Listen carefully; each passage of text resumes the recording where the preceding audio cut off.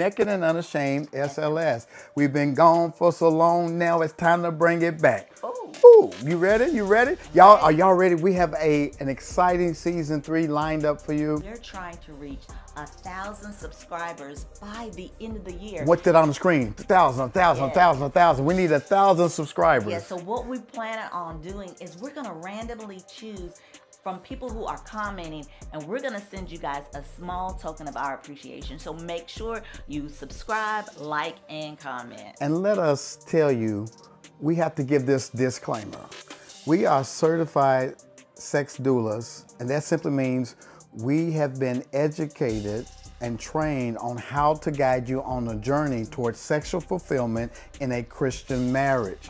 So therefore, we will be using clinical language around sexuality.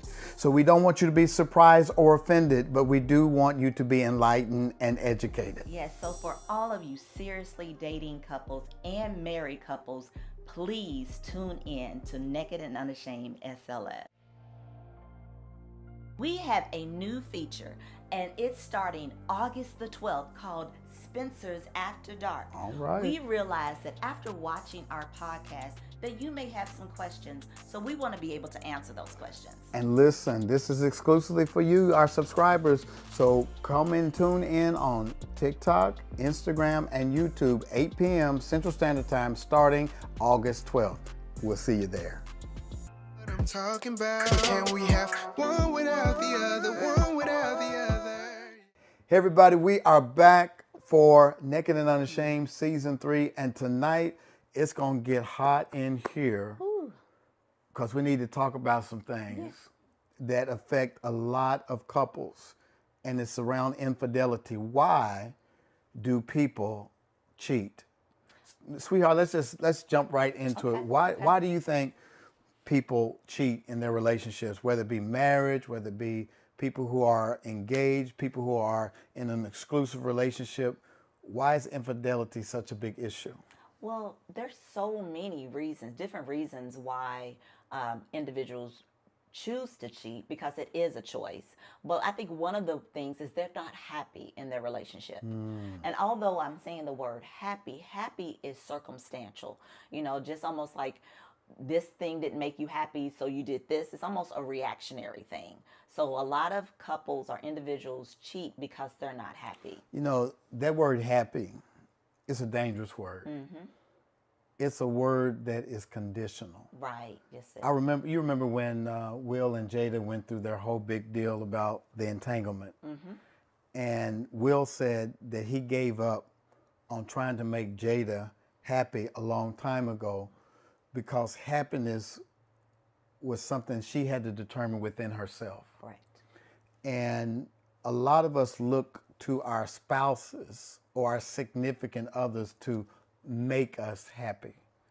Happiness is something, I think, that the other person has to figure out within themselves, and we complement each other when we have resolved our own issues within ourselves. Does that make sense? It does. It does. Because when you were saying that it's circumstantial, that it depends on what's going on, the circumstance, not really, it's some internal things that's going on that may be causing the rift, or it could be something going on within the relationship that causes the rift. But that word happy is almost like a double-edged sword. I think it was Mary J. Blige that said, you're not happy because you're not happy with yourself. Yes. I think when you are happy, secure in your own self, and you find a person that complements you, and you're in a committed relationship, happiness is about the two of you working towards those external situations or circumstances that may not be perfect. But when you're honest and open in your communication, you can talk about those things that are causing you not to be happy. A fatal mistake, I think, in relationships is to go outside of your relationship and try to find something to make you happy, when everything you needed to make you happy is really within your relationship, but it's what you put in it in terms of what you get out of it. Correct. And I believe that in every relationship, whether you're seriously dating or you married, there are going to be times that you're not going to be happy. But it is incumbent upon you or the person, so you and your spouse or your significant other will talk about those particular times. You know, in the Ten Commandments, one of the first laws that God gave the children of Israel was not to covet your neighbor's wife or your neighbor's property, not to be obsessed with OPP, other people's property. When it is that we start looking outside of our relationships to make us happy, it sets up a dangerous cycle that leaves the door open for you to go find happiness elsewhere. Right. Happiness is what you make of your relationship. So we can no longer use an excuse, well, I wasn't happy. I wasn't happy. That's why I cheated. No, you chose to cheat because you took an easier route to go find satisfaction somewhere other than the relationship in which you made the commitment. So that's one of the reasons people say, I'm not happy. I think it's a cop-out.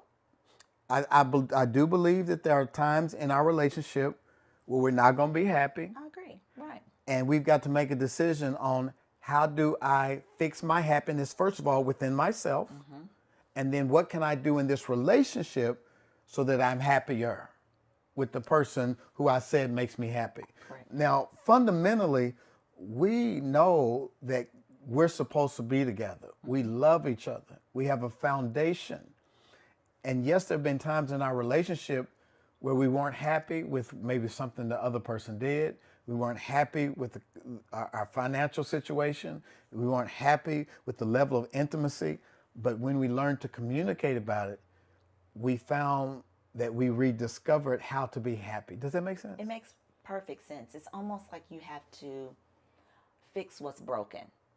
And whether that glue that fixes what's broken is the communication, spending more time together, really delving into what is going on in your own person and within the relationship. I think once those conversations take place, then that healing can begin. Yeah. Another reason, the second reason, y'all ready for number 2? The second reason people cheat in a relationship is because some people find it exciting. There's something they feel that's missing in their relationship. They find this affair, this rendezvous exciting. It gets the adrenaline pumping because they may suffer with narcissistic tendencies or they may have poor self-esteem. They may have some mental issues. You never know when you're entering, especially when you're entering to a new relationship, what people are bringing into that relationship. Yeah. And some people have used as a default mode chasing new relationships for a dopamine rush. Yeah, I can see that. And also there could be where there was some past trauma that has led them down this road where they're trying to fix or find that immediate fix, but that trauma is something that they need to work on. And I think some people are addicted to romance. You know, it's like that new car smell. It's like, I've been in this relationship for a while. It's not exciting anymore. And I need to go out and find something exciting. Question for y'all. Why can't we make our current relationship exciting? Why can't your mistress be your wife?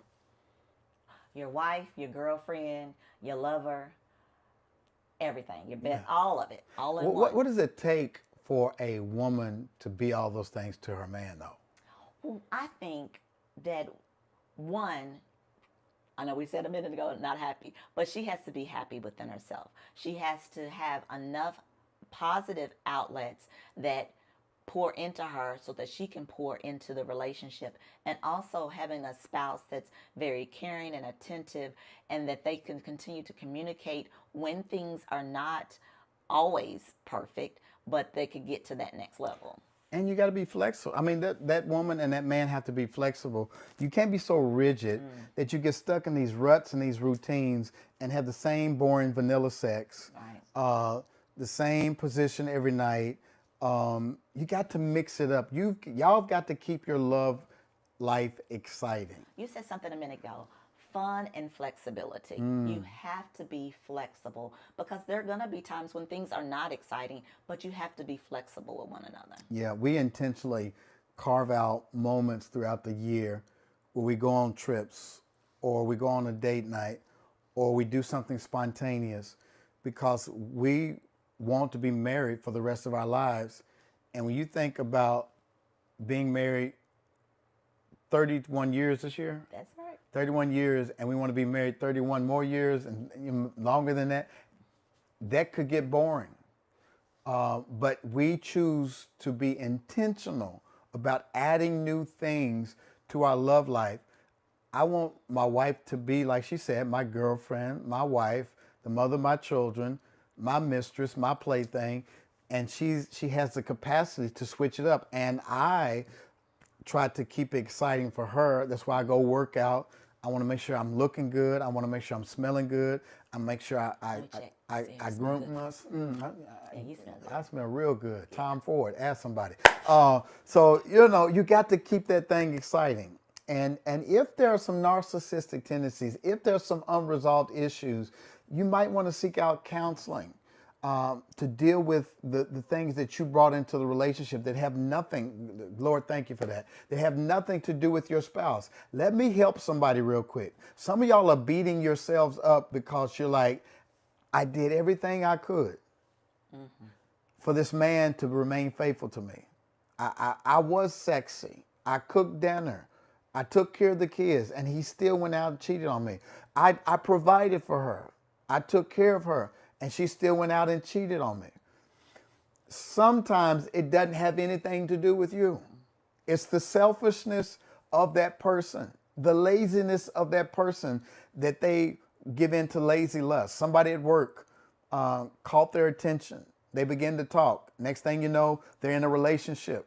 Because watch this, infidelity doesn't begin in the bed, it begins in the mind. You're right. It begins with conversations, loose conversations, flirting. And if you're not perceptive, not self-aware of your own inner proclivities, your own inner dynamics, you could give leeway to the woman, as they say in Proverbs. It says, son, beware of the adulteress, her lips drip with honey. There are going to be people who know what to say. They can smell when you're vulnerable. You've got to know your own self. You've got to be able to discern when somebody is setting a trap for you.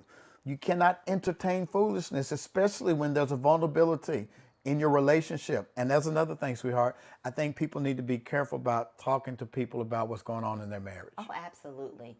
We teach all the time for new couples or even older couples that you need to keep what's between your husband, your wife as sacred and not let friends, relatives in, because if you're able to work something out and you've already told girlfriends or family, they're not going to be so quick to forgive.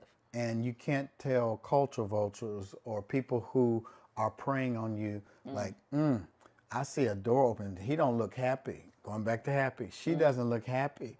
And so let me go, ooh, your hair looks good. Oh, you look nice. What's going on? Who's there for you? Yeah, all those little things eat away. But this whole, what if a couple or a person doesn't recognize that there are some proclivities, that there's a narcissistic trait, or if there's been some trauma? How can that spouse, if that spouse even sees that, then how can they seek out to try to get help for their spouse? That's a good question. I think that's where love and communication come in.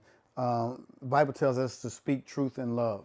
So if your spouse is noticing a pattern where you're being selfish, where you have some kind of proclivity that is damaging to your relationship, they ought to be able to come and say, baby, I noticed that you didn't bring me anything to eat, or I noticed that you didn't ask me about this decision, and you've done that 2 or 3 times.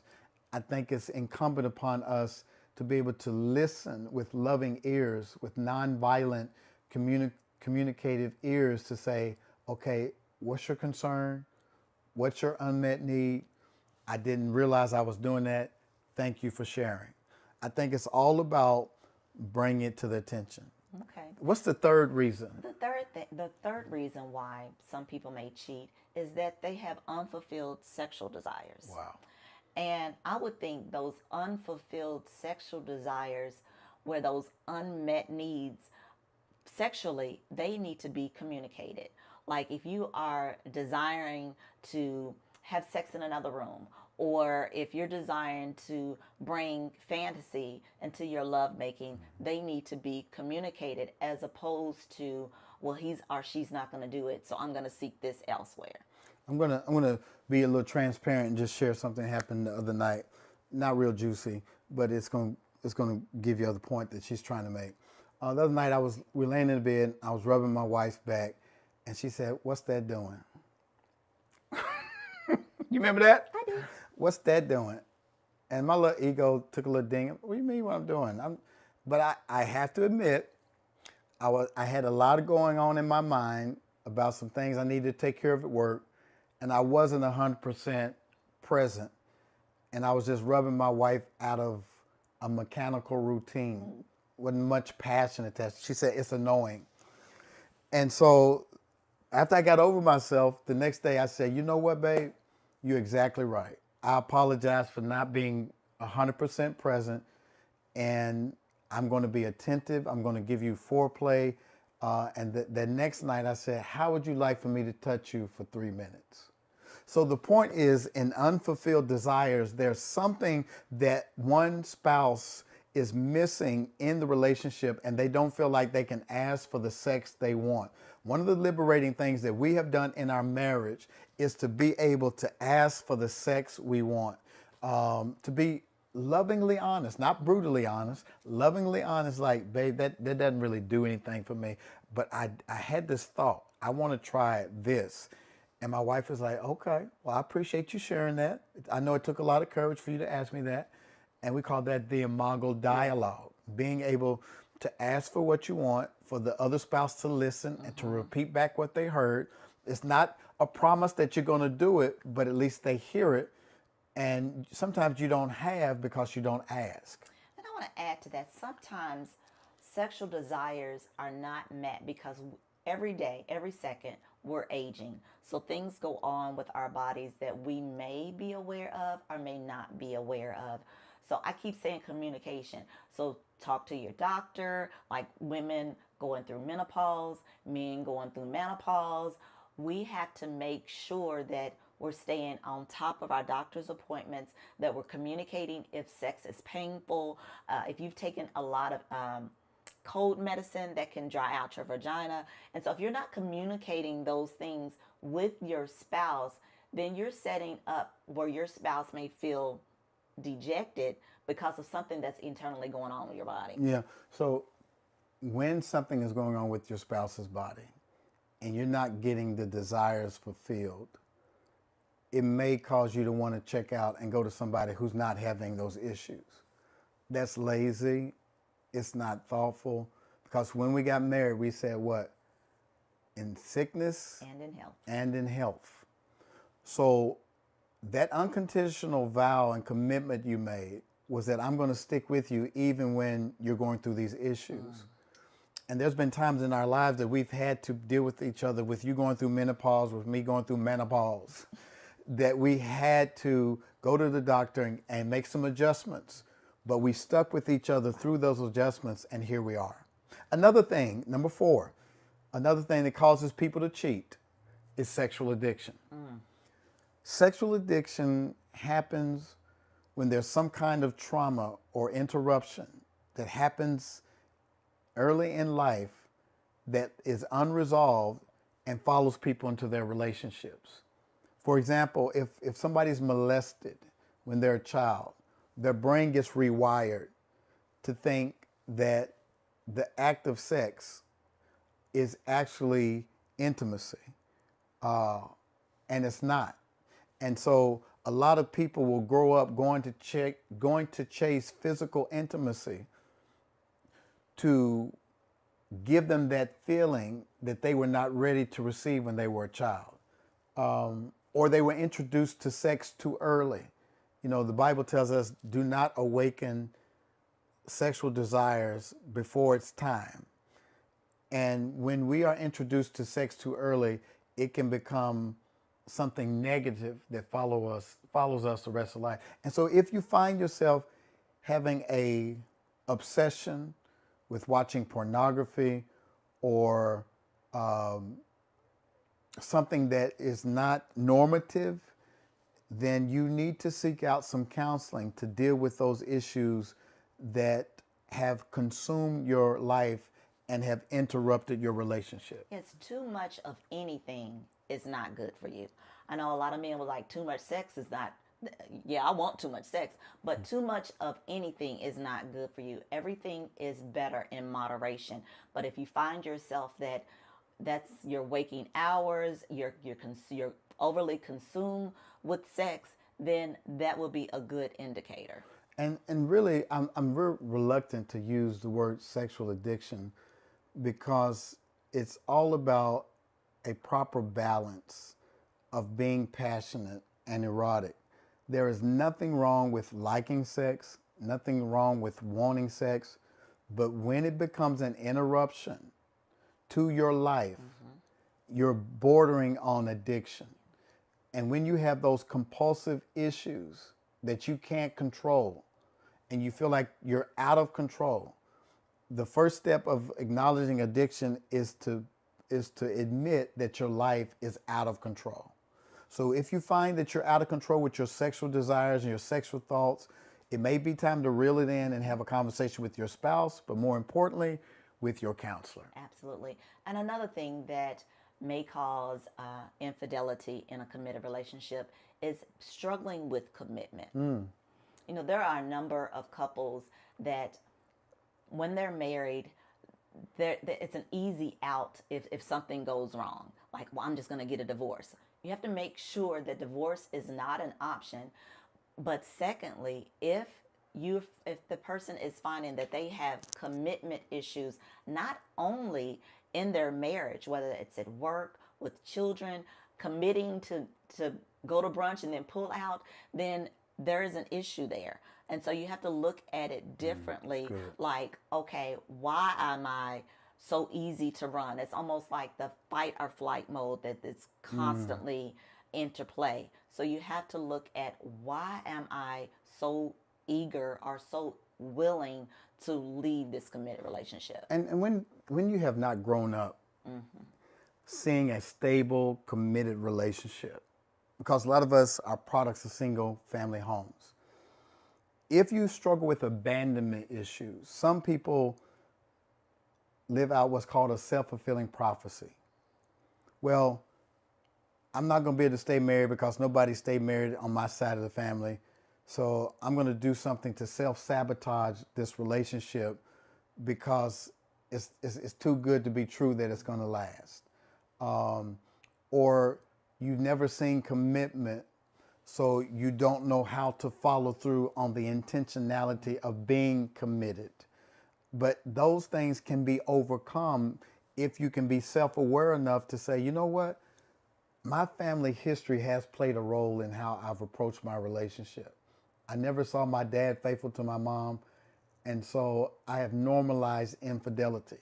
And listen, there are a lot of people that I've talked to in marriage counseling, you have too, on how they normalize adultery. Well, my daddy had a chick on the side. Right. There's even little parodies on TikTok that I've seen about side chicks and that kind of thing.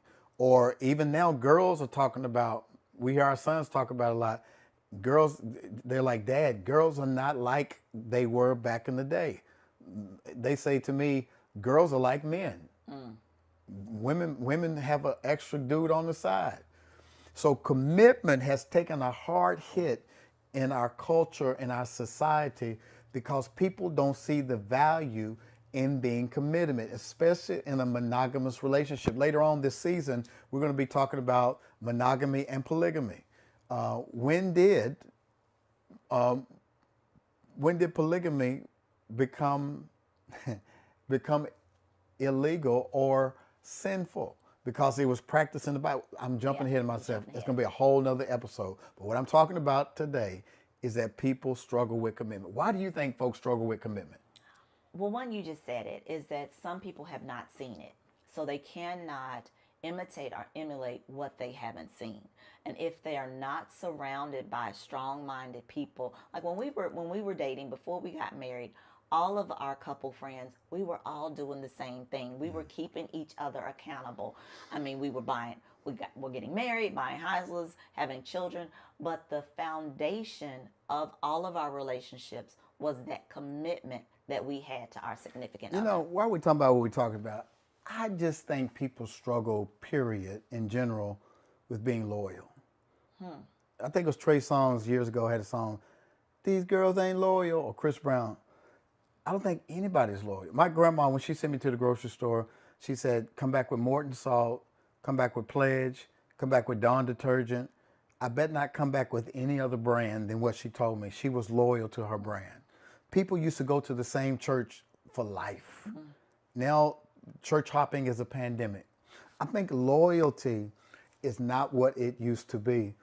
But as it relates to marriage and relationships, we have got to make sure that when we enter into a relationship that is exclusive, that both of you have an understanding of what commitment looks like. A good question to ask somebody is, what is something you've stuck with and finished? Did you ever graduate? Did you start a program and you got certification? It's good to look at people's track record to see, have they had a track record of commitment in other areas? Right. Because if they haven't been able to commit to anything else, why should they be able to commit to you? And especially, do they have a commitment with God? How faithful is their relationship with God? So anyway, I don't want to go too deep. Another one is they made a mistake. Another reason why people cheat, they made a mistake. How many of y'all know that we're human? Yeah. We're human. And we're going to mess up. We're going to make mistakes.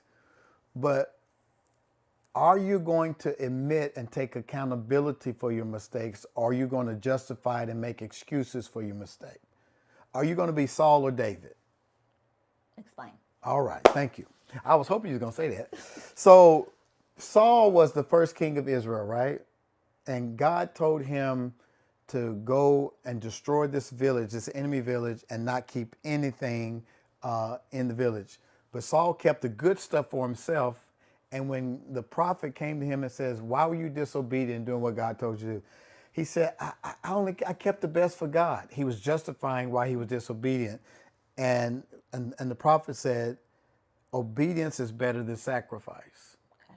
Okay. And he says, because you were disobedient and unfaithful, God's going to take the kingdom from you. And Saul grabbed the prophet and said, no, go back with me and go in front of the people. And I don't want them to know that God has pulled away from me.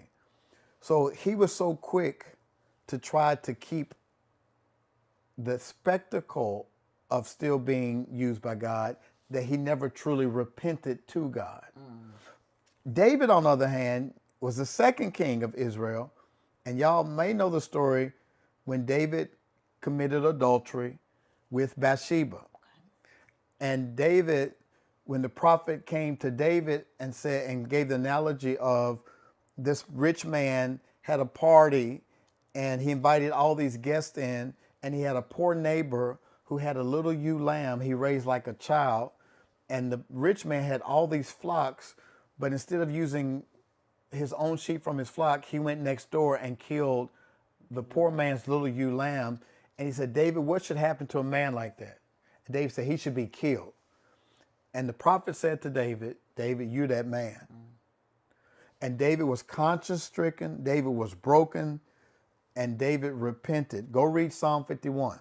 David repented. He says, I have sinned against you and you alone. He said, Lord, wash me and make me over. Cleanse me, forgive me of my sins.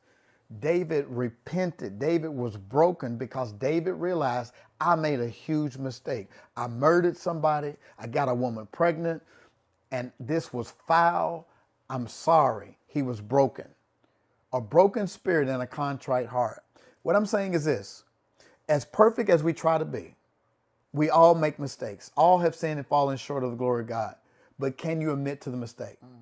Is it possible, baby, for a couple to make it after somebody's made a mistake? Oh, absolutely. I read an article that was saying that after if infidelity has taken place in a relationship, that relationship can never go back to the relationship that it was prior. It has to start from the ground up, and that's a new relationship. I think that's what Ozzie Davis and Ruby D said. When in your marriage, you're going to have a lot of little divorces and a lot of marriages. The thing is to have more marriages than divorces. So I think that if infidelity has taken place, then through prayer, also repentance, that it can be reconciled. God hates divorce, but Jesus says the only justifiable way to get a divorce is when there's adultery.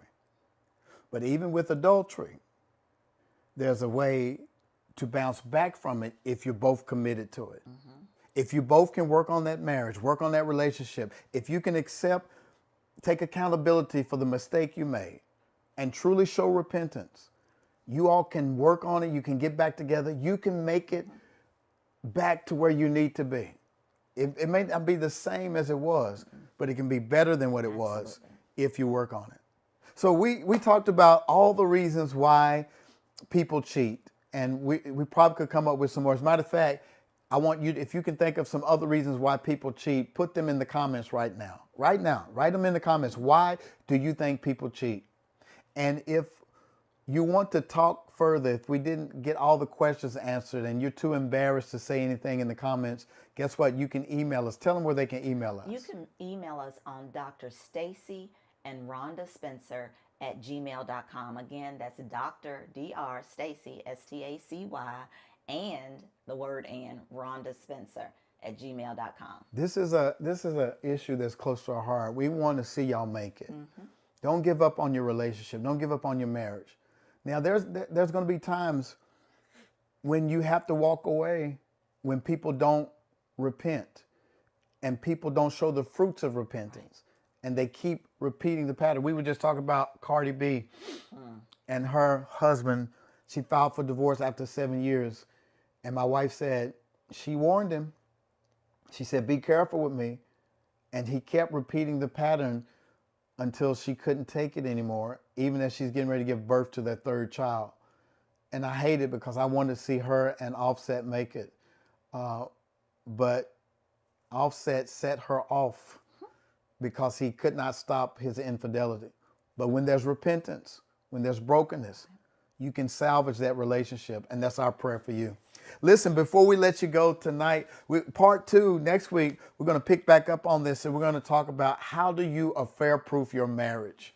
How do you affair-proof your marriage so that you don't repeat like what Offset did to Cardi B? We don't want to see anybody get divorced. God hates divorce. He wants you to make it, and we're going to teach you how to affair-proof your marriage. How many subscribers are we going to try to get this year? We are shooting for 1,000. 1,000. Subscribers. Somebody said 1,000.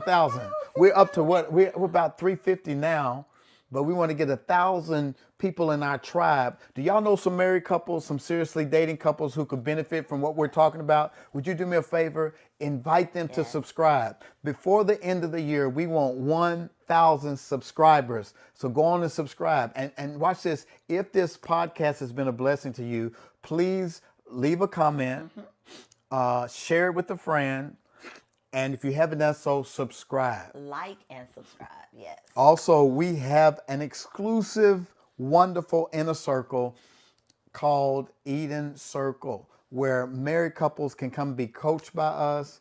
Y'all can come to the house if you need to, and we can have some sessions with you. We have meetups quarterly where we go out and have fun together. We have webinars, and you can be a part of Eden Circle by going to what? TheEdenCircle.com. All right. Y'all heard that. Listen, we love you guys. We missed you so much. We're glad we're back. And stay tuned for next week. And then on August the 12th, yes, we're going to have Spencer's After Dark. And we're going to be talking about, watch this, answering all your questions. Like right now, y'all like, well, what if they cheat again? Or what if they said they sorry? And that we can talk about that. And we're going to talk about it live on Instagram, TikTok, and YouTube on August the 12th, 8 p.m. Central Standard Time. Every night after our podcast, we're coming back live to answer your questions. Is that good? All right. Listen, we love you guys so much. Thank you for being on. And next time, we're going to be talking about how to affair-proof your marriage. We love you, and we'll see you soon.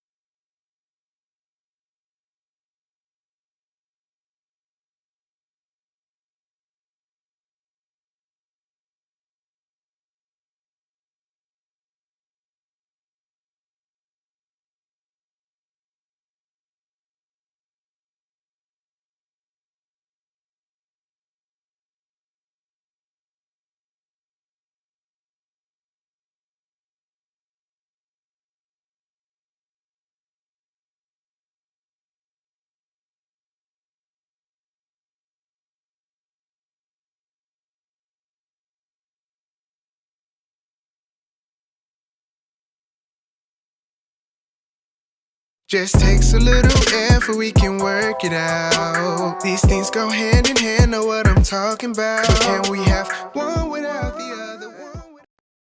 What's up, what's up, what's up, everybody? We are back for part two. Bad boys, what you gonna do? What you gonna do when they come for you? Bad boy. Yeah, we're talking about liking versus love. As a matter of fact, shout out to Will Smith and Martin Lawrence. Yeah. That was an incredible movie, Ride or Die. These guys continue to get funnier and funnier with age. And the little guy, Reggie, he makes the movie. I'm not going to tell you the movie, but that'd be a good date night. Mm-hmm. Yeah, a good date night for y'all to go see Ride or Die. Go check them out. We talked last week about what does it take to love your spouse when you don't like your spouse. Oh my gosh.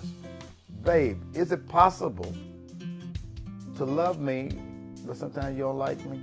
Absolutely it is. I love you though. I love you too. And so there's some times when we have some behaviors that might upset our spouse, and you may even told them over and over again, look, I don't like this, and yet it keeps coming up. And it's those times when we find ourselves, I love them, but I don't like them. And so we talked about nurturing your friendship. We talked about separating the person from the behavior. And we talked about don't forget who you are as an individual. There's 3 more things we'd like to tell you to how to navigate your relationship when you love them, but you don't like them. We made it through the test. Strength and need, love and sex.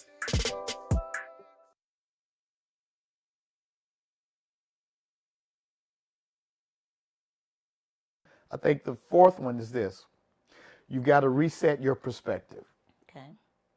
Over time, we tend to focus in on the negative traits of our spouse and overlook the good traits. Mm-hmm. Like when you first fell in love with me, what were some of the things that made you fall in love with me? I'm just thinking, I'm laughing because it gets on my nerves. Yeah. I fell in love with your humor. Oh my God, y'all listening to this? And what happened? Well, sometimes your jokes are not funny anymore. You don't like my dad jokes? No, not all the time. But I did. I fell in love with it. Sometimes you don't take things seriously, and that you're funny, and that you are sometimes a. Did y'all hear kid. what was the question I asked my wife? I said, what was the things that made you fall in love with me? And then she done gone to the negative. She said, my jokes ain't funny. What were some things that made you fall in love with me? I fell in love with your personality, your mind, how smart you are. Even when you were working on your bachelor's, I knew you were going to be a doctor. So I saw that beforehand. I fell in love with how you love your mom and your siblings, how you love your dad. I love how you took care of me, how you spent time with me. So how you would do little small things, like if we were driving in the country where you just abruptly stop the car and I'm like, what's going on? Did he run over something? And you run into a field and grab a flower for me. Just the spontaneity. So yes, it was a number of things.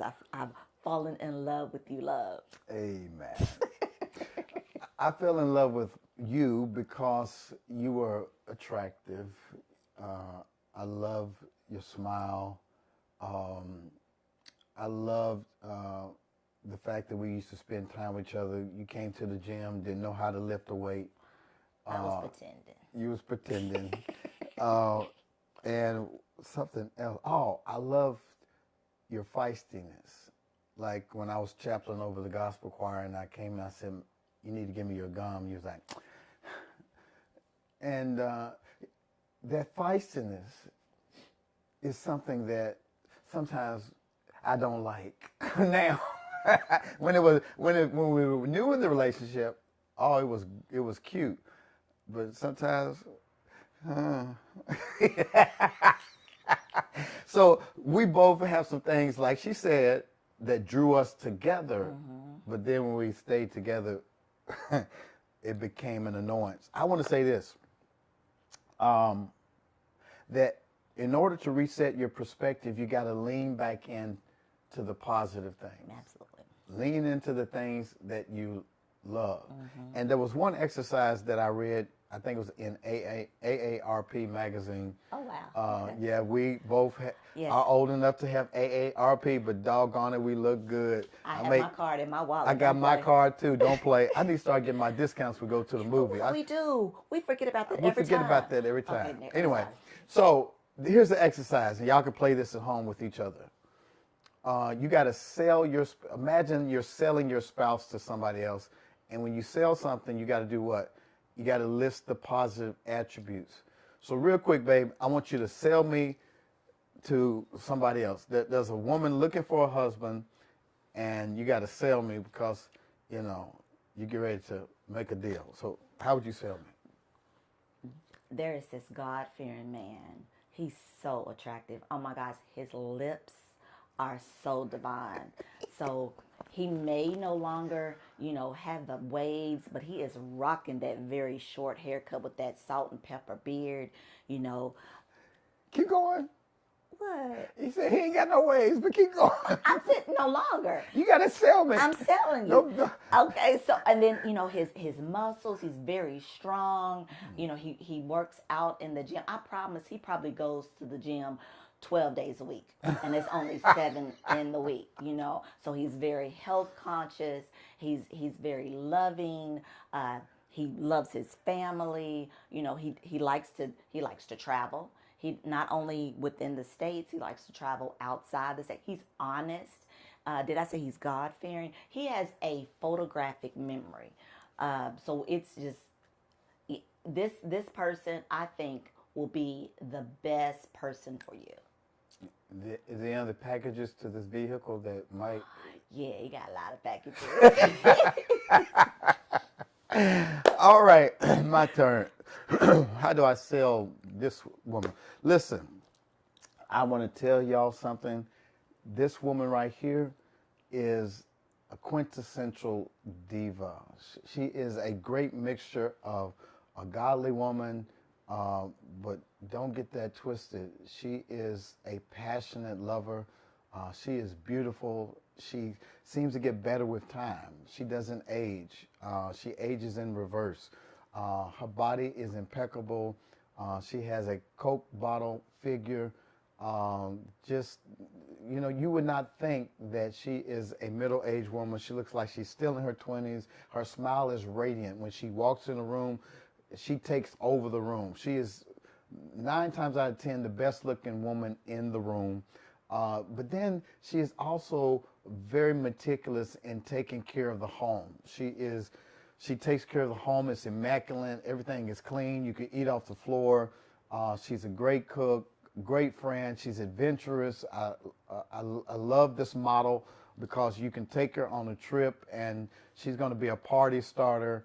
And just love her sense of adventure. She'll jump off a 4-story cliff out in the middle of the jungle in Jamaica, ride a 4-wheeler, make love out on the balcony. I mean, this woman is incredible. And so I got a deal for you. You can get this woman with this all complete package for $999,000. 9 billion, trillion, billion, McMillion. I'm putting the price up there because I don't want nobody to have you. Nobody else. Nobody can have else you but me. got me, baby. You got me. You got But me. y'all see what we did? You have to accentuate the good qualities in your spouse. If you've been together for a while, you tend to lean in on the negative. Mm-hmm. You always do this. You always do that. And we have to be careful of attaching those qualifiers of always and never because that's not true. It's just sometimes there's some things that your spouse does that can get on your nerves. And when you say always and never, you overgeneralize to the point where you can't even see the good qualities. Reset your perspective. What's number 5? Number 5 is prioritize your relationship. Okay, what's that mean? So that means you need to make your relationship a priority.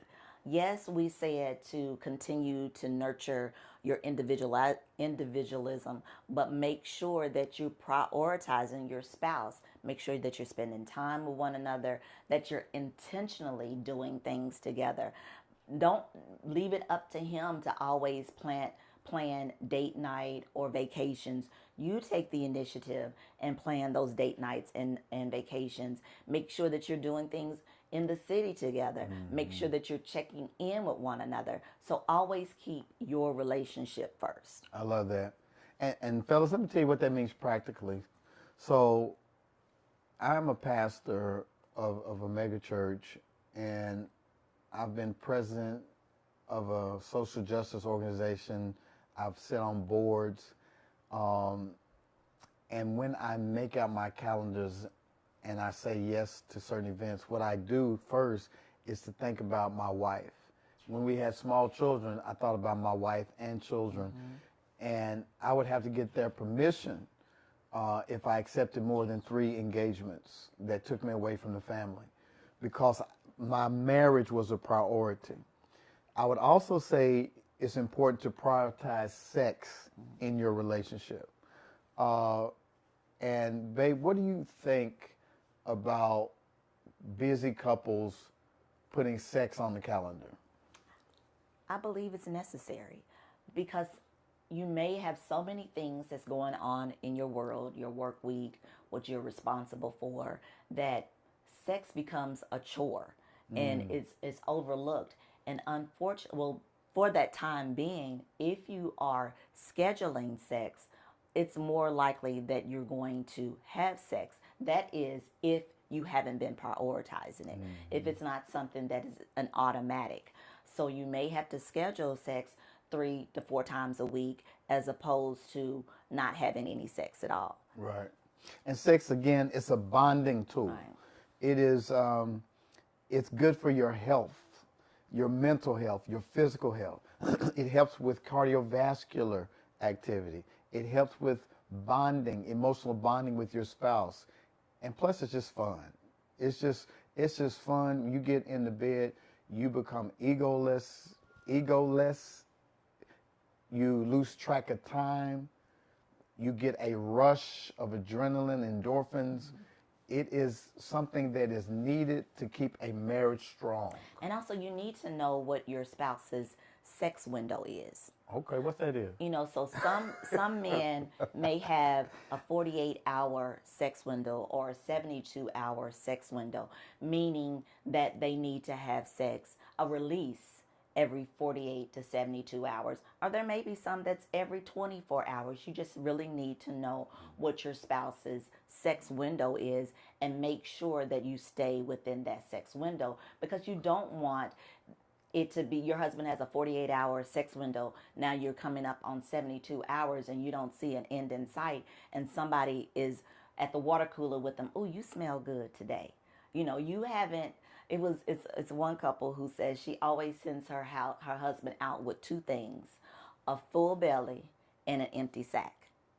So you need to make sure that you send your husband with a full belly and an empty sack. I know that's right. I'm just dumbfounded. I just need that in my life. No, it's in my life. My wife takes good care of me, and that's why we're on this podcast, because we want you to enjoy making your relationship a priority. You prioritize whatever's important for you. Yes. And your marriage should be top priority. I remember when we got married, Dr. Kevin Cosby, when he performed our wedding ceremony, he said, God first, your marriage second, your kids third, and work or ministry fourth. God, then your marriage. And notice he put that above the kids. Right. You got to prioritize your relationship. Sometimes we put our children above our relationship. That's why your kid is 5 years old, still laying in the middle of the bed with y'all. You got to go get in the bed, buddy. Our relationship is a priority.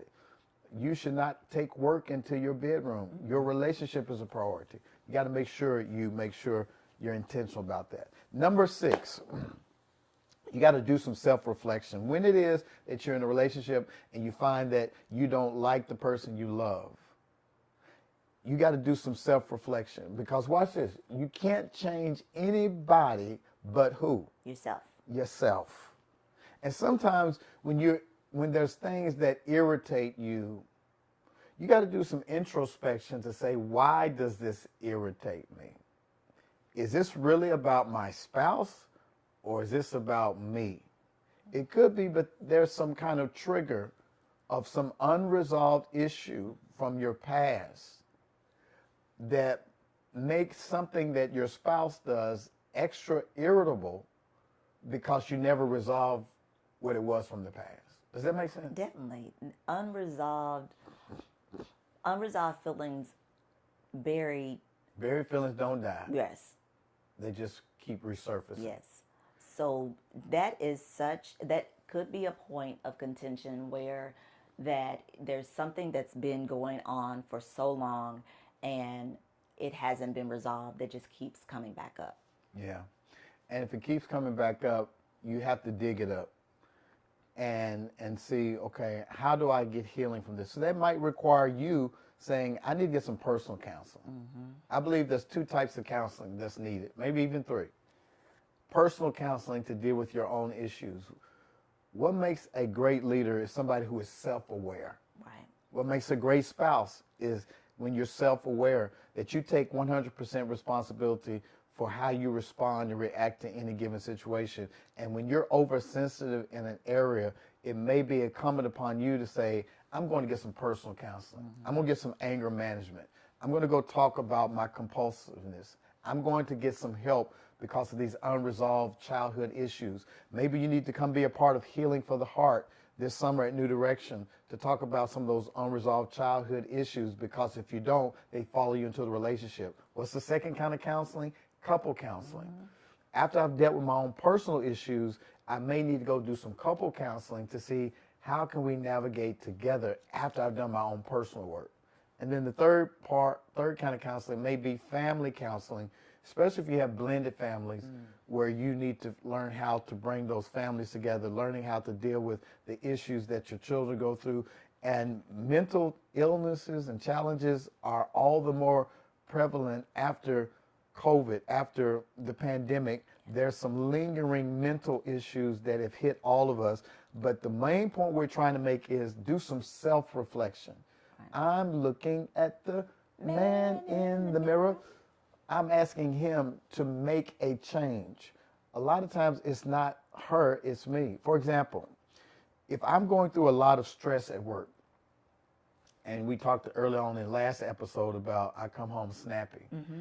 There have been times when I'm going through something at work, very frustrated, and I'm bringing that stuff home to her. And she, being a very supportive wife, has tried to talk me out of that dark space.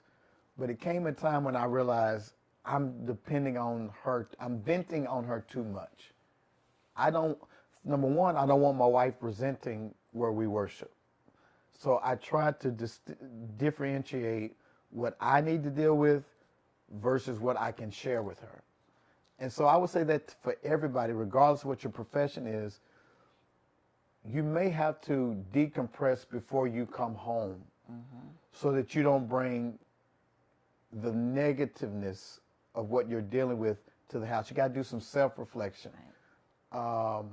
You got to process your own pain points, and don't put all that work on your spouse to the point where they resent seeing you coming.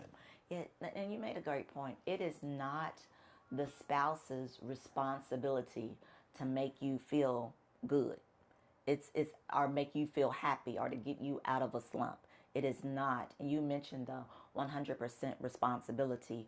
We teach that a lot, that you are 100% responsible for your own actions.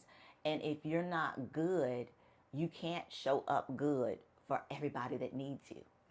You know, you have to be good first to yourself, and then you can be good to your spouse and your children. Yeah. And how do we practice self-reflection as it relates to our sexual preferences as a couple? Why is self-reflection important for good lovemaking?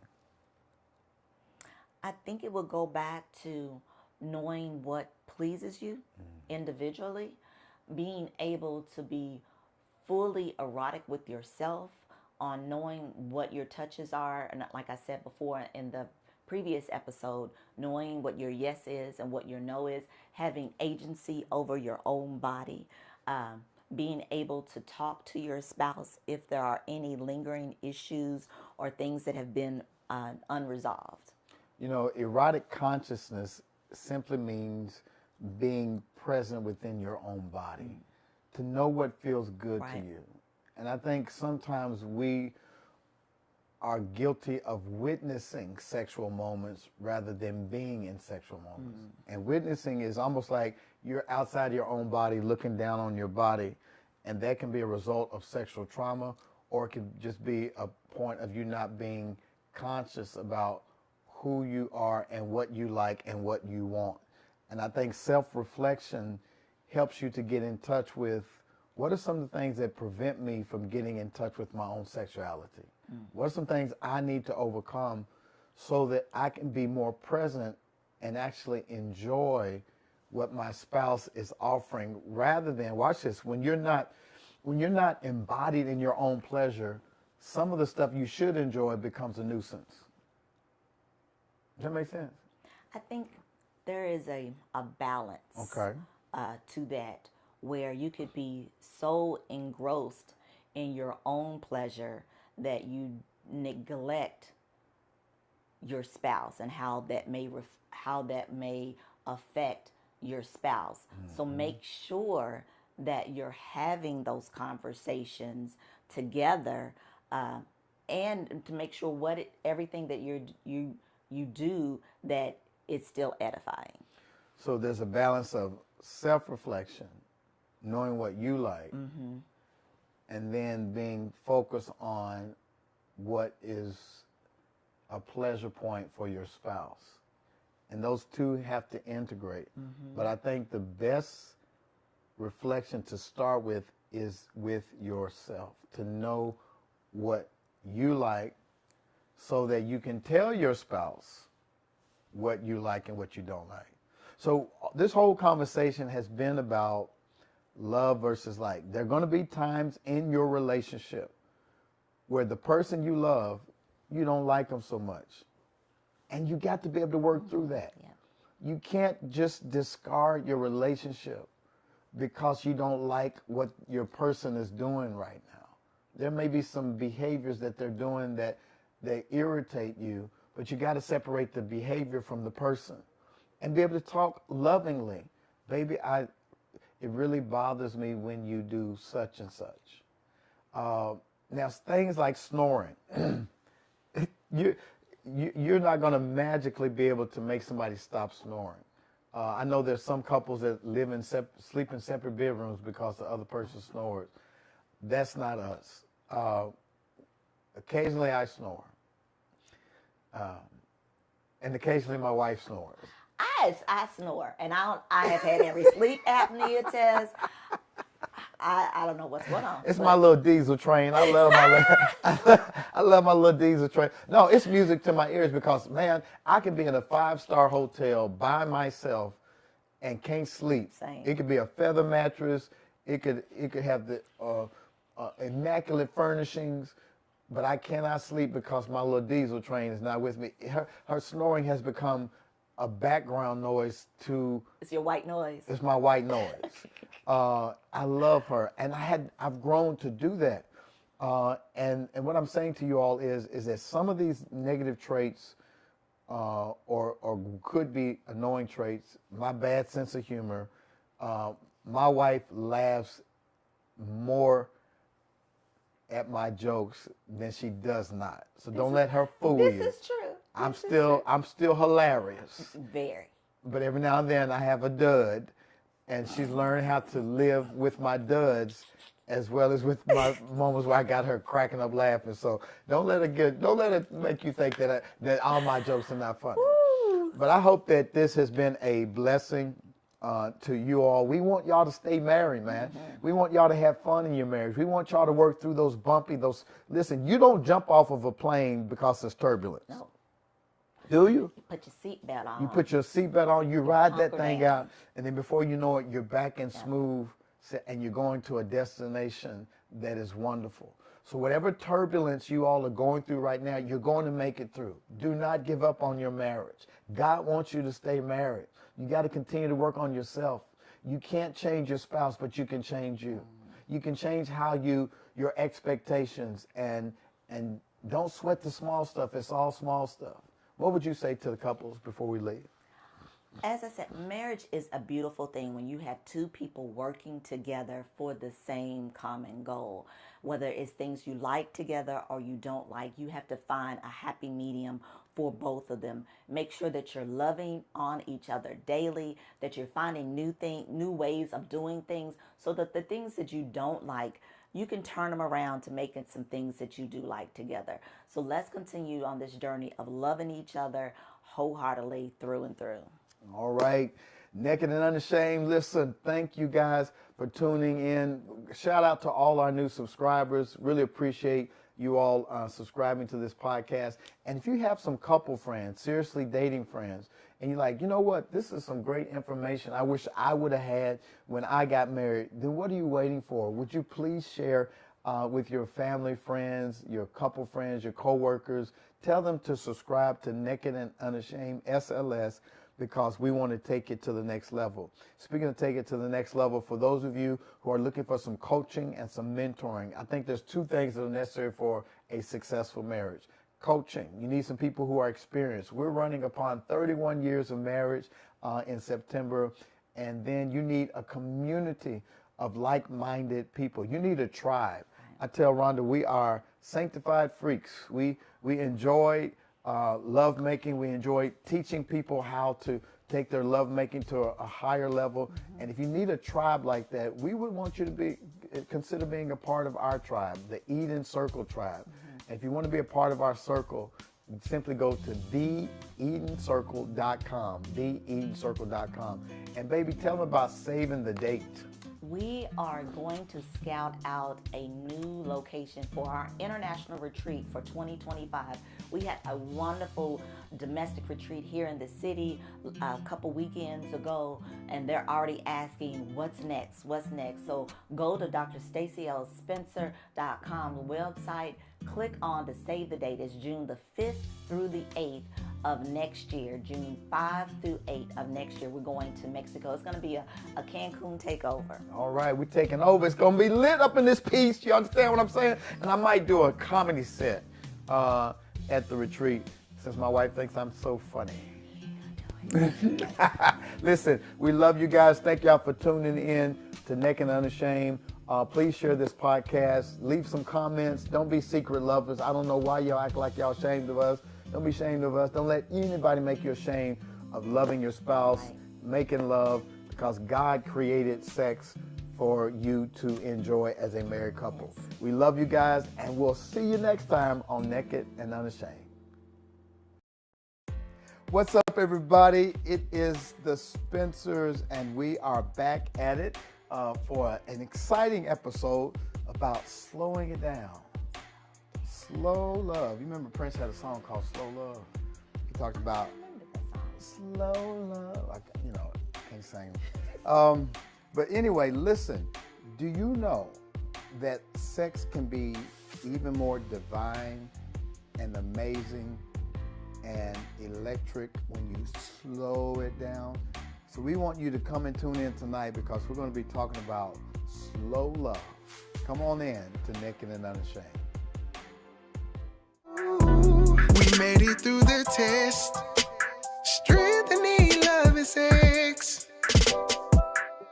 What's up, everybody? Listen, we are back with Naked and Unashamed. I'm Stacy Spencer. And I'm Rhonda Spencer. And we are Naked and Unashamed, and we want you to be too. And I read this article by Sophie, what is the article?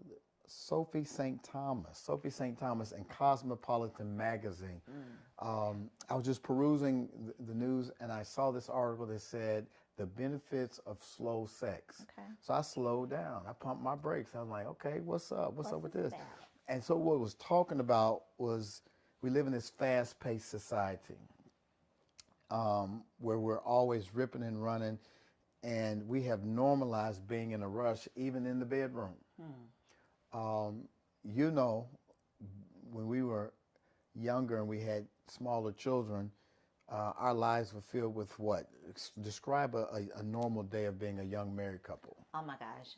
Morning routine, getting kids to daycare, to school, then getting to work yourself, then coming back home, dinner, homework, bath, bed.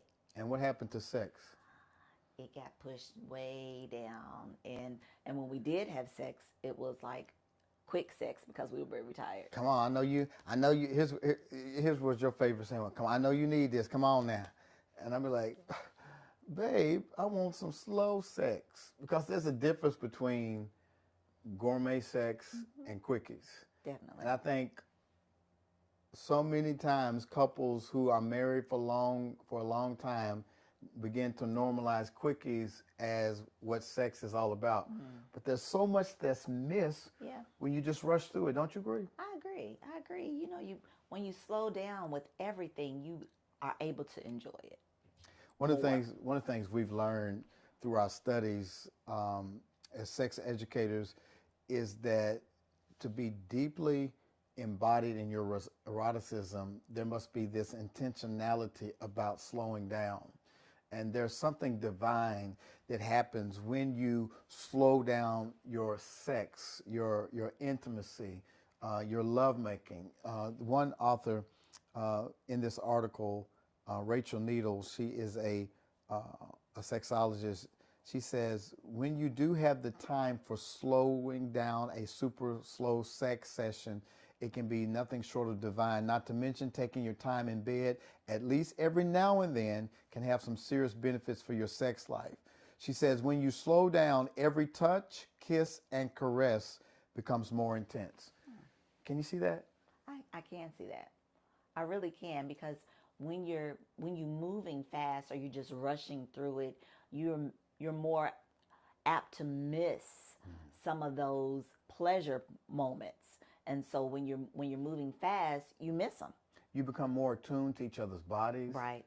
You're like, oh, wait a minute, that feels good. Slow down. The kisses taste sweeter. When you're saying that, it gives me the visual of driving down a countryside, and you're driving really fast, and you're missing all of this beautiful scenic view. But when you're just enjoying the ride, the journey, you'll see the colors of the trees, the flowers that may be in the field, maybe some other things that's in the field. So you take notice of those things around you. She says that slow sex allows you to connect on a deeper level, leading to a more connected relationship. There's a connection. Lovemaking is just not about penetration. It's not about just going through the act. It's about a soul connection between two people who love each other. It's about becoming one, knowing each other on a deeper level. So as we're talking to you married couples, we want you to intentionally go deeper in your relationships. And in order to do that, you got to slow it down. Somebody type in the comments, slow down. Slow it down. Sometimes my wife, she tells me that, baby, slow down. You're going too fast. Take your time. It's true. Slowing down in the bedroom can help to increase intimacy with your partner. Plus, slow sex allows for more time to build up more powerful orgasms. Why do you think orgasms are more intense when you slow down the lovemaking? Well, I would think because you're allowing your body to relax. And when you allow your body to relax, you're able to feel all the sensations from your partner.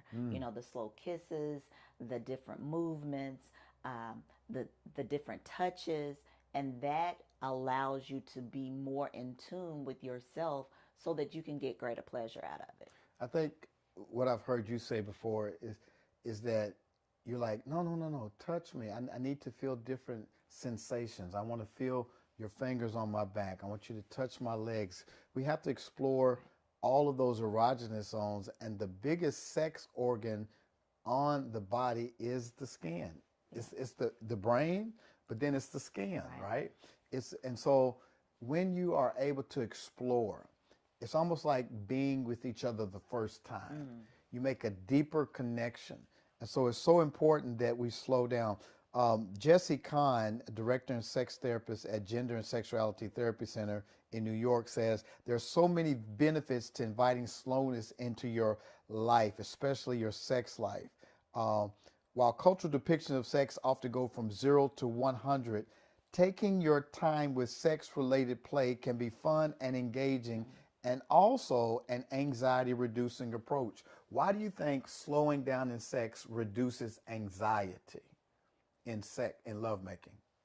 I would think because everything's in hyper speed. Life is in hyper speed. We want fast food. We want to get to a place fast.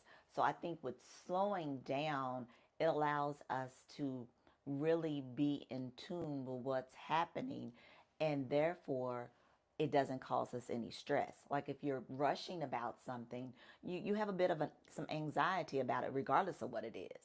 So I think with the slowing down the sex, it allows us to decrease that stress. Yeah, and a lot of men and some women have performance anxiety as it relates to sex. Am I going to have an orgasm? Is my erection going to stay up?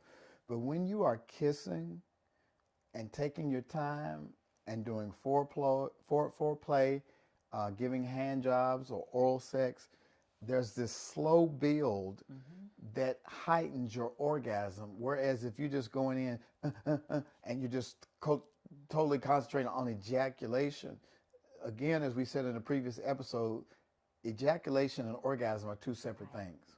And a lot of times men confuse ejaculation for orgasm, miss out on the spectacularness of orgasm because you're only focused on performance. But when you slow down and you're kissing and you're touching and you're really feeling the pleasure of all those different sensations, it intensifies your orgasm. And because we want y'all to be able to reap all of the rewards of a super slow motion sex experience, there are 13 things that we want to go over with you tonight on how you can reap the benefits of slow love. I'm excited already for you. Slow love. The first thing we have to do, though, is redefine what sex is.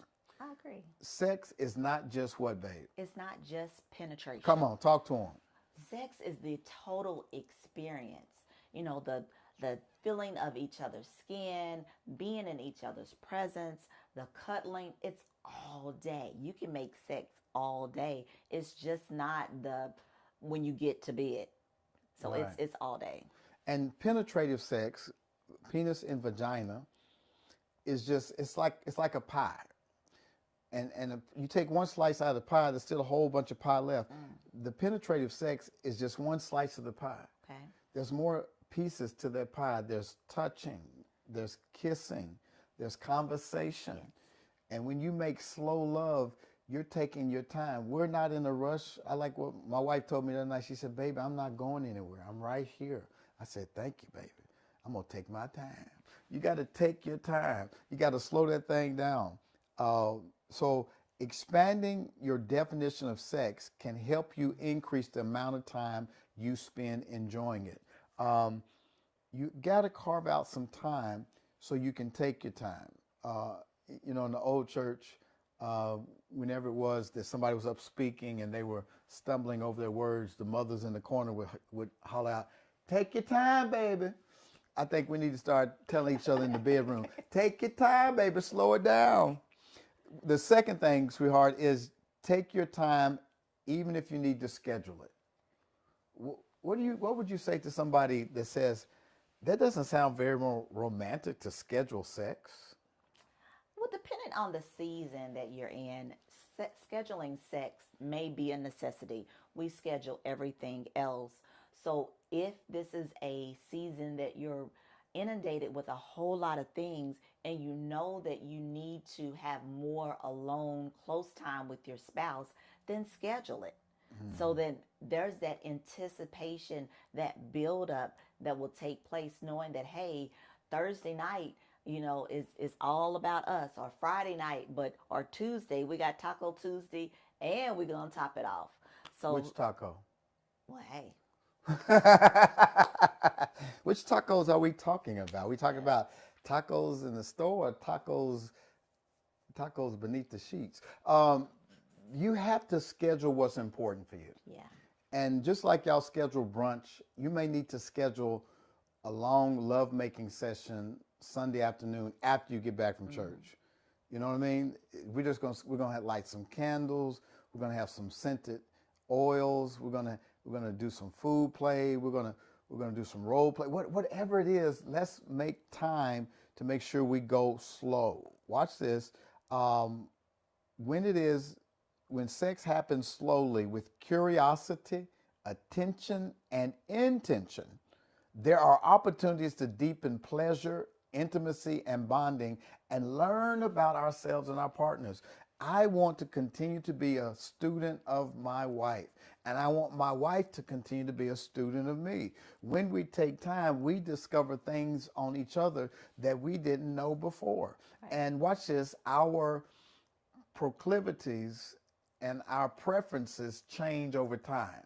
What used to turn my wife on 10 years ago is not the same thing that turns her on now. But I won't know that until I'm going slow and I touch a new spot. She's like, "Ooh, wait a minute. I like that. You ain't never touched that before." Am I talking right? You're right. And while you were saying that, I was thinking about our conversation, one of our pillow talks the other day, when we were just joking around. We're like, "So what's hurting you today?" And we started naming all the different little things that may be hurting us. But just by going slow, you wouldn't know that, hey, my hip may be hurting this week. So we might not be able to do this particular position. Or I need you to massage it a little more so that we can move into position to do other things. So just by slowing down and being intentional, we not only find out what's pleasurable, but some things that we may need to change around a bit. Yeah, I was going to flip that and say not only finding places that hurt, but finding places that give us pleasure. Right. Like, ooh, I didn't know I like you licking on my neck. Ooh, I didn't know I like your hand under the small of my back. Oh, wow, I didn't know I like you licking between my scrotum and my buttocks. I didn't know that felt good. So whatever it is, you have to slow down to take inventory of the total landscape of your spouse. The third thing is what? Use all of your senses. What does that mean? Well, you got to think about your senses, what you see, what you hear, what you feel, what you taste, and play with it. But make sure that your bedroom is pleasurable. Light some candles. Making sure there's nice, romantic, slow playing music. Setting that ambiance. Food play, or if you have flavored markers or some other thing that you want to use that's edible during that time, but engaging all your senses. What smells good? What feels good?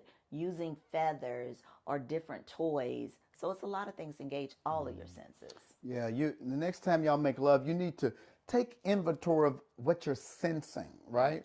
What do you like? What smell do you like the most on your lover? My wife loves the smell of she said, "I love the smell of your neck." And don't judge me. I said, "I love the smell of your arms." I think that's where the pheromones are. I love the smell. I love how she feels, how soft she feels. I love the texture of her moles on her back. I love how she groans when she's receiving pleasure. And I know that's my cue, man.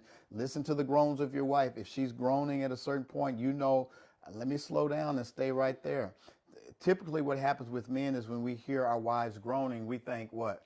Speed up. Speed up. And the wife gets mad like, "I was almost there." And you change up the speed. No. Go slow.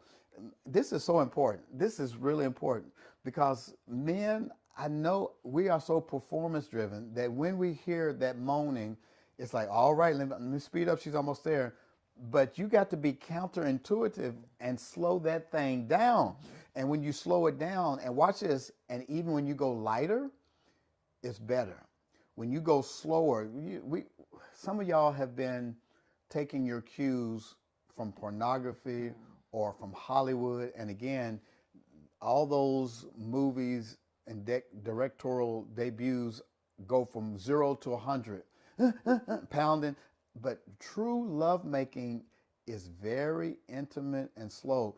And you want to hear, you want to taste, you want to feel, all of those senses have to be a part of your sexual activity. Slowing down the sexual experience increases awareness towards our senses, which makes us, watch this, feel a wider range of pleasure. You can even help yourself get into this practice by running through them all mentally.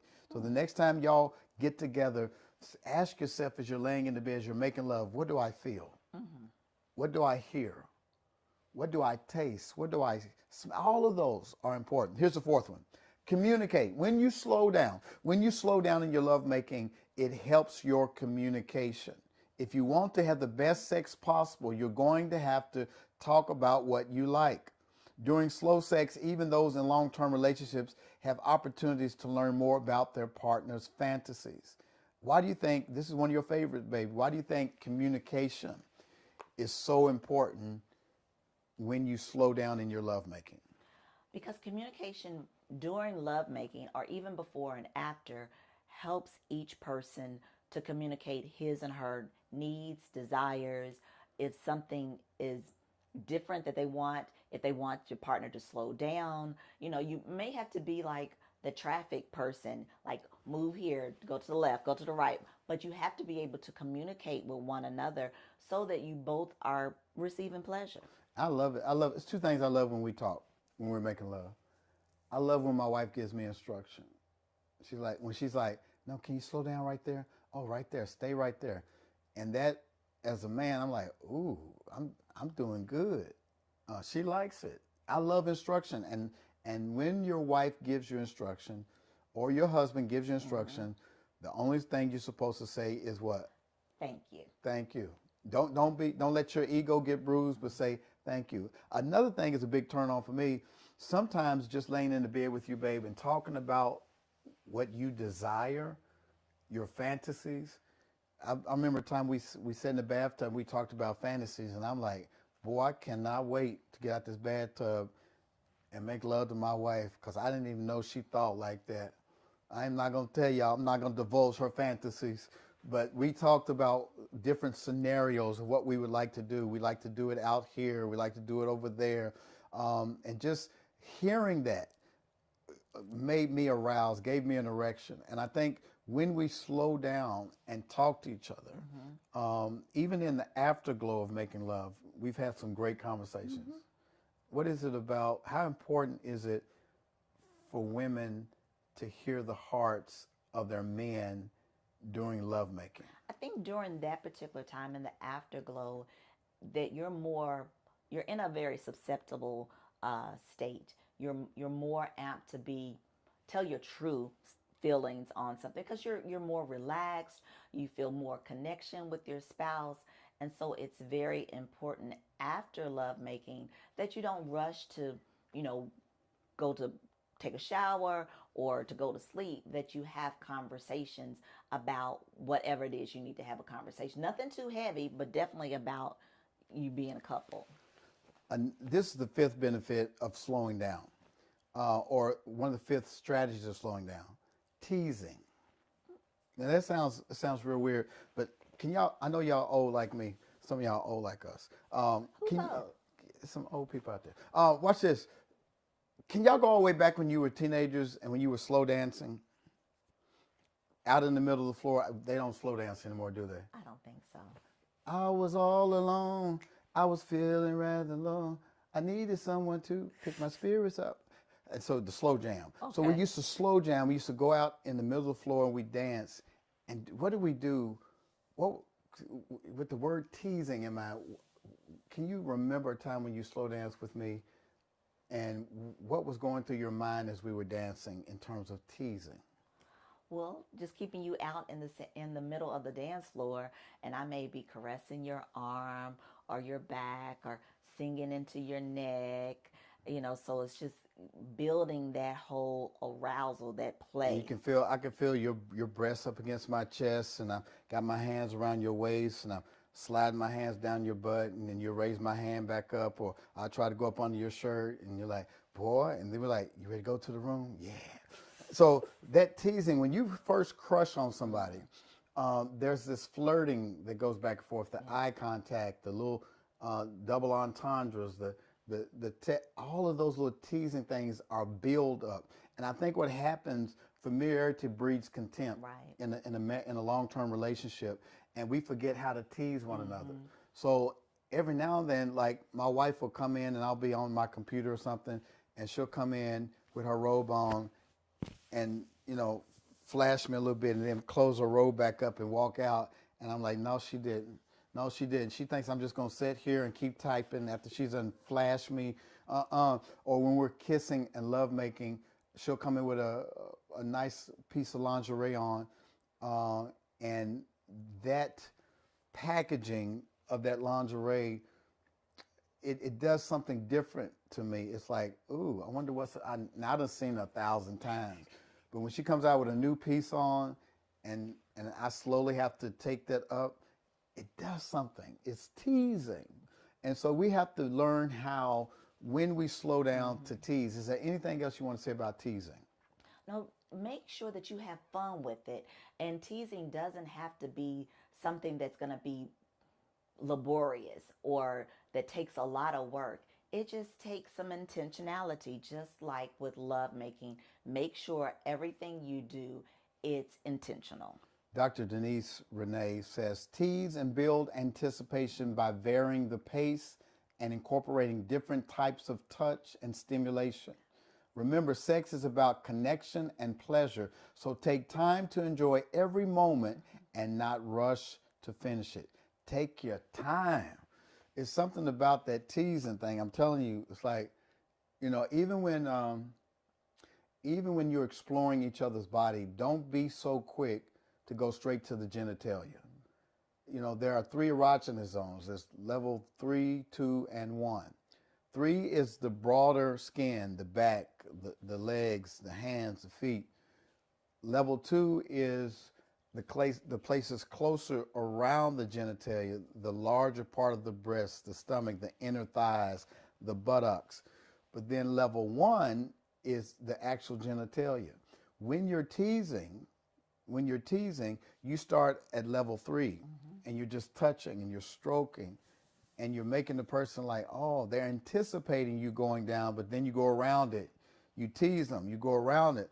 And that anticipation, when you're going around her areola, but you don't touch the nipple, she's like, oh, he's getting close to it. Or when you go and you touch your husband's leg and you graze past his scrotum, but don't touch it, he feels that heat and he's like, oh my gosh, she's getting ready to touch it. And you go down and you let your hair glide past. You touch your hair past, but you don't touch it. That kind of teasing builds up this anticipation until you're ready to explode. Like, if you don't come down here and touch this thing. Here's one more we're going to share before we take a pause for the night, and that's practice mindfulness. Mindfulness is the practice of paying full attention to the present moment without judgment. A lot of times when we're rushing, we can have a witnessing moment where we're in the bed, but we're really not in the bed. It's like we're looking down upon ourselves like, let's hurry and get this over with. But when you're conscious in that moment, when you're practicing mindfulness, you're in your body. And that's what erotic consciousness is all about. It's learning how to be in your body. What are some ways that you would tell people to practice mindfulness when they're making love? One of the I could think of practicing, mindfulness when you're making love is to check in with your body. To scan your body, wiggle your toes or wiggle your fingers, touch your own self so that I'm presently here with my husband, with your wife, just making sure that you're feeling like, okay, I'm not thinking about washing the dishes or what I have to do next, that I'm presently here with my husband and he has my undivided attention. And it's about being present within yourself, right? It's about being conscious. And some of that you can work on through your breathing techniques. When you're taking deep breaths and you breathe together, there's such a powerful connection. When Rhonda and I are breathing in deeply together, when we're in the throes of making love and we start breathing deeply, watch this, it slows you down so that you begin to feel everything. You feel the stroke, the ridges, you feel the skin touching skin. You feel the motion of being inside your partner. You feel all of that. Whereas when you're just rushing through it, all you feel is friction. But when you slow down and you're mindful, you slow your heart rate down, you spread that erotic energy, not just in your genitalia, but throughout your whole body. So mindfulness is so important. And it kind of helps you slow down when you're intentionally taking those deep breaths together.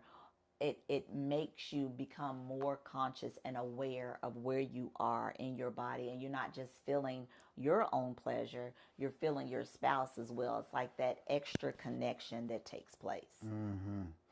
It's all about connecting. It really is. It's about going deeper.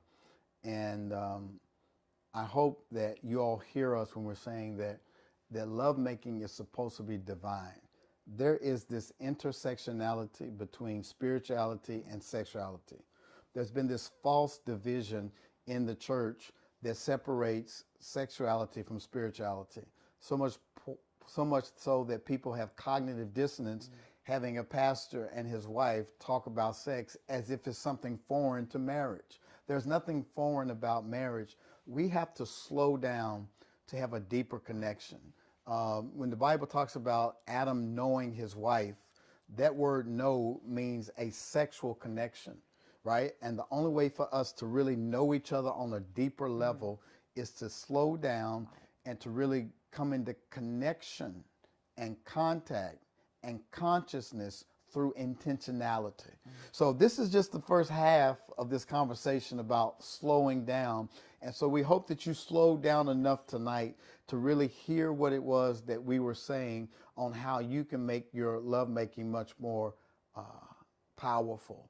And so next part 2, we're coming back with part 2 next week, and we'll be talking about 7 more ways to slow down your lovemaking so that it's much more passionate. Is there anything else, babe, you want to say before we pause for tonight? No, just make sure that you like, share, and subscribe to Naked and Ashamed SLS. Yes, we have about 300 couples that have already subscribed. Our community, our tribe is growing. And there's a tribe of us out there who are naked and unashamed. People who want to know, how can I enhance my lovemaking? If we're going to stay married the rest of our lives, shouldn't we have fun? Absolutely. Shouldn't it be fun? Shouldn't it be passionate? Man, we should be able to make love like it's the first time every time we make love. And that's what we want to teach you. So don't be ashamed to share this with your couple friends. If you got some couple friends that are trying to stay married, share this with them. As my wife said, please leave a comment.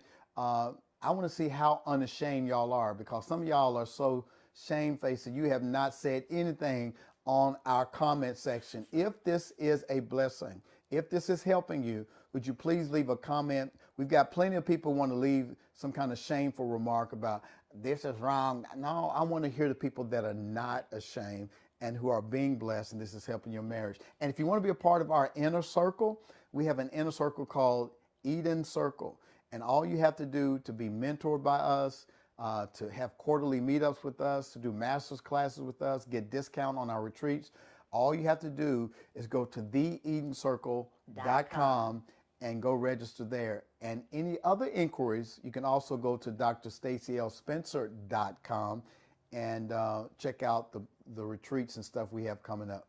We enjoyed being with you tonight. We're going to be back next week, same time, same channel. We're going to finish our part 2 discussion of slow love. We'll see you next time. What's going on, everybody? We are back at it. Yes, sir. It's the Naked and Unashamed podcast, and I am your host, one of your hosts, Dr. Stacy Spencer. And I am Rhonda Spencer. And boy, we had a week last week. We've been on vacation. We celebrated 31 years of marriage. We went to Dubai, Nigeria, and y'all, we came home and got sick. Oh my gosh. But we are fully recovered. Thanks for your prayers. We want to jump into bed tonight, not with you, but with one another, to talk about how do you get what you want in the bedroom. Oh, okay. You know what I mean? Okay. And I believe maybe you have something you can share with people out there about how they can actually get what they want? Absolutely. I think we both do. But we want to say that this podcast is for mature audiences. And what we say here is for educational purposes only. Yes, and we want you to like and subscribe and share. We believe this is going to help you. So please get ready to tune in for something that's going to be amazing.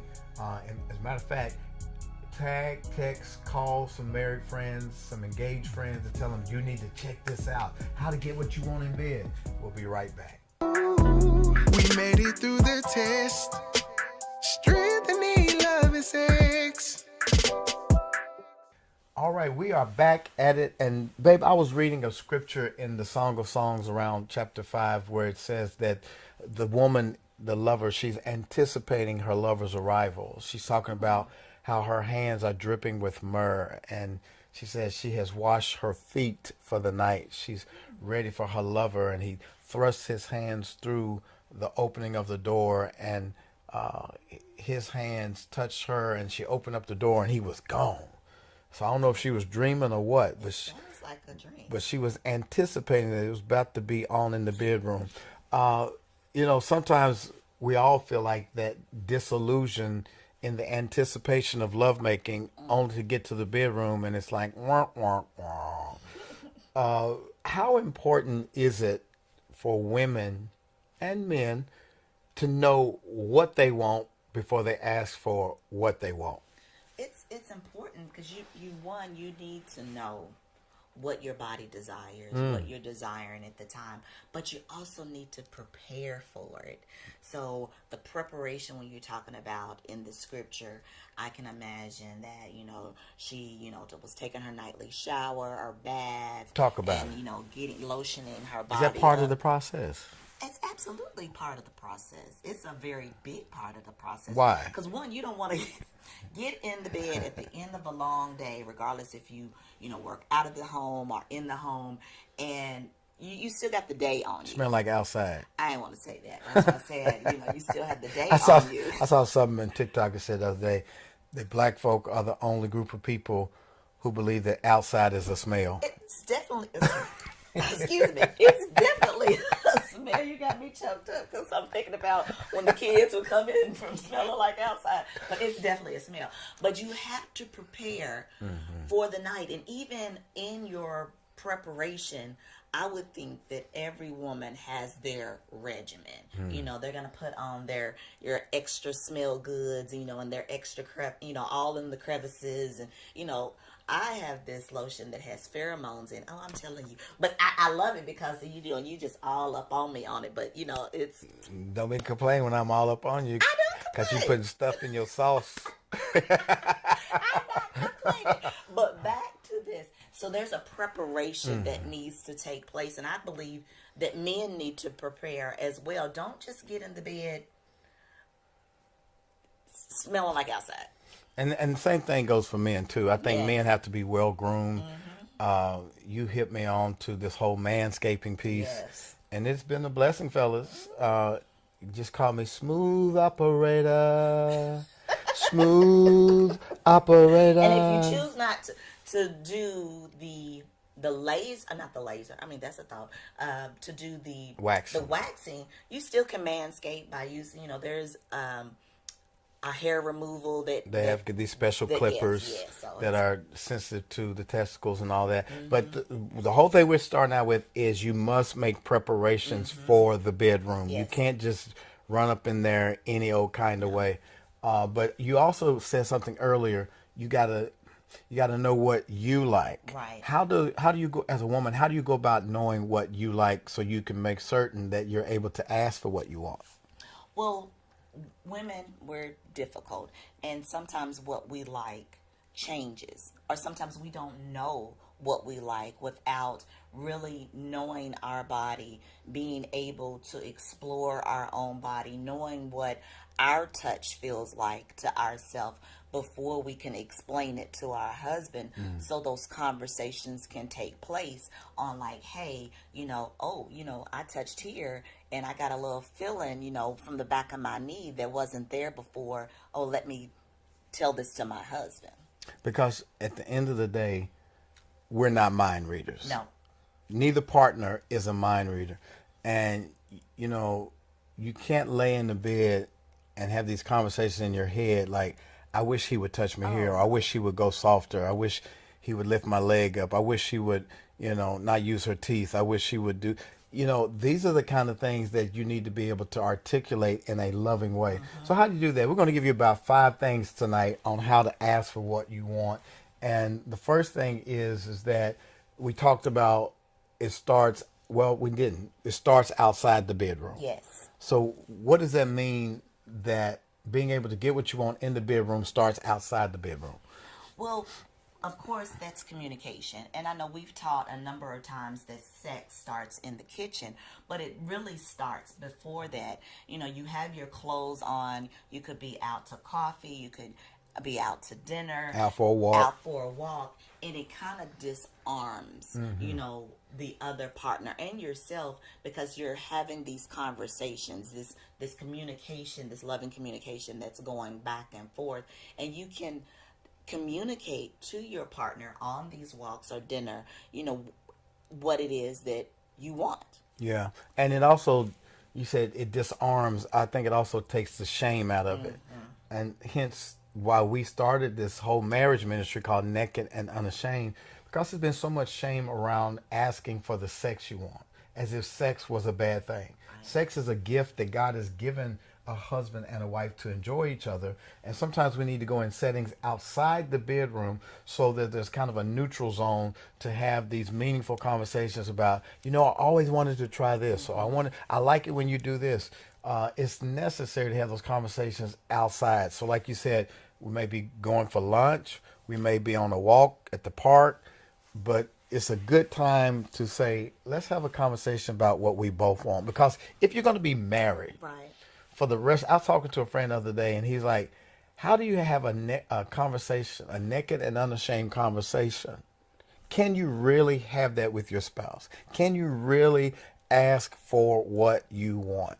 I think we have arrived. It took some intentionality for us to get there. It took some trust, some hard conversations, but now, don't you feel like we can ask for what we want? Oh, absolutely. And when you were saying that, it's a level of maturity that you achieve in your marriage where you're feeling safe, where you can say absolutely what you desire, what you don't desire in the marriage without the other person feeling a certain kind of way, and knowing that, hey, this is what I'm standing on, this is what I feel, but also knowing that it could change. Like what I'm feeling today, I may not feel it tomorrow. I'm hoping that we don't switch that often, but in the event that you feel a certain kind of way or desire a certain kind of pleasure, that you could discuss that with your spouse.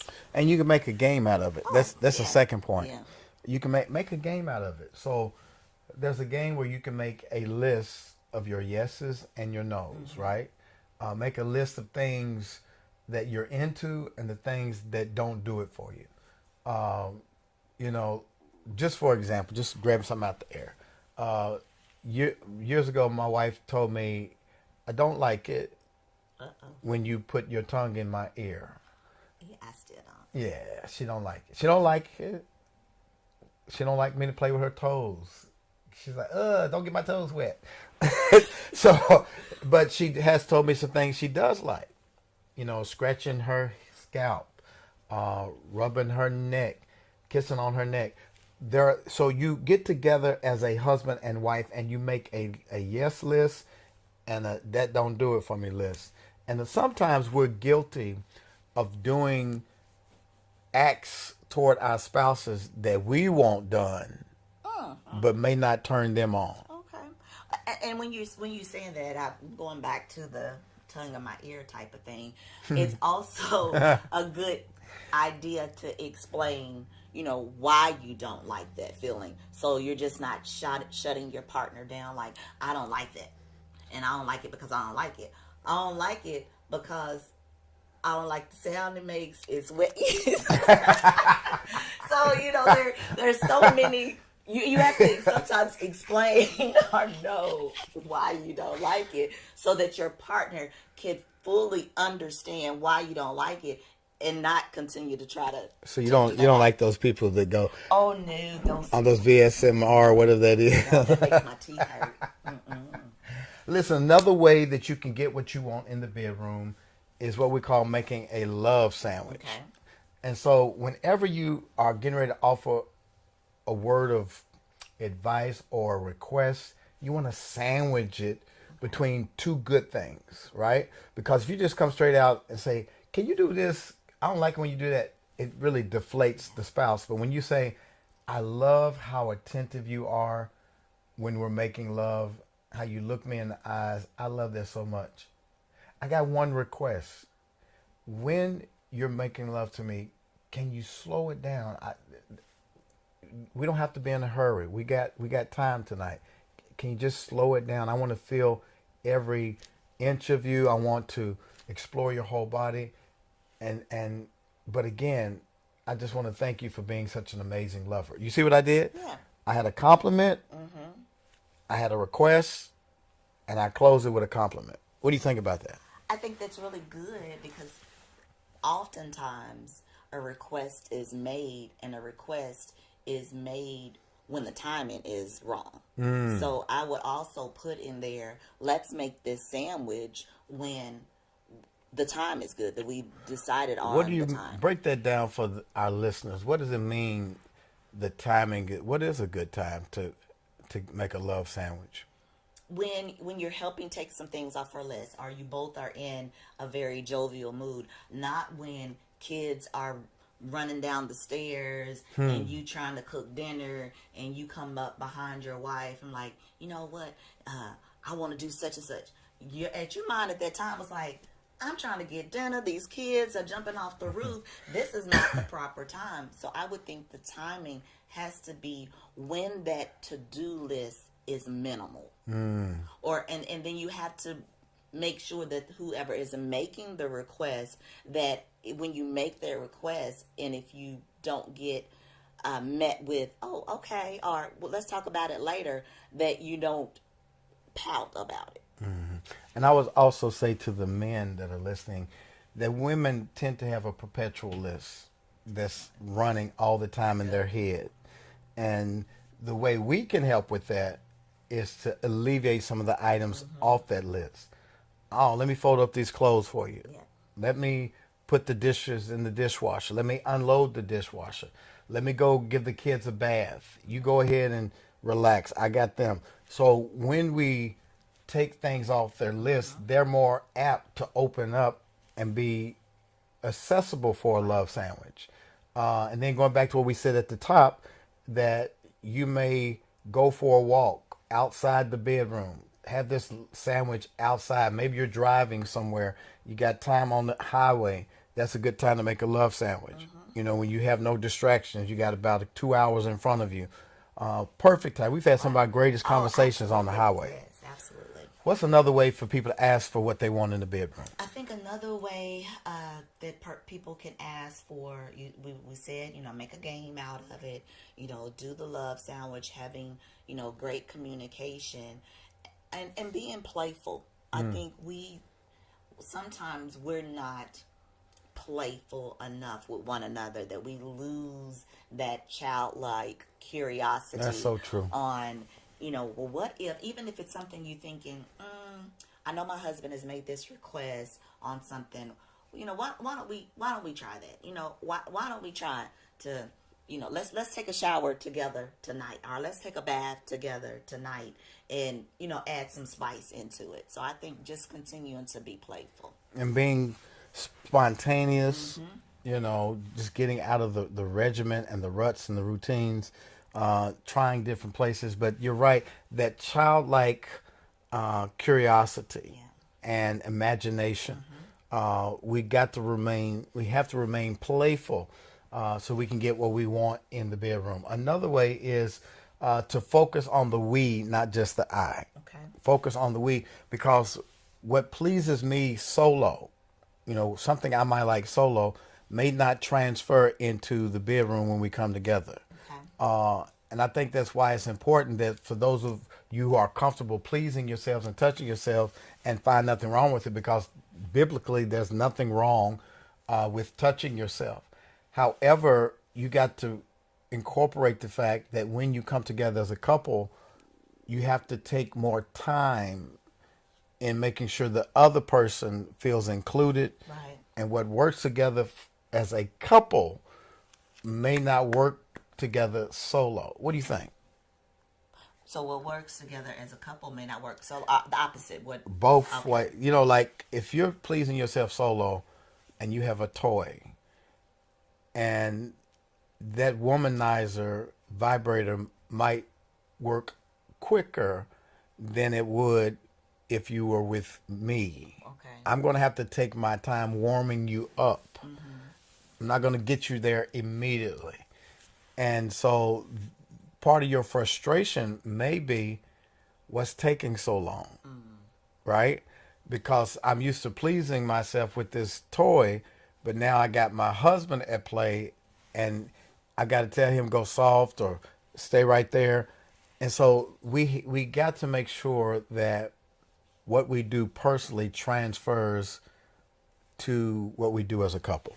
And I like the idea when you saying the we, put the we in it and not, just the I, because you have to think of the collective pleasure.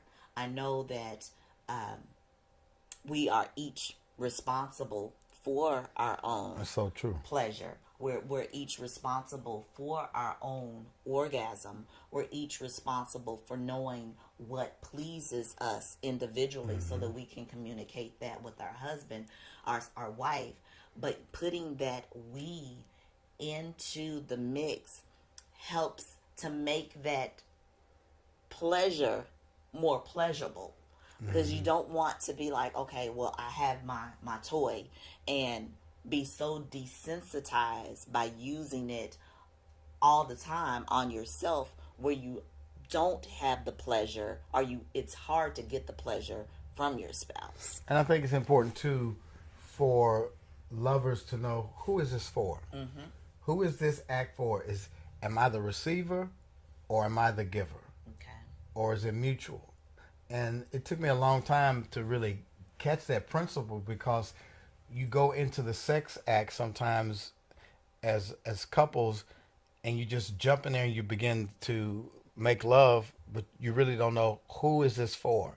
So if I'm the giver, I am concentrating on giving you pleasure. I'm listening to nonverbal cues. I'm listening to your body. Is your body rigid or is it relaxed? I'm cueing into every nuance of me giving you pleasure. If I'm receiving it, I've got to concentrate on what? On just what the other person is Relaxing. Yes. The sensation. Like, how does this feel? Is it pleasurable? Do I need to give feedback to my spouse? Like, yeah, stay right there. Slow it down. Go faster. Hard. Whatever it is. I think knowing who it's for, who's the giver, who's the receiver, I think helps you to focus on the we and not just the I. And I'm glad you brought that up, because sometimes in that act, the giver and the receiver, that's all it is. It's not going to be a seesaw like, oh, now it's my turn. Well, I need to make sure that I am, the giver and that my partner is just receiving.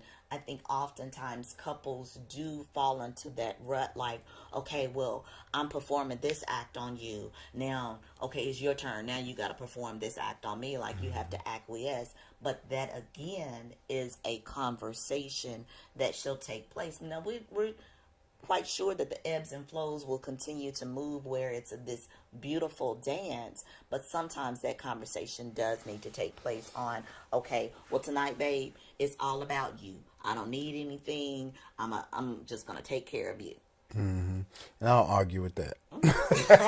Nor do I. But I do like, as a man, I think men, we are goal oriented, and we really a real man wants to please his woman.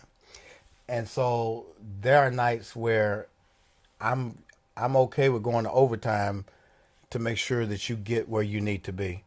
And then yet there is this selfish part of me. It's like, man, my neck got a cramp in it. And she got hers. Can you please come in now and pleasure me? And so there has to be some quid pro quo. Yeah. But to your point, you shouldn't always go into it looking for reciprocity. I think organically it just happens. When you're really in the throes of pleasing each other, you just quite naturally want to make sure that your spouse feels the same kind of pleasure that you just felt. You know, like, oh God, that was so good. Let me come here, boy. Let me take care of you. That's how it organically plays out. There's one more thing I think we want to share, and that is ask for more, more, more. What do you mean ask for more? When you find something that's good in the bedroom, talk about that thing. You know, like, oh, that was so great.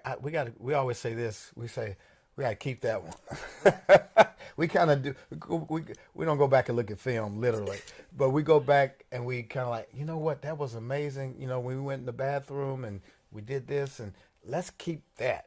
And so we kind of like bookmark pleasant experiences and take note of what worked good. Do you think that helps? It does help. But sometimes I think, and I want to say, But we just right, like that I know, everything. just like that, You just everything. so tell me how you really feel. However, let's use another transitional word. I think that there are times that we try to recreate something that we bookmarked, and it doesn't always hit the target like it did the first time. So be mindful that although you may be bookmarking some things, just let nature take its place and don't expect the ride to be the same. Yeah, she's talking to me, y'all. I think some people, men and women, are creatures of habit. Like, if something works, they want to go back to it. You're kind of I did that, check it off, I'm ready for something else type person. Me, if I go to a resort and I enjoy it, I could go back every year. She wants to go somewhere else and look at rocks and It's a whole world. and go to museums and experience new stuff. So we've learned how to compromise. She knows that I'm a repeat enjoyer, and she's Dora the Explorer. But I have learned my wife's wisdom that you're not always going to get that same high from the same act. It may be you have to change environments for that same act for it to get close or to exceed what you had before. But the thing I want to harp on is ask for more. Whatever it is that you do like, that's my point. Whatever you like, say, Stacy, can you do more of that? And I'm like, for sure. And I think it's a part of the body that will also crave it. Like, the more that you enjoy a sexual experience, that your mind is going to remember it in your deep memory. You know, it's going to be in your brain stem, like, okay, this was enjoyable. And then your body will react in that way where you become, you know, your hands moisten, you start getting more saliva, your vagina starts to wet. And so I think it's one of those things when you do continue to please one another, that your body will crave it. Yeah. There is as you were talking about those signs of being turned on, I know people probably like, oh my gosh, I can't believe a pastor and his wife are talking like this. Well, let's go to Song of Songs in the Bible. And it is chapter 5 that I referenced when we first started. It says, I slept, but my heart was awake. Listen, my beloved is knocking. Open to me, my sister, my darling, my dove, my flawless one. My head is drenched with dew. My hair with the dampness of the night. She's wet. I have taken off my robe. Must I put it on again? I have washed my feet. Feet in the Bible is never feet. It's always the genitalia. I've washed my feet. Must I soil them again? My beloved thrust his hand through the latch opening. My heart began to pound for him. I rose to open for my beloved, and my hands dripped with myrrh. My fingers with flowing myrrh. on the handles of the boat. I opened for my beloved, but my beloved had left. He was gone. My heart sank at his departure. I looked for him, but did not find him. I called, but he did not answer. She's having a moment where she's anticipating what's about to happen in the bedroom. I think she's dreaming. Having a wet dream? Yeah. I think she's dreaming. But our dream for you is that you can ask for what you want in the bedroom, and everything you want your love life to be, it can happen. It's possible. You don't have to look over the fence. I told a young man the other day, he was like, I thought the grass was greener on the other side of the fence. You know, I went out chasing women on the other side of the fence. I said, no, the grass is greener where you water it. And if you water your grass, you're going to get some. All right, so it's important to ask for what you want. And when you learn how to ask for what you want, your grass will be greener and your grass will be moist. Anything else you want to say to the people? Thank you for watching us this afternoon. Make sure that you continue to like, share, and subscribe. And also, we have a wonderful group that we call Eden Circle. It's a group of married couples, and we are trying to stay married. Stacy and I do meetups with them. We counsel. We make sure that everything is good in their marriage. If you are interested in being a part of our inner circle, please go to theedencircle.com. Yeah, you need two things in life to make your marriage work. You need a coach. We've been married for 31 years. We want to share our insights, our learnings. We've been certified sexologists. We want to share. You need a coach, and you need community. You need people who are trying to stay married. Your altitude determines who you're flying with. And so we want you to soar with these other couples who are committed to living their lives naked and unashamed. And so we invite you to be a part of that. And then we're also planning a retreat, a marriage retreat, international marriage retreat for next year. We're talking about going to the Bahamas possibly. We're almost close to it. So stay tuned. And we're going to give you some details in the next couple of weeks. And we want you to be, it's June 5th through the 8th? Yes. Of 2025. So it's between the Bahamas and Los Cabos. Yes. We're getting close to determining which place. So be patient. We're going somewhere. All right. So listen, do me a favor. Do us a favor. If you like this tonight, would you please leave a comment in the comment section? Would you please subscribe? And do one more thing. Share this with your married couple friends. Share this with people who are getting ready to get married. They need it. You know, we say this a lot of times. The church has done a good job in telling us what we cannot do. But there's not very many people telling us what we can do in the bedroom with our intimacy. And that's why we're here. We're here for you. We're here for your friends. But don't keep us a secret. Share this, subscribe, and share with your friends. All right? We love you guys, and we will see you next week. Same time, same channel, Naked and Unashamed, SLS. Take care and be blessed. What's going on, everybody? It's the Spencers, and we're back with Naked and Unashamed, SLS, the podcast you cannot afford to miss. We're so excited. We want you to like, we want you to subscribe, and share with your friends. And then after this episode, we're going to the Spencers After Dark, where you get to ask us some questions and continue the dialogue. And we would like for you guys to know that this podcast is for mature audiences only. Now, this information that we share is for educational purposes. All right, stay tuned, because tonight we're getting ready to get into it. The 6 personality types of how to be intimate. What kind of personality do you have when it comes to intimacy? Let's check it out. We made it through the test. Strength and need, love and sex. What's up, everybody? Baby, I'm excited tonight because I read this article, right? And it was talking about how there's different personality types when it comes to intimacy. Is that right? Have you ever thought about that? No, I haven't ever thought about different personality types when it comes to intimacy. Yeah. Now, I know there are 5 different love languages for a woman.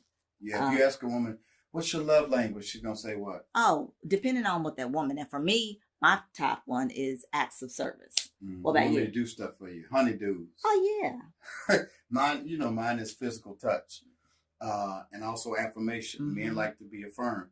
But when I was reading this article, all these different sexologists said that there's different personality types when it relates to sex. And what's crazy is that oftentimes you don't know what your personality type is because your desire is masked by your understanding of what sex should be like. In other words, we really don't know what we want when it comes to the bedroom and intimacy because we've been socialized by other people's definition of what sex should be. And so we want to dig in tonight to what is your personality type, right? Understanding what motivates you. You remember that old commercial? It says, "What's my motivation?" I think I do. It was some kind of acting commercial. So when you think about intimacy, what is your motivation? Can somebody put in the comment right now, put in the chat, what is my motive? I am motivated for intimacy by. What motivates you? What drives you?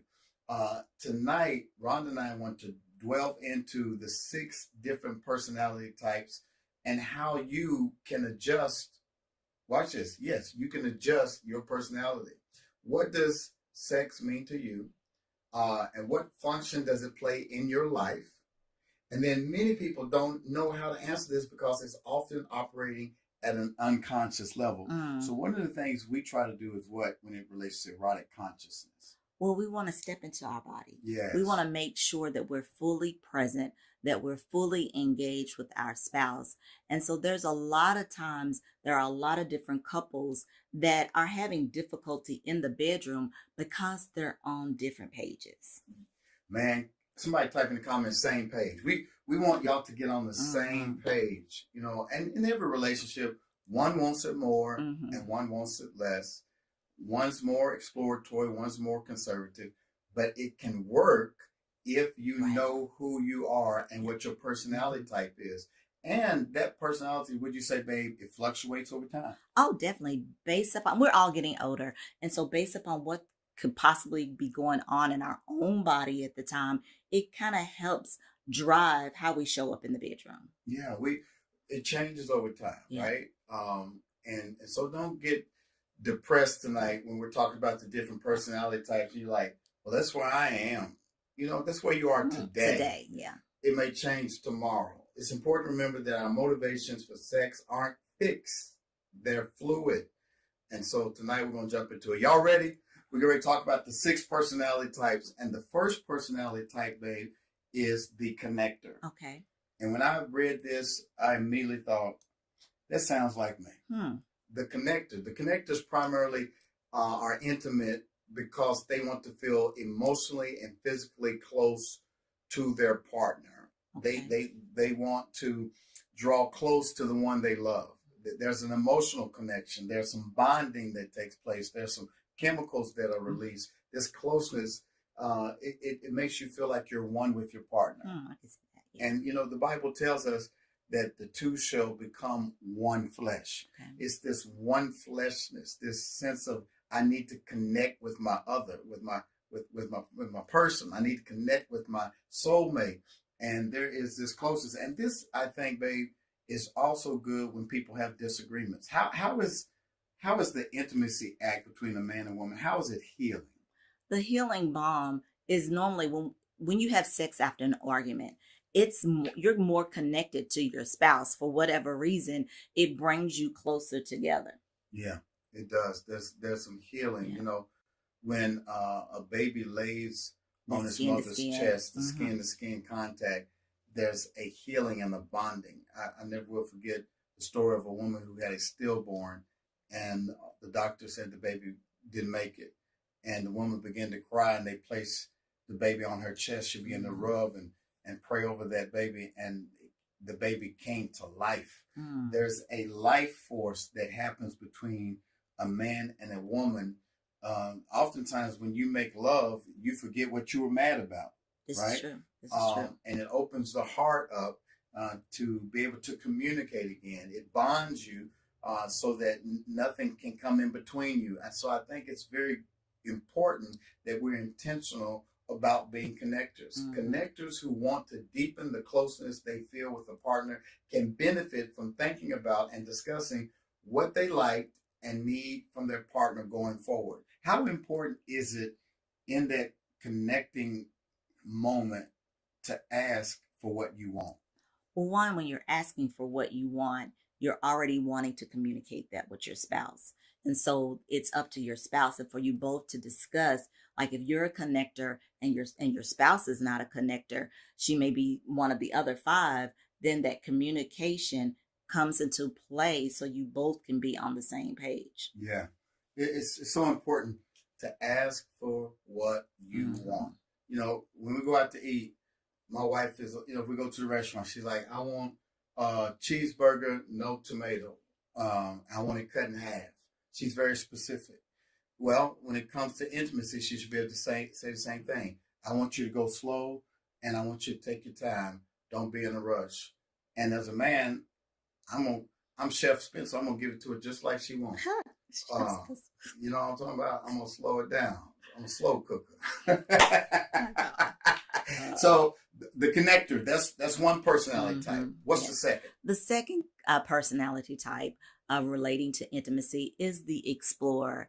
Now, for the explorer, this person likes to explore all new things. All right. So, you know, many people whose main motivator is to have sex could be an experiment.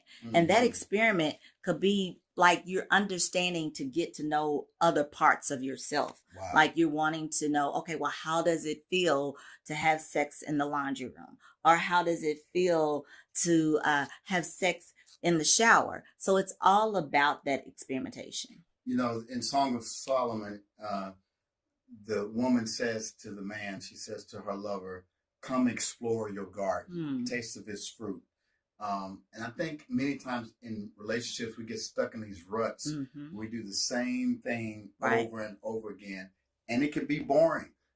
We need to be explorer, Dora the Explorer. We need to get our backpacks and go exploring the different erotic places within ourselves. Absolutely. Essentially, being an explorer is about what? Trying new things in bed to get to new parts of yourself. I'm going to say it again.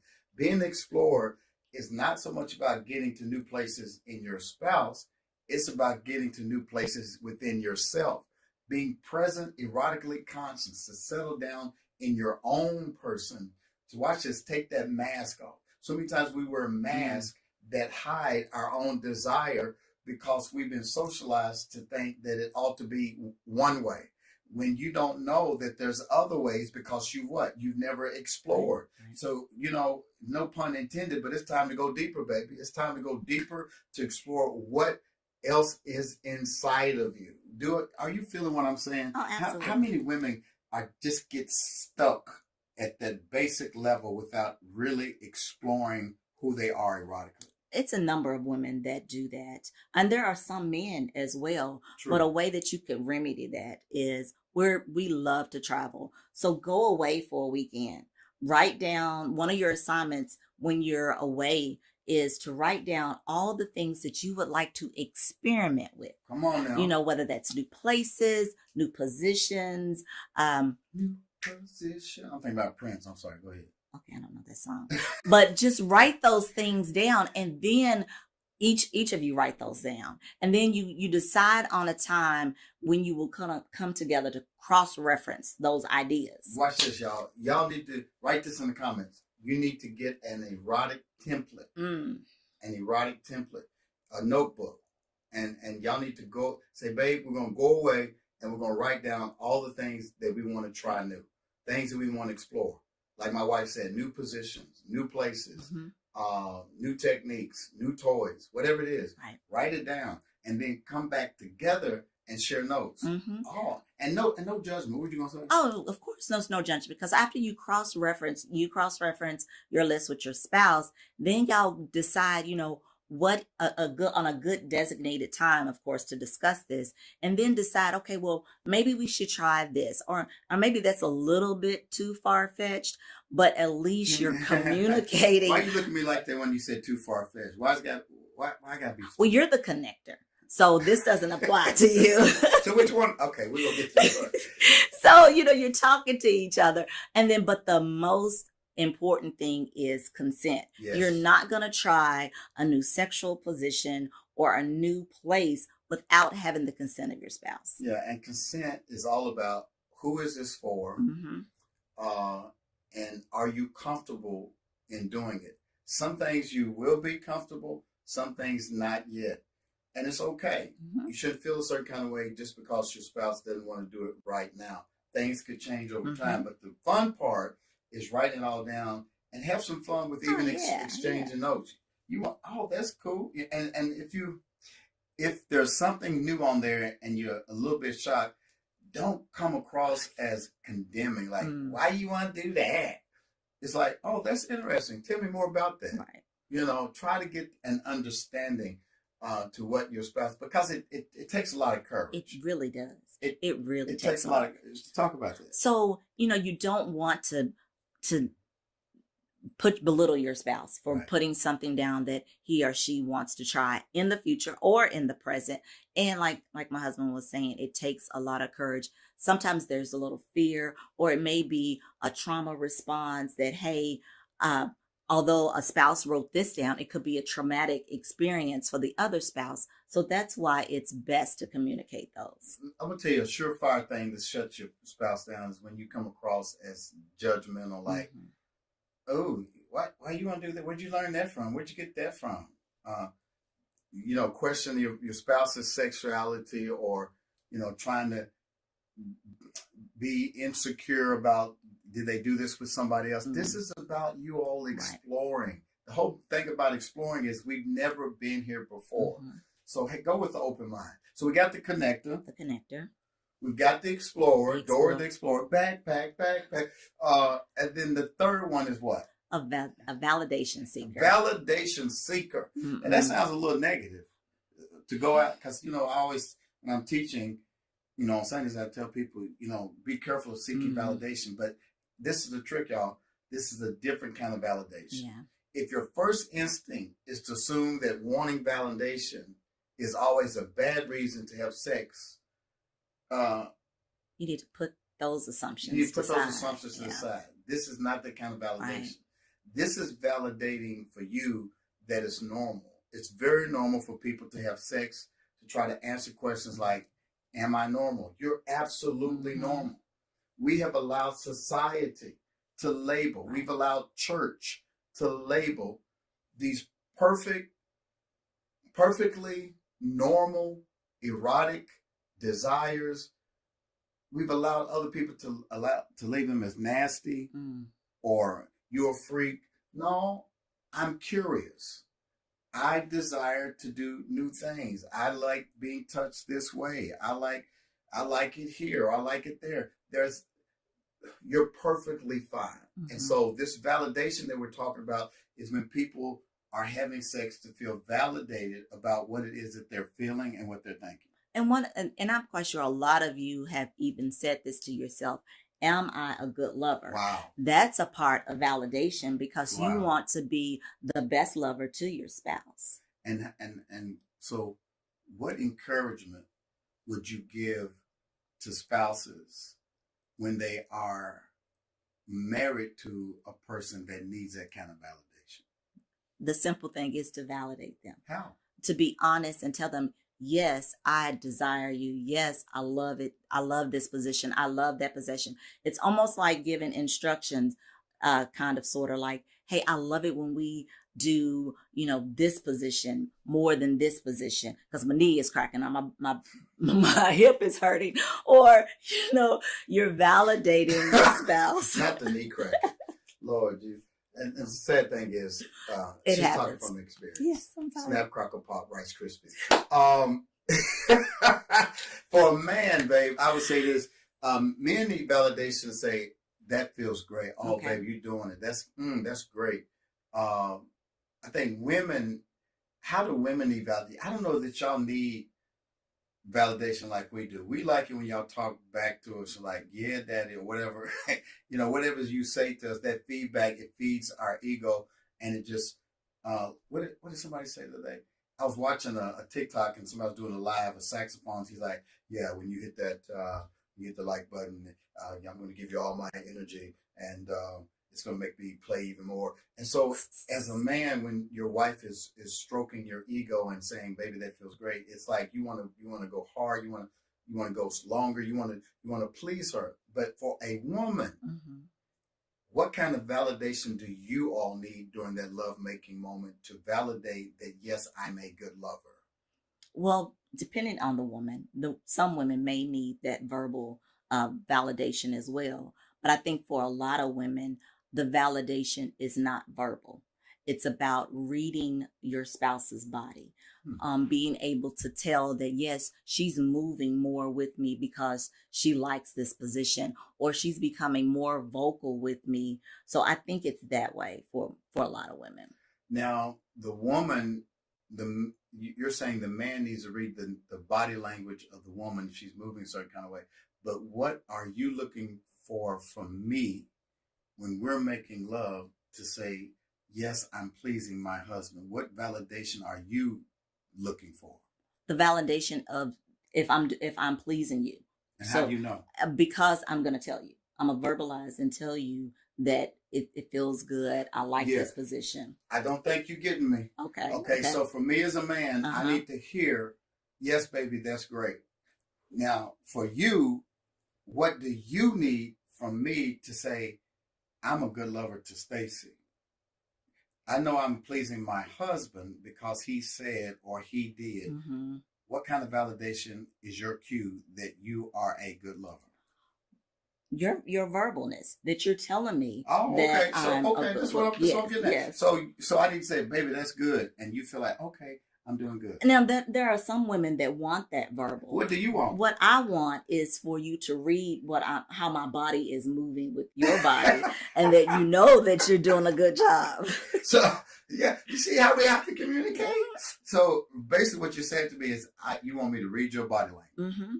Now, if I'm laying there like I'm just been run over by a Mack truck, then you know it's not good. Okay. All right. And so, for me, it's not good when I do what? When you don't say anything. Okay. All right. So it seems to me what I just heard my wife say, she likes verbal feedback from me, and she also watches my nonverbal cues. And that's how you know whether or not you are indeed a good lover. I think it's important to give each other feedback when you are in the love act so that the other person knows what you're doing. Don't just lay there like roadkill. Don't just, if you're just laying there stiff, obviously you're not into it. Having sex with validation isn't always helpful. It might be worth addressing if you start to feel overly reliant on sexual partner reassurance. So you also have to watch this. You also have to know within yourself that you're a good lover. You got to know what pleases you. It can't always come from your partner. You got to know what your desire is, what your turn-ons are, and how to please yourself. We talked about that in a previous episode where we talked about the health benefits of self-pleasing. And so self-pleasing lets you know what exactly is good for you, and it also shows you how to be a good lover. So how do we do it better, babe? We can do it better by there are two different ways that are terms that speak to this validation. And one of it is called syntonic. Syntonic is when you're dropping into your body and you are wanting to be validated because of your emotions or your behavior or even the environment around you. Let me say this. I think syntonic, syntonic, it means that you're operating within the context of something that's pleasurable. So you're peaceful because you're in a peaceful environment. Exactly. You're feeling romantic because you're in a romantic environment. So validation is easier when you're in a syntonic context. But there's also a dystopic context. And dystopic is the opposite of utopia. Utopia is an ideal situation. Dystopic is a traumatic situation. And oftentimes what happens is if you've experienced any kind of sexual trauma in your past, you can be in a syntonic environment. We're trying to bring a dystopic mindset into a syntonic environment. And so you always got to check yourself to make sure that you're not bringing in a dystopic mindset. That's why it's important to be in the right mind frame even before you go into the act itself. How can you make those adjustments within yourself? By how you can make those adjustments is when you start feeling differently in your body, when you know that, okay, this is not pleasurable, or, you know, my mind is not really here, then you can realize, well, wait a minute, let me pull back. Let me talk to my husband, or let me talk to my wife and say, hey, I had a very bad day today. You know, I'm not in a good mindset. Can we just hold each other? So it's about still communicating what your needs and your wants and your emotions to your spouse. That's so good. Listen, we're just halfway into it, and we want to pause for a little commercial break because we want you to be able to process all of what we're sharing. And so listen, right after this episode tonight, we are going to be talking in depth about these things that we shared. It's called the Spencer's After Dark. And the reason we did that is because as we are sharing all these complex thoughts, we want you to have time to process it. So after this hour at 8 p.m. Central Standard Time, we're coming back for what? We're coming back for Spencer's After Dark. And what we're going to do? And we're just going to go over the things that we discussed today. We're going to give you a chance to ask questions. So right now, during this little commercial break, we want you to get your questions together. Start writing down questions on the different personality types that we talked about. Ask questions about something we got into but maybe didn't explain it well enough, or something that just relates to intimacy in general. So you have a chance tonight.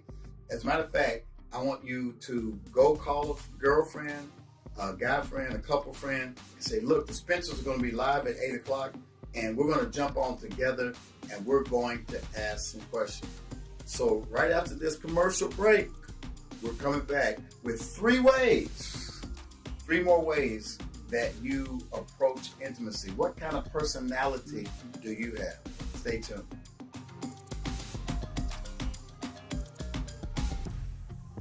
Okay, guys, we're back for the second half.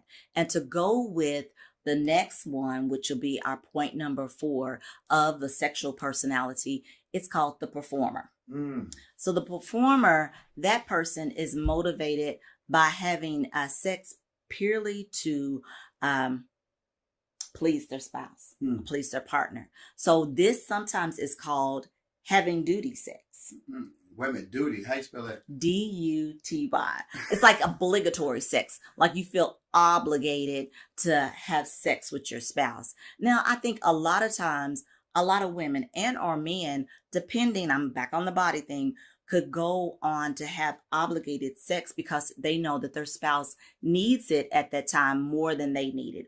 Or there could possibly be some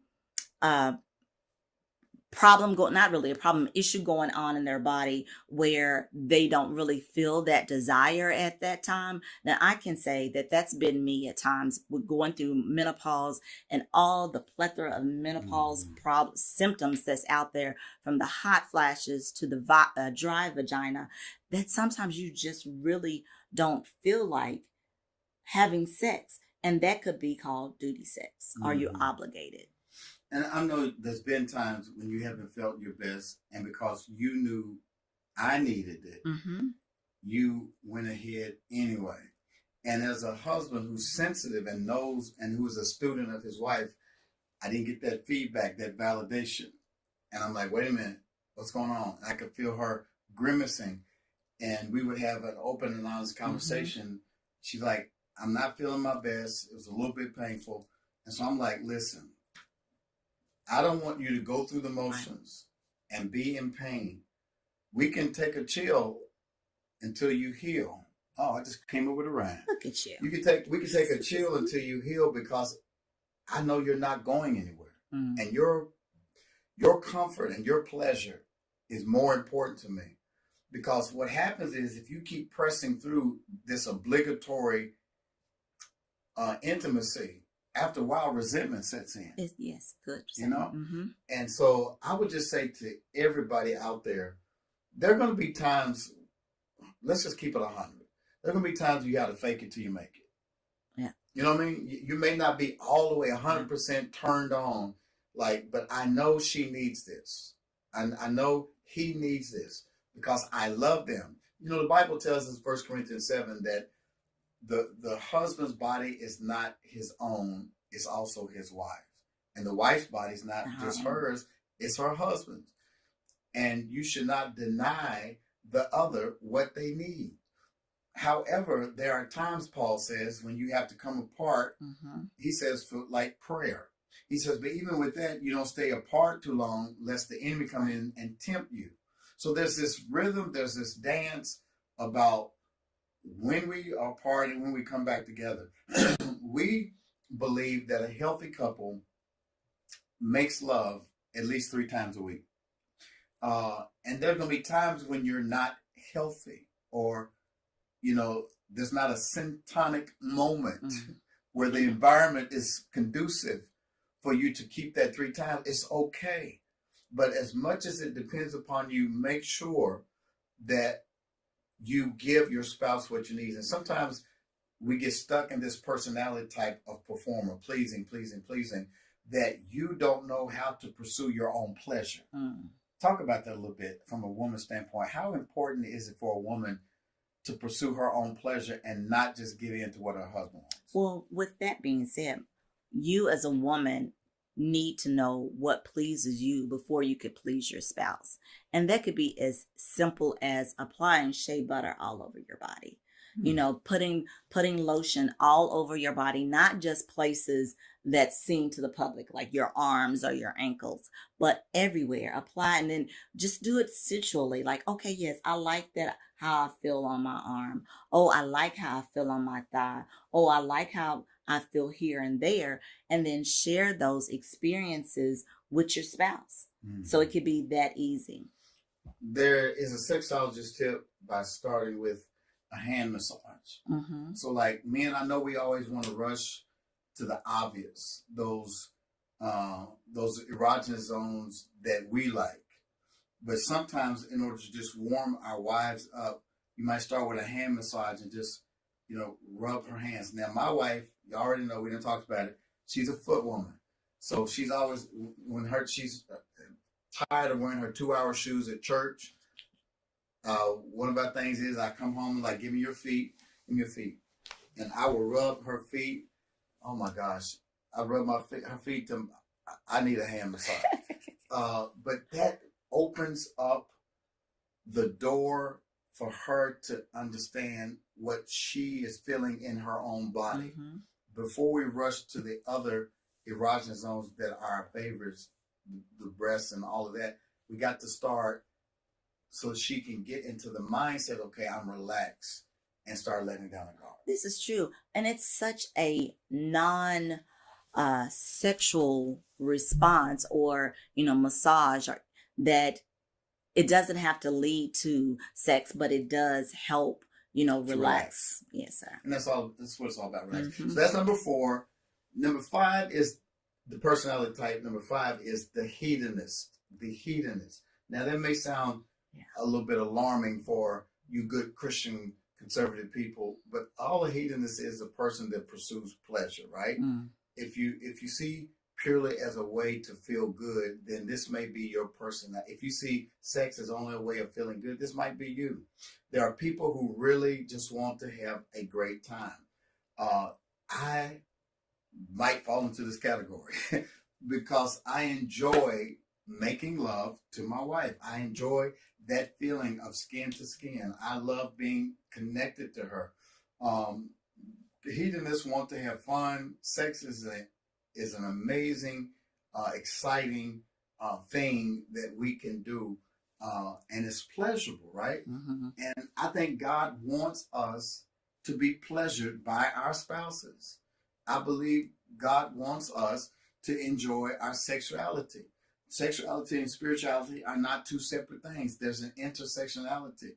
And so the pleasure of being with your spouse is something that God put in marriage for us to enjoy. It's not just for procreation, but it's also for what? Recreation. Now, this may sound like the most straightforward sex personality type, motivated only by having a good time. Sometimes what hedonists often come to the terms with is that the sex element has an element of uncertainty and sometimes anticlimactic. Yeah.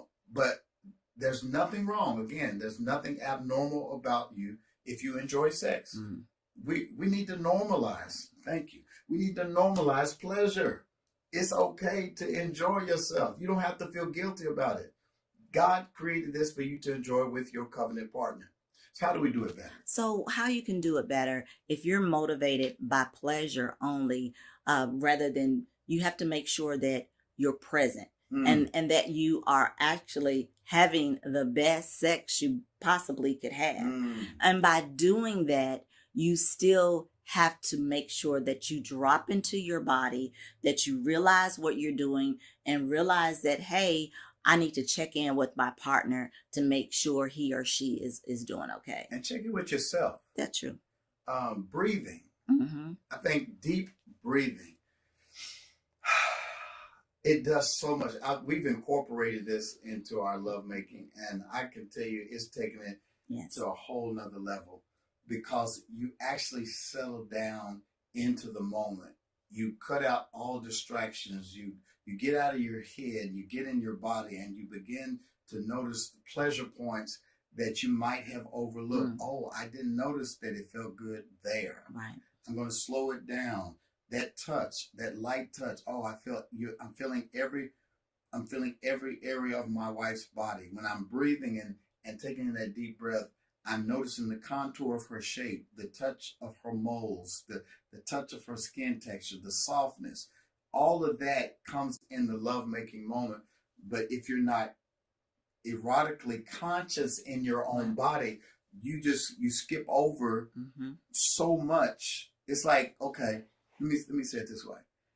One of the tricks I learned from driving long distance is they said to look at the landscape around you versus just the dotted lines in front of you. Because Rhonda will attest to this. I think I might have narcolepsy. I get sleepy when I'm driving long distance.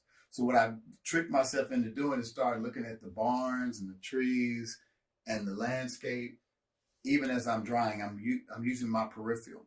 What does it have to do with intimacy?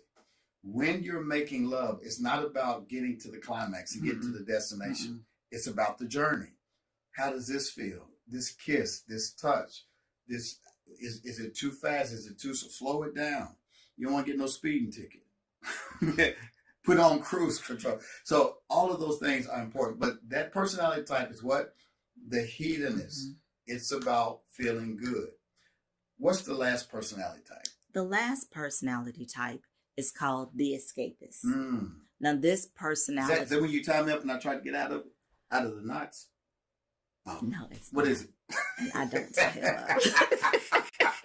It is not. No, it's this one who wants to... The escapist wants to use sex as a stress relief. So, like, if the person has had a bad day, a hard week, or a situation where they feel better about themselves, they want to have sex. And what this does, it releases more oxytocin, that dopamine will spike. So that's what the escapist does. I ain't gonna lie to you. Many times I'm an escapist. Well, I think you all 6 of them then.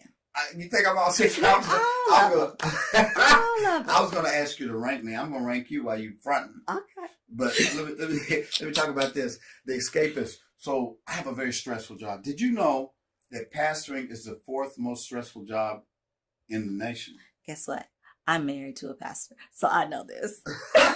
It's stressful. And so when I get off from work, I want to connect with you because I want to escape all of that stuff that I left at work, the stuff that's going on in the world and society, and I want to come to the Garden of Eden with my wife, my queen, and I just want to be caught up in the rapture like Anita Baker. I want to get away from it all. And when I'm with you, nothing else exists. Time ceases to be. I feel like I'm in another dimension.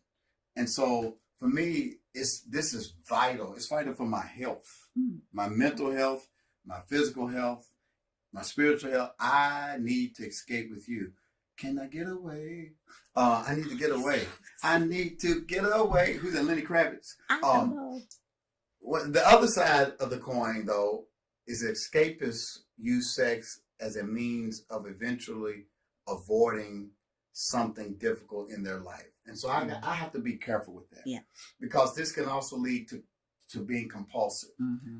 And I don't want to err on using sex as a crutch to deal with or to escape the difficult things that are in my life.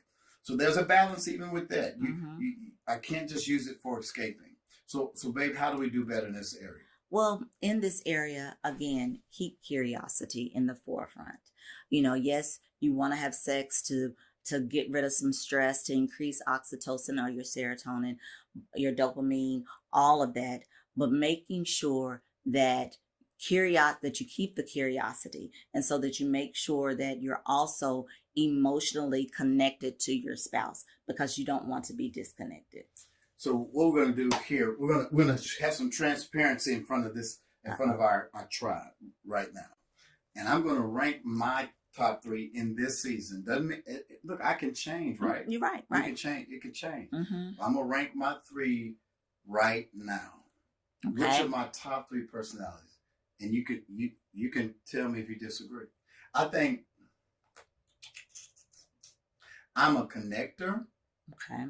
I love connecting with my wife. I love being one with her. It makes me feel safe. It makes me feel whole. I love that I'm a connector. Mm-hmm. Pleasure, the hedonist. I think I enjoy the pleasure of it, the feeling of it. Being with you, it just feels good to my soul, feels good to my body. I enjoy being with you. And then thirdly, I think I'm an escapist. I think I'm an escapist because I have a very stressful job. I'm living in a stressful time. And sometimes I just want to get away with you. By being with you, it takes me to another place, a happy place. And so those are my 3. What do you think? I agree with your 3. All right. What's your 3? Okay, Hold so on. Oh, y'all pray for me. wait a Father, in the minute. name. Okay, go ahead. Okay, so I would think my number 1 is that I'm an explorer. I don't like the same things. So, different rooms, different positions. That's what I love. What's your face doing that? You know that. Interesting. The second one I would think is I'm also a connector. I want to connect, to be close to you, Just to be close. You got all I these know. Go ahead. And then the last one is the performer. There are some times that have these female issues that I can't get rid of because I'm aging and it's coming with the territory. So. And you love on your husband, sometimes not because the desire is there, but because I need it. Yes. And I appreciate that. Oh. I appreciate it. Thank you very much. I think that's true. I think we're pretty much true to form. Mm-hmm. I was surprised because you put explore first, because I know in this season that you're going through, it has been a little bit painful for you. So I thought you would have put performer at the top. But I think what I hear from you is that you aspire to be an explorer. Yes. And I have my backpack and we're going exploring. Okay.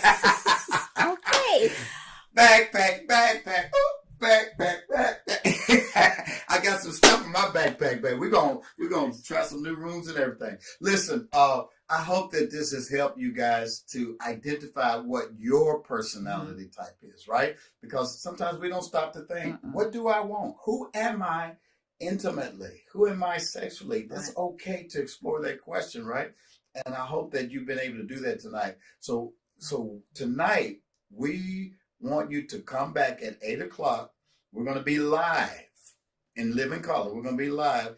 And don't y'all be shy. This is a safe space. Y'all are our tribe. Y'all are family.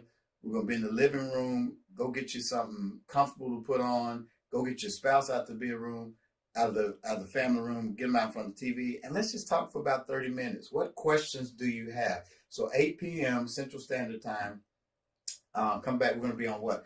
YouTube, Instagram, and TikTok. Yeah.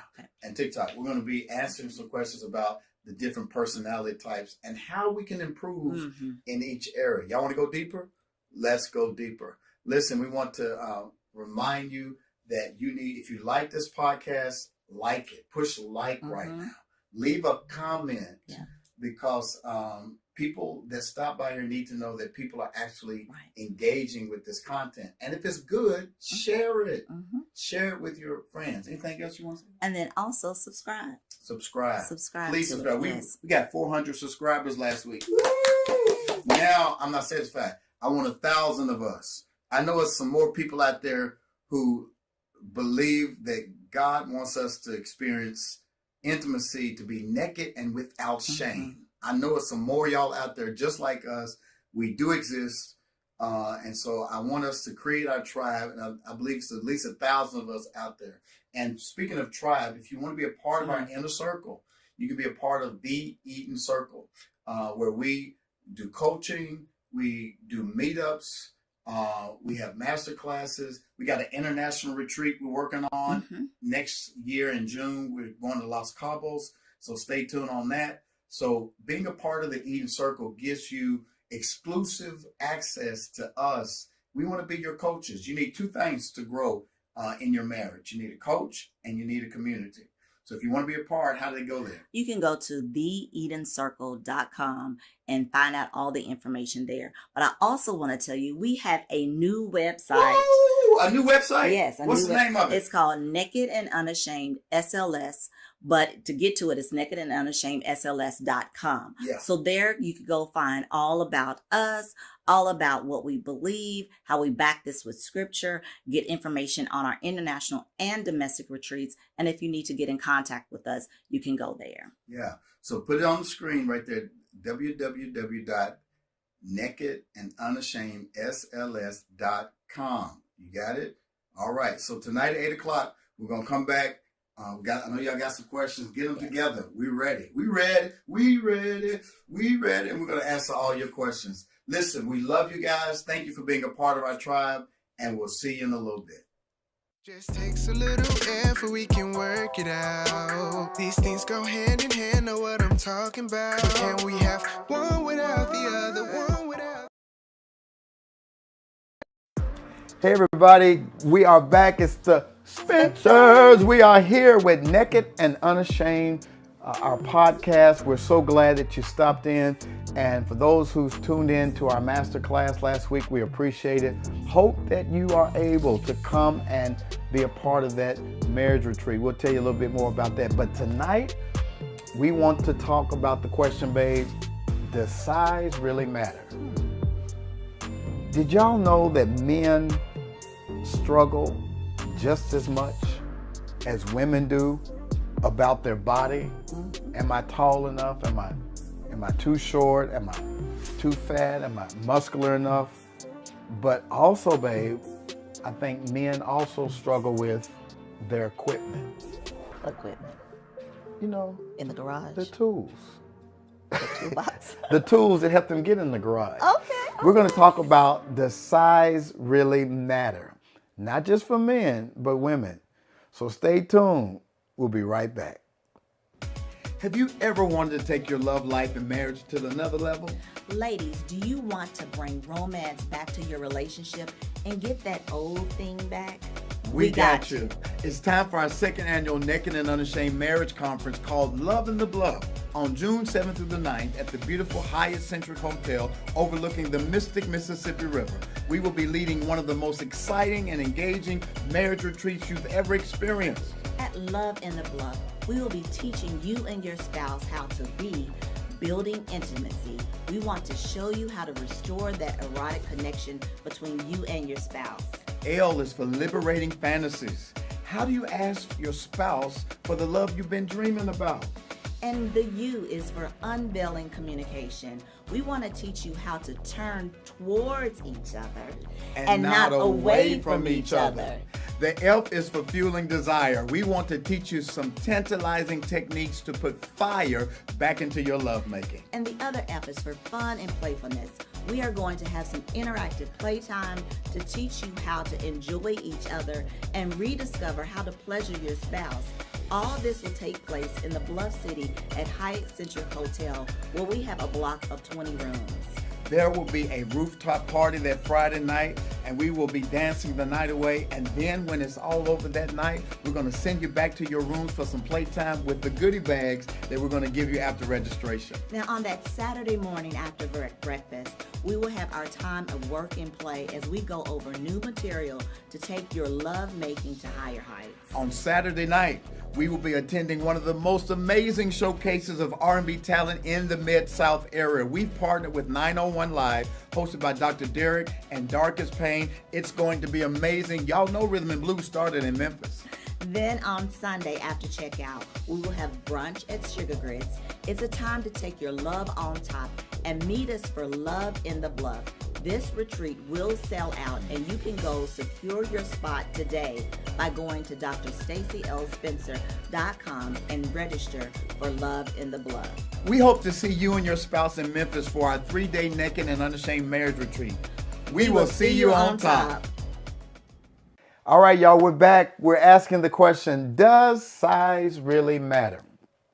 I've been doing some thinking, doing some reading around this subject, and it is startling to know that men struggle with their body image as much, maybe if not more, than women do.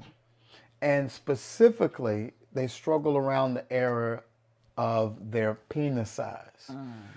Yeah, I said it. Men have thoughts around their penis size. Women may think about their breasts, their buttocks. We'll get into that a little bit later. But I want to start with the men first. Okay. And it's a rare man who is going to have a vulnerable conversation with his wife to say, are you satisfied with my penis size?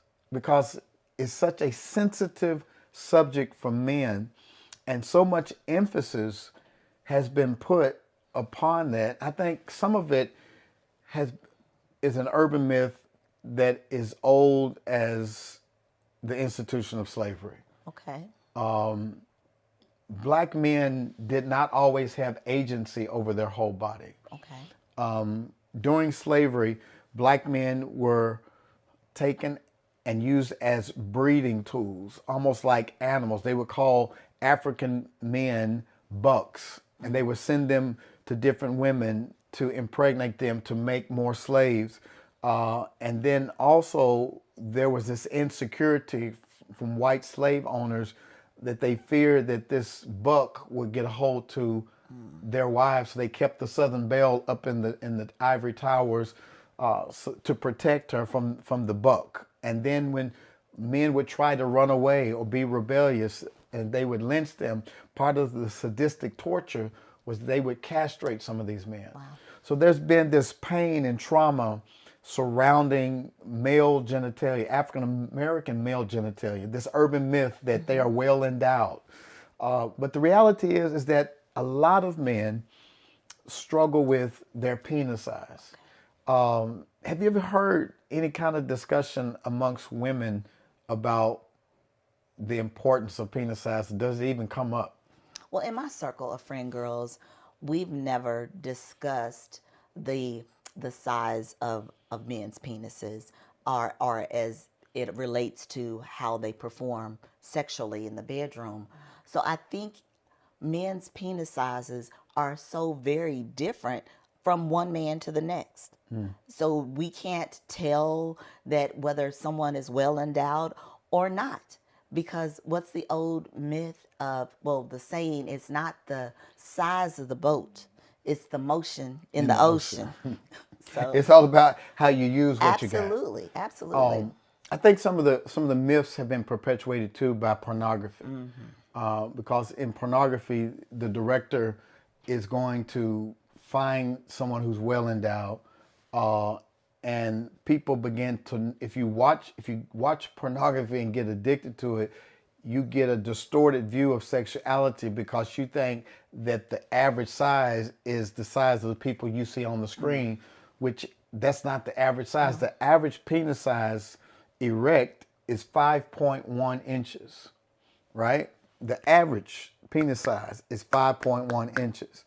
Now, in these other flicks that you may have seen, it may be 8 to 9 to 10 inches. And if you get that in your mind, you're going to think, what's wrong with me if I'm not that size? Right. If you're 5.1 inches, you're considered having a large penis. And so, again, I think you bring up a great point. It's not about penis size as much as it is about your heart size. It's about chemistry. It's about the connection that you have with your spouse. Absolutely. It's about, like you said, the motion in the ocean. Now, what does that mean for you as a woman when you talk about it's not the size of the boat, it's the motion in the ocean? What does that mean for a woman?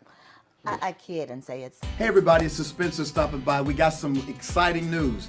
Eden Circle is back open. That's right. We have a Inner Circle program that helps you to take your marriage to the next level through some personalized mentorship.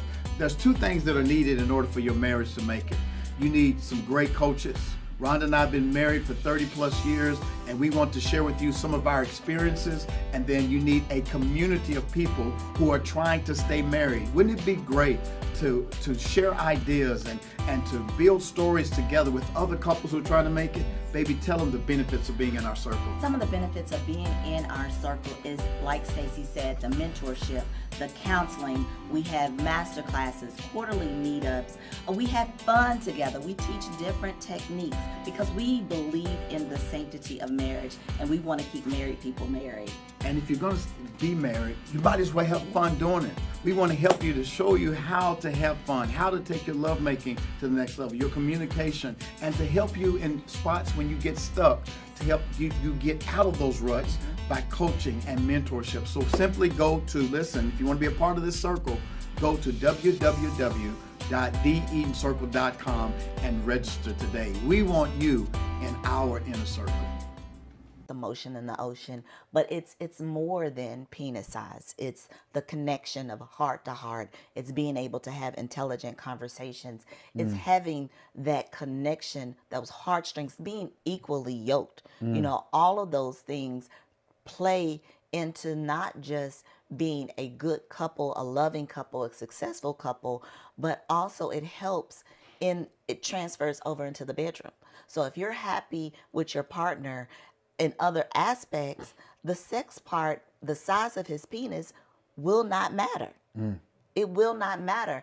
And there are transferable skills in the event that, let's say that the motion in the ocean is not motioning. There are things you can learn to make sure that you're pleasing one another. What are some of those things? Some of the things you can learn are different techniques, trying different positions, just being in tune with your spouse, knowing what your spouse needs and what feels good. Yeah, it's more to it than just penetration. Absolutely. And even with that, if you know that most of the nerve endings are around the opening of the vaginal canal, Right. it's not so much about how deep you go, it's how well you please those nerve endings around the opening. Right. So whether that's oral or whether that's you staying around the opening, you don't have to be super long in order to enjoy the quality of the lovemaking. And as a matter of fact, you know, many Taoists will tell you that it's about healing love. It's about transferring energy more than it is pounding flesh. Right. And when you can make that heart connection and you're exchanging that energy and loving each other, that is more meaningful than how big you are, how deep you go. It's about more about how can we, what's the quality of the time we spend together, Right. right? You know, I was also reading about some men that may suffer from erectile dysfunction, Okay. and that comes along with age too. Like when you get in your 40s and your 50s, your testosterone level starts to drop, and you may not be able to hold an erection like you used to. But one of the things you can do, men, is to go get some hormonal replacement, some testosterone supplements to help you maintain that erection. But there's also something called the soft entry, where men who may have some erectile dysfunction issues, you can enter in either halfway hard or soft into the vaginal canal. And what the Taoists would teach you is that you may enter soft, but you're going to leave hard. Okay. If you, once you are able to go inside your wife and you begin to love and exchange that energy, chances are you're going to get hard. The older you get, the more time you need spent on helping your husband to reach erection. There's things that you can do to enhance that, like working out, Foreplay. foreplay. Yes. Oh, that's so important. Very Talk important. about that. Foreplay is so important in a relationship, especially when you get to the end of the day and that expectation is there of we're going to have this nightcap, meaning we're going to have sex. Then you both need to be in that mind frame, whether that's taking a bath or shower together, lotioning up all over your body, not just from your ankles up. I mean, everywhere. And that may be some oral stimulation on both parts, some talking, some rubbing, just some being in tune with one Now, another. that oral stimulation is so important for men, especially as you get older. Okay. Because when we're younger, our testosterone levels are going through the roof. We're around 1,200. But when my testosterone started dropping, it went as low as 200. Now it's around 700. But what's needed as you get older is more stimulation, direct stimulation to the penis, because when you're younger, you be in math class and your teacher want to ask you to come and work a problem. You're like, no, ma'am, I don't want to get up, because you just have these spontaneous erections when you're younger because your testosterone levels were so high. We long for those days when we get older as men. It doesn't, as Eddie Murphy used to say, it doesn't get hard when the wind blows. But when you blow on it, when you blow on it, the erection that that comes about during oral stimulation is probably the most effective erection that you can give a man through oral sex. So ladies, I want to say to you that if you haven't learned the art of oral sex, giving your husband oral stimulation, you need to learn how to do that, because it's so important, especially as you get older. And we want y'all to be able to make love for life, make love all the way through every decade. And you can do it, but you got to concentrate. So go ahead. Let's be clear. It doesn't always have to be from the mouth. You can lube them up and use your hand. There's some tricks that you can learn where it's not always your mouth, but you can use your hand as well to help with that erection. But let me be clear. The mouth is the best. But there are different ways.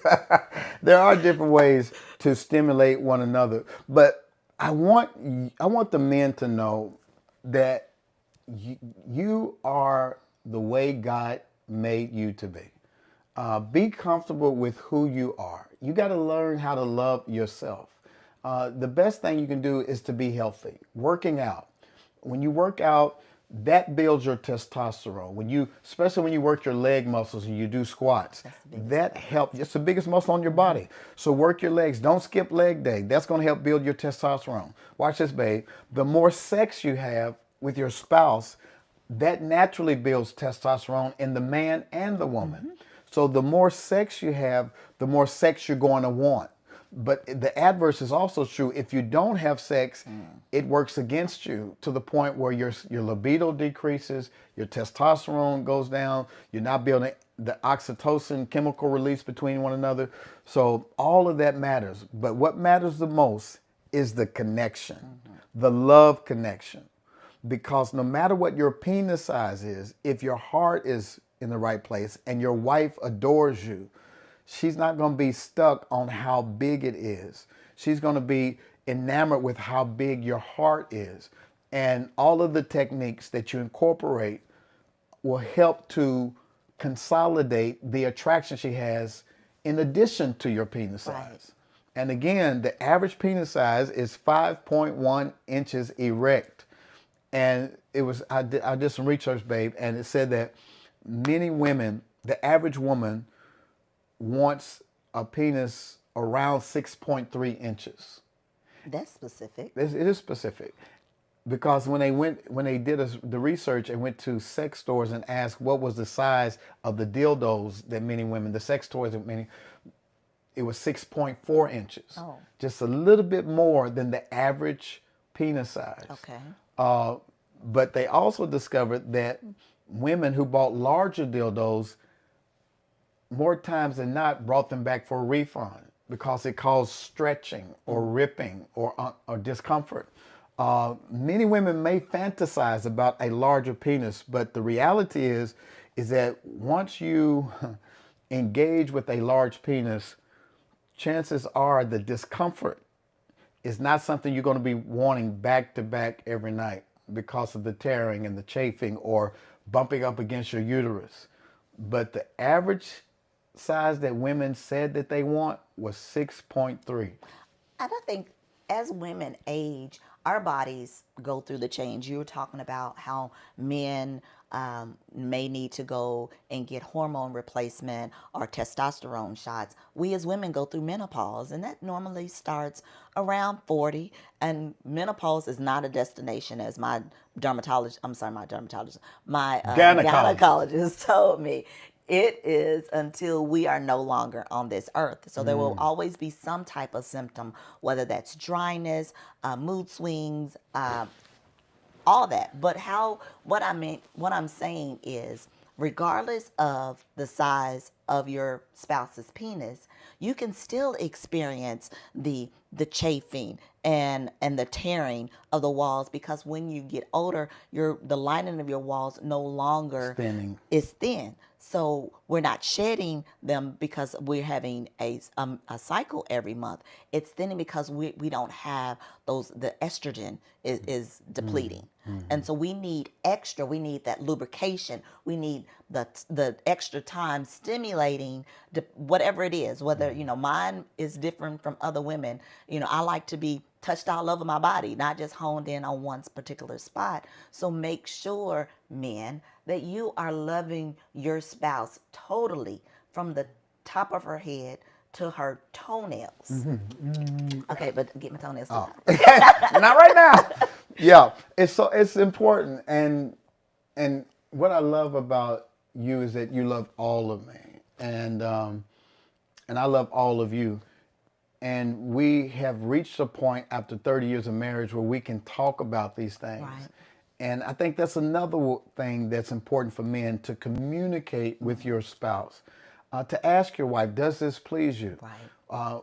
Do you like it when I go deep, or do you like it when I'm shallow? Do you want me to go all the way in or just stay in? Do you like circle? All of that, that's so necessary, because your wife should be your focal point in terms of what pleases her. Not what you saw on some porn site, not what you saw in the movies, not what you talked about in the locker room. What works for you and your wife? That's the most important piece. Does size really matter? I would say it doesn't. What matters most is how you use what you have. We say this in church, little becomes much when you put it in the master's hand. But when you say that, we are all divinely made by God. Yes, God made each one of us, of course, in his image, but we're all so very different. So you're different from my brothers, my biological brothers. You're different from every other man on this planet. And so you cannot, and women, we're different from our sisters and from every single other female on this planet. So you cannot compare yourself to the next, because the attributes that God has entrusted in you are so very different from That's good. anybody else's giftedness. That's good. You know? Baby, you're saying a lot. It's so important that we love our bodies as God made us. And some of y'all are listening tonight, you're like, I cannot believe that Pastor Spencer and his wife are talking about penises and breasts and buttocks. But guess what? You came on this channel because that's what we talk about. And guess what? The Bible talks about it. Absolutely. In the Song of Songs, there's 8 chapters. It's one of the most erotic pieces of literature in Scripture. And for 8 chapters, they're talking about each other's body parts. The man is saying to the woman, your breasts are like 2 fawns. And when he said 2 fawns, the image is when you see 2 fawns galloping over the hills, the back of their tails are white and in the shape of breasts, and they're bouncing. He said, your breasts are like 2 fawns jumping over a hill. He says, your body is like a tower that I want to climb, and your breasts are like clusters that I want to taste. Then she calls the man, she said, here comes my stag. She says in chapter 3, she says, I want to sit under your tree and taste your fruit. So that whole book of literature is talking about body parts. He says your navel is like a goblet I want to drink from. He says your pubic area is like a cluster of wheat grass that I want to. Yeah, so all of those body parts are mentioned. And I think we have to get to the point where we love our temples, love our bodies. God created these bodies for us to enjoy, to receive pleasure, to enjoy. We're not supposed to be ashamed of our body parts. We're supposed to love our body parts. And I think, again, the institution of slavery taught us how not to love our body. We didn't have agency. Women couldn't own their yes and their no. They were raped by the slave masters. Men were treated as breeders. But now we're rediscovering the beauty of love and sexuality and bringing it back to the divine place that God meant for it to be. Yes. Listen, we have talked about the men so far. I want to take a pause. I think we're going to have to come back for part 2. Okay. And talk about women. And so we're going to stick a pin right here, because there's a whole nother part 2 of how we want to talk about women and their body parts, because women struggle too with their body image. But before we leave tonight, I want to take time to talk about something that's very, very important.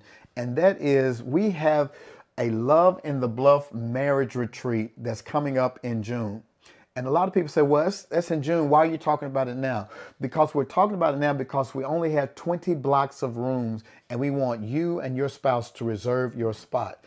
Babe, I think I am so excited about this Love in the Bluff marriage retreat, because we're talking about building intimacy. Mm-hmm. How do we get to the place where we are connected and we're naked and without shame, we're enjoying each other? Right. We want to put that spark back in people's marriages. Absolutely. Liberating fantasies so that you're not ashamed to share things that you may be thinking, but you might not act on them, but you're communicating that to your spouse. And I mean, you might be sitting on something that your spouse wants to try, but neither one of y'all are brave enough to say, I always wanted to do it on top of the dryer. And your husband's like, hey, that sounds good. Let's go in the washroom right now. But we want to teach you, how do you ask for the sex you want? The U for Bluff stands for unveiling communication. Mm-hmm. Communication is so key. It's important that we learn how to turn towards each other and not away from each other. One of the death tolls of a marriage is when you don't communicate, when you stonewall, when you don't open up and share what you're really thinking. We want to teach you how to communicate. What's the F? An F is for fun. Of course, having fun with one another when you're, doing new things, exploring one another. Make sure that you have a childlike wonderment where you want to learn and explore each other. Yeah, there's more to do than missionary. Absolutely. You don't have to always stay in the bedroom. And that leads to the other F, which is fueling desire. One of y'all may want it more than the other wants, but it doesn't mean that something's wrong with you. we just want to teach you how to balance out your libidos. What do you do? How do you set the proper context so that you have good sex, and y'all meet each other halfway, and have that passionate, fiery love that you had when you first met each other. So Love in the Bluff is going to be June the 7th through the 9th, but you should go and lock your room in now. And we set it up to where you can have 4 easy payments. And the payment, watch this, the cost of it for 3 days, 2 nights, stay in a hotel, that cost will cover two nights stay in the Hyatt Centric. It also covers your ticket for the R&B showcase of love music, 901 Live. It's going to be amazing. That also includes a meal. It's your swag bag, and it covers 5 workshops on that Saturday. It's going to be a power-packed weekend of making love on the bluff, teaching you new techniques, teaching you how to bring your love together. So tonight, if we were you, because it's going to sell out, if we were you, go to drstacyelspencer.com and register for Love in the Bluff and start your first payment so that you can lock in your hotel rooms, get your ticket for the R&B showcase, get your swag bag full of all these goodies that we're going to have in there, lotions and all kind of all stuff. kind of edibles. And I mean, just I can't tell you everything. But it's going to be really, really good, and we're excited about it. But we're going to pause right here because it's so much more we want to tell you about does size really matter. We talked about the men. Now we're going to talk about the women. So share this broadcast, please, if you like what we had to say tonight. If you have any questions, put them in the comments and we'll respond back. Or email us at drstacyelspencer@gmail.com. If you're too ashamed too scared to ask questions right here on this YouTube channel, just email us and we will respond to you privately. No question is a dumb question. We're not afraid to answer any of your questions. So please respond in kind. Anything else you want to say? Register today. Amen. And so we're going to be back next week with part 2 of Does Size Really Matter? Stay tuned to find out. Share this, please, with your friends, your couple friends. Share this with them because we need to talk about this. We'll see y'all later. Yeah, man. We could not wait for part 2, man. We got to drop part 2 on you because we were talking about how to be a great lover. What makes me a great lover? My wife thinks I'm a great lover. You know what's crazy? I had some people that were commenting on a previous podcast. We were talking about does size matter? And they were like, he lying, she lying, they not happy with each other. Let me look in the camera and tell you something. I'm a grown man. She's a grown woman. We've been married for 31 plus years. We dated years before that. We've been knowing each other since we were 18, 19 years old. So what I'm telling you is this. We are satisfied, honey. I like all of her. She likes all of me. We ain't got to lie to y'all. We ain't got to lie, Craig. So listen, come on in for part 2. We're going to tell you what to do. Naked and Unashamed. Just takes a little effort, we can work it out. These things go hand in hand, know what I'm talking about. Can we have one without the other, one without the other, yeah. One without the other, one without the other, yeah. We made it through the test, strengthening love and sex. We made it through the test, strengthening love and sex. All right, y'all, we're back, and we're talking about what makes your lover better than any other lover. We're talking about the Song of Solomon, right? Right. Song of Solomon says, "Why is your lover better than all others, O woman of rare beauty? What makes your lover so special? What makes us so special, babe? What makes you happy? Why are you staying with me all these years?" Oh my gosh, it's such a long list, but one of the things is that we have learned to really communicate with each other. So you can't do the guesswork. Yeah, in our early years, we tried to guess, but I don't have a teleprompter on my head. You don't have one on your head. So it's best to verbalize what your needs, wants, and desires are, as well as your frustrations. And the only way to do that is to continually build on your communication skills. Yeah, and for me, man, communication is just keeping it 100. Mm-hmm. You know what I mean? So many times we tiptoe around the tulips, Right. and we don't really say we won't say. You languish in boring sex or even painful sex because you think you're doing your spouse a favor by going along to get along. Mm-hmm. But the best sex you can have is honest sex. Right.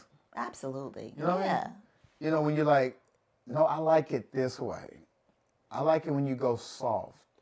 Or I like it when you go deeper. Or I like it, you know, you have to be honest about what you like. I don't want to go through life holding my breath. And I don't do that with you. You've allowed me this space to be able to communicate what I really want. Hey everybody, it's Spencer stopping by. We got some exciting news. Eden Circle is back open. That's right. We have a Inner Circle program that helps you to take your marriage to the next level through some personalized mentorship. There's two things that are needed in order for your marriage to make it. You need some great coaches. Rhonda and I have been married for 30 plus years, and we want to share with you some of our experiences. And then you need a community of people who are trying to stay married. Wouldn't it be great to share ideas and to build stories together with other couples who are trying to make it? Baby, tell them the benefits of being in our circle. Some of the benefits of being in our circle is, like Stacey said, the mentorship, the counseling. We have master classes, quarterly meetups.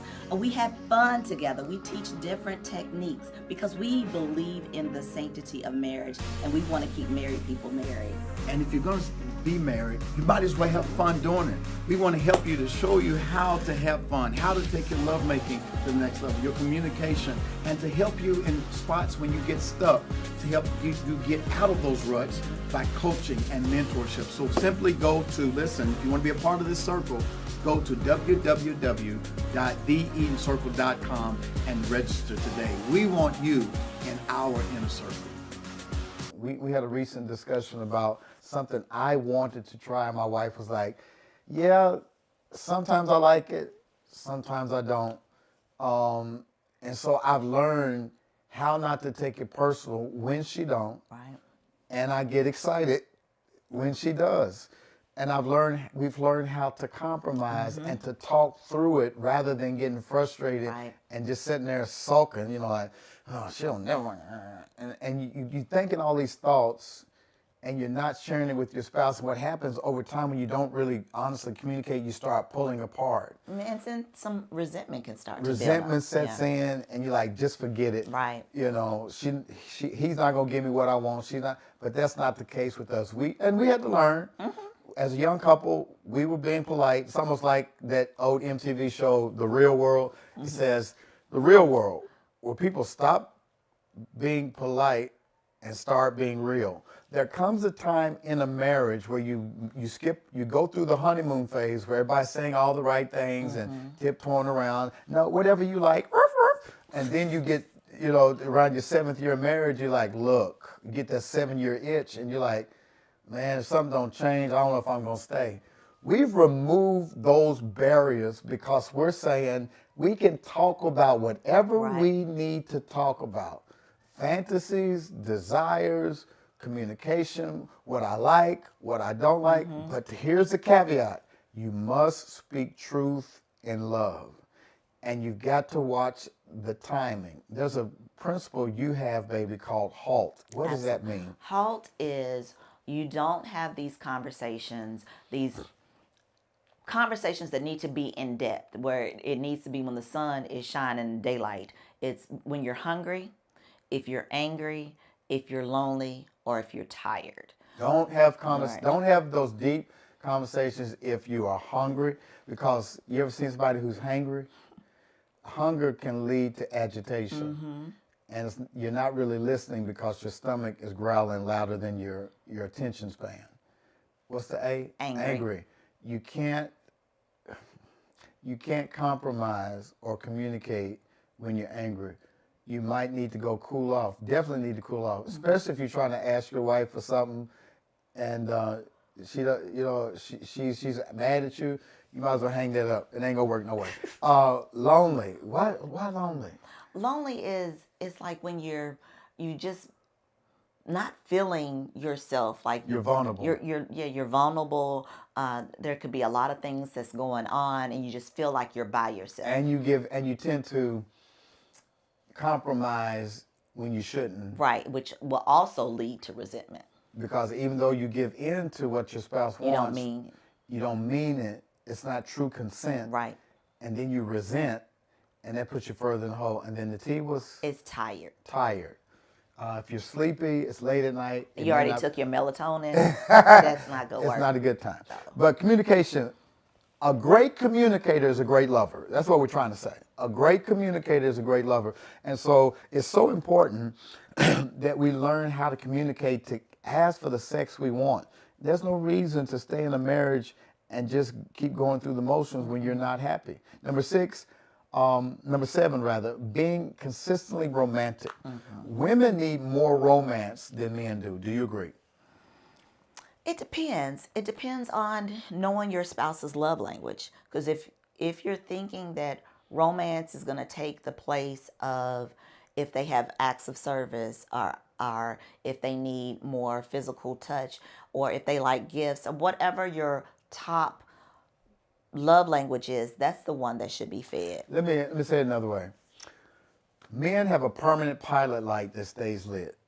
If you come up to me and you start rubbing on me, or you want to go down on me, I'm not going to say, stop it, you haven't romanced me today. Because your number one love language is physical touch. Men. Okay. But you said me. I said men. Okay, men. Men Okay. have a permanent pilot light. Women must be wooed, must be romanced. Their mind has to be loved on before you can love on their bodies. Do you agree? I agree. So that's what I mean when I Yes, say agree. men. Okay. Women must be romanced more than men. Right, because you don't want 5 minutes before you get ready to go to bed, you're like, oh, I'm going to get some tonight. And you really haven't checked in with your spouse all day to see where their headspace is, how they're doing. You haven't talked to see if they had a hard day or if the kids are bouncing off the wall. So yes, definitely. So men, you got to romance. You got to consistently romance your wives. But romance her the way that she likes to be romanced. Right. So if she's a flower girl, get her some flowers. Right. If she's a note girl, send her a text. If she's a phone call girl, just call and say, hey, I just called to say I love you. If she is a PDA girl, hold her hand while you're walking, right? Right. You got to figure out because not all women are touchy-feely. Right. Some women, their love language is gifts. Some women, act of service, filling up her gas tank, washing her car, taking out the trash, loading the dishwasher. How do you romance? Are you still flirting with each other? Do you write each other notes? Do you send pics that you don't want them to open up in front of their coworkers? And don't use the company phone. Use your personal phone. Another one is being spontaneous. I think that makes you a great lover. When you're spontaneous, not just rudimentary, going through the motions, you're spontaneous. Like when we were younger, I remember my wife punked me out one time. How? We were in Collierville driving for lunch, and she's like, go over in that parking lot. I was like, for what? She said, come on, take me right now. I was like, I'm scared. And I'm like, ah. But thinking back to that, we could have got arrested. Right, so don't do that. Don't do that. But it was fun. It was fun. Don't do that. Do that. No, I'm not trying to go to jail. Orange is not my color. Be spontaneous. being realistically spontaneous. We don't want you to do anything illegal because we don't want you to say, well, my pastor said we can make love in the parking lot in Collierville. No, we didn't say that. We didn't say that. We did not. You didn't hear that from me, but you do want to be spontaneous, man. I've driven home before. My wife met me at the garage with a birthday suit on. Those kind of things are spontaneous. or she might come in while I'm studying, or I might go in and kiss her, or we might chase each other through the house. Or we driving down the road in the countryside and you stop the car in the middle of the street and run in the field and gather flowers. You know, those kind of Or things. get out, or pull over on the country road and get a blanket and go make love out in the fields. Those kind of things. Hey. I'm just trying to. I just wanted to see what she was going to say. You know me. I surely do. Number 9, pay attention to what your lover's body is saying. I think what makes us good lovers is we know each other, and we can tell by just a flinch of the body if something was pleasurable or painful, or the way you breathe, the way you moan. It's like, okay, I need to stay right here. And I've learned that sometimes when my wife responds in pleasure, it doesn't mean for me to go harder. For her signal, that my signal is, okay, keep that pace, keep that pattern, don't break it. Because if I vary, she's gonna be like, why did you go different? I'm sorry. So I've had to learn that. So what I'm saying is, have you become such a good student of your spouse that you can read what their body's saying? What do you think? I agree. And even before it gets to the bedroom, you know, if you notice that your wife or your husband is limping, you know, or they may be expressing some pain in their body somewhere, or, you know, have that verbal communication with them first, so you don't have to do that guesswork. We're trying to help you take the guesswork out of everything. There's no need to guess. Notice the body. Read their body. That's what a good massage therapist does. I've been to some therapists before, and I can walk in the room, they're like, yeah, You've been leaning on this, you're favoring that, yeah. You've been doing a lot of driving, you've been sitting up in an airplane. They can read the body to know that certain body parts are more fatigued than others. And that's what you need to do for your lover. You need to be able to read their body. Oh, you want more affection here. You want me to rub here. You want me to stay right here for a little while. A good lover knows how to read the body like a mountaineer knows how to read the geography of the landscape. Do you know the landscape of your lover's body? What else makes me a good lover, babe? Well, we're now in this space where we know that having an orgasm is not the goal. And we mentioned it earlier, but making sure that you're staying present with one another, that you're enjoying the journey. And there's sometimes that an orgasm doesn't need to take place, whether you're just making sure that you're connected to your spouse in some way. You know what? Help me with that as a man. Help the men that are listening on this podcast. You said orgasm is not the goal. Many men are goal-oriented. Hence, we love football. There's a goal. We love basketball. There's a goal. There's a goal. What then, my darling, is the goal of great sex? The goal, I believe, of great sex is pleasing your spouse. Because sometimes you have to remove self from sex and making sure that she's okay. And that may be like, okay, well, you know, I've given her hers first. I don't need one tonight. Hey, that may be good. You know, coddle her. Go fix her a turkey sandwich. I was reading this book called The Multi-Orgasmic Couple, and they were talking about how to separate orgasm from ejaculation. And a lot of times men throw all of that in together. We equate an orgasm with ejaculation.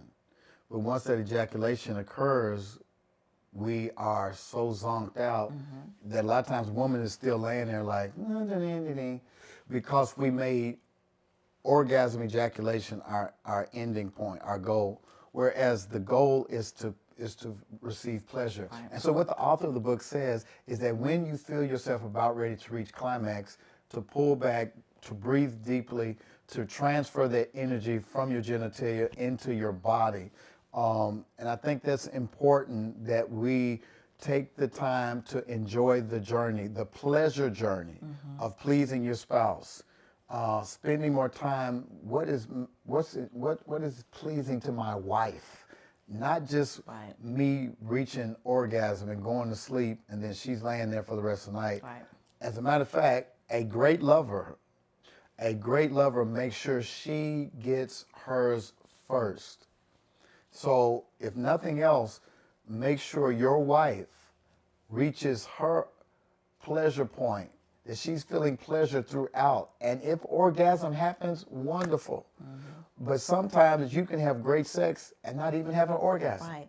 Go in and say, hey, baby, it's all about you tonight. Don't worry about me. I'm taking care of you. Yeah. So as a woman, do you really mean that when you don't have an orgasm, but you had sex? How is it that you feel like you're still fulfilled even though you didn't climax? I feel like I'm still fulfilled because we've had that intimate connection. So we've exchanged, our energies together. And it's not always that an orgasm needs to be had that night or that afternoon or that morning, depending on your sex cycle. But it doesn't always mean that an orgasm is needed.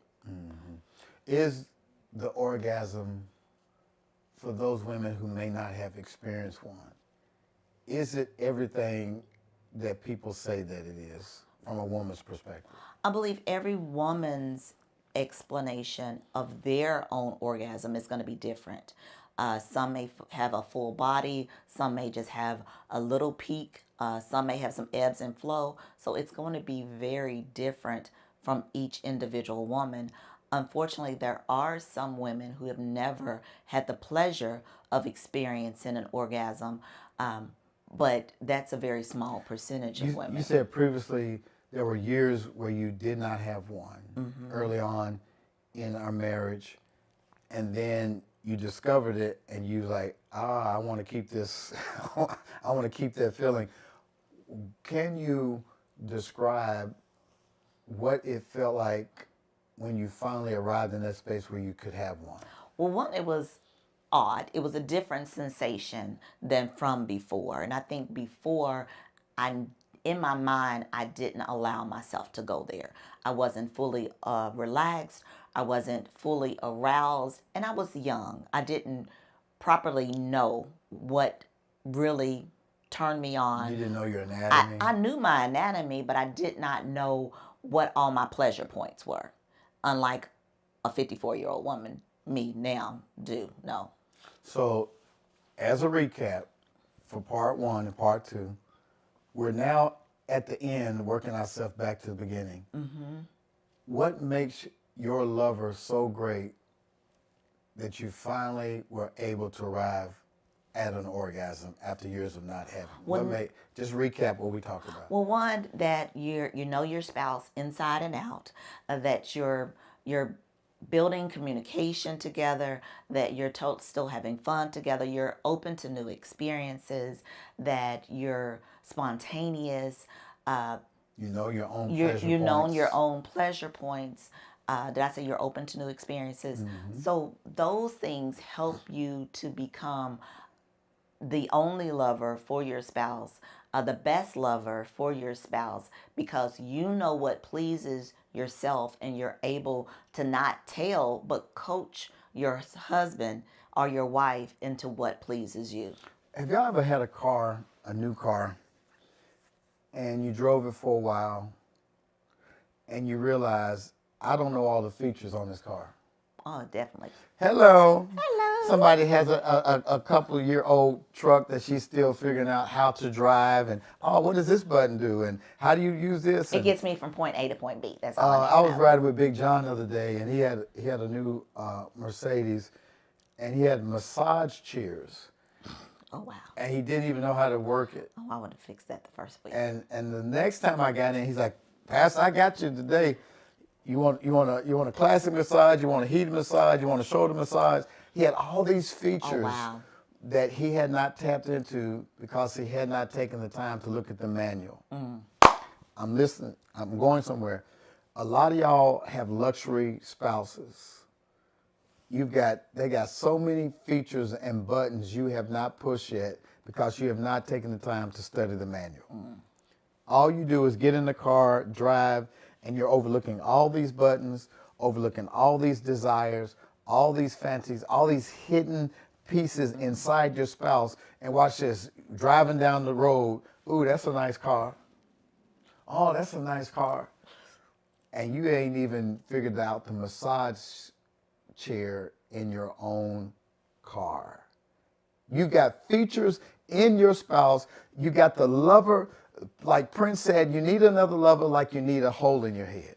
You don't need another lover. You just need to tap into the fullness of the one you already got. Ain't no woman like the one I got. Nobody can do me better.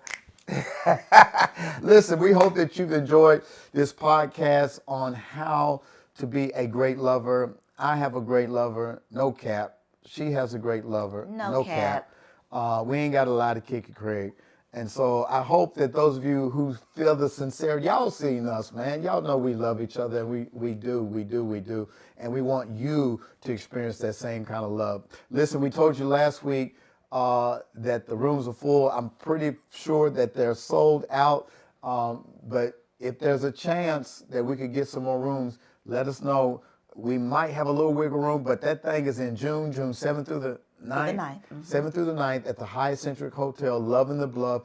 20 plus rooms. Woo! We are going to have a great time. Yes. If you didn't make it this year, you better be there next year. Next year, I believe we're going to go to Cancun, Mexico. We're going to scout out a place pretty soon, and we're going to be back and let you know more about it. But our international retreat will be in Mexico of June of 2025. 2025 is going to be live. We're going to Mexico. We're going to go to Mexico, and we're going to go to the beach and have a wonderful time and show you how to be naked and unashamed in Mexico. So please get ready for that. And update your passport. Update your passport. Start saving your dimes.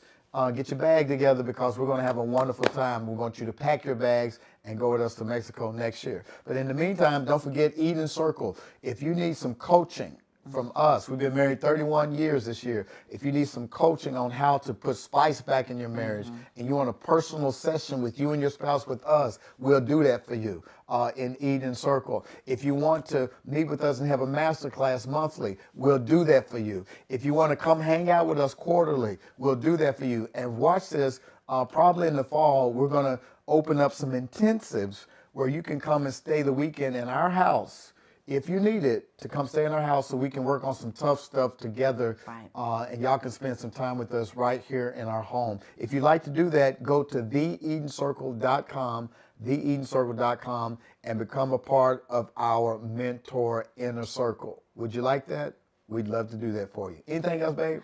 No, we're so excited that you guys decided to come on this page. So make sure that you like, subscribe, and share. Like, subscribe, and share. And you know what I told him last week? What'd you tell him? Don't be a secret lover. Don't be one. Oh, we love your podcast, but you ain't saying nothing. I need you to leave a comment, please, on all our YouTube channel, our podcast channels on Apple, Spotify, Google, wherever you are.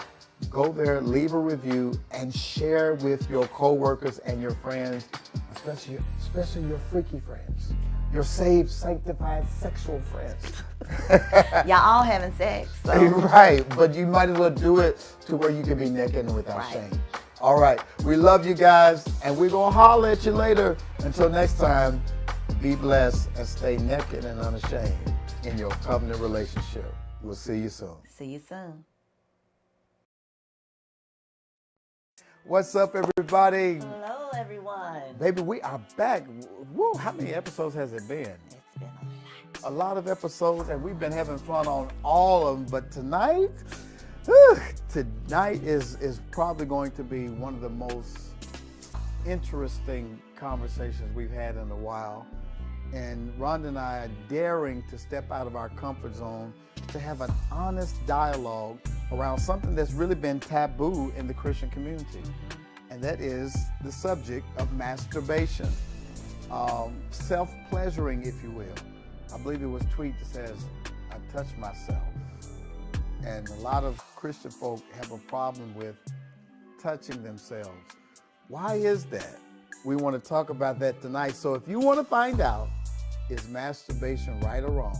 You're in the right place at the right time for Naked and Unashamed. Stay tuned. We made it through the test. Strengthening love and sex.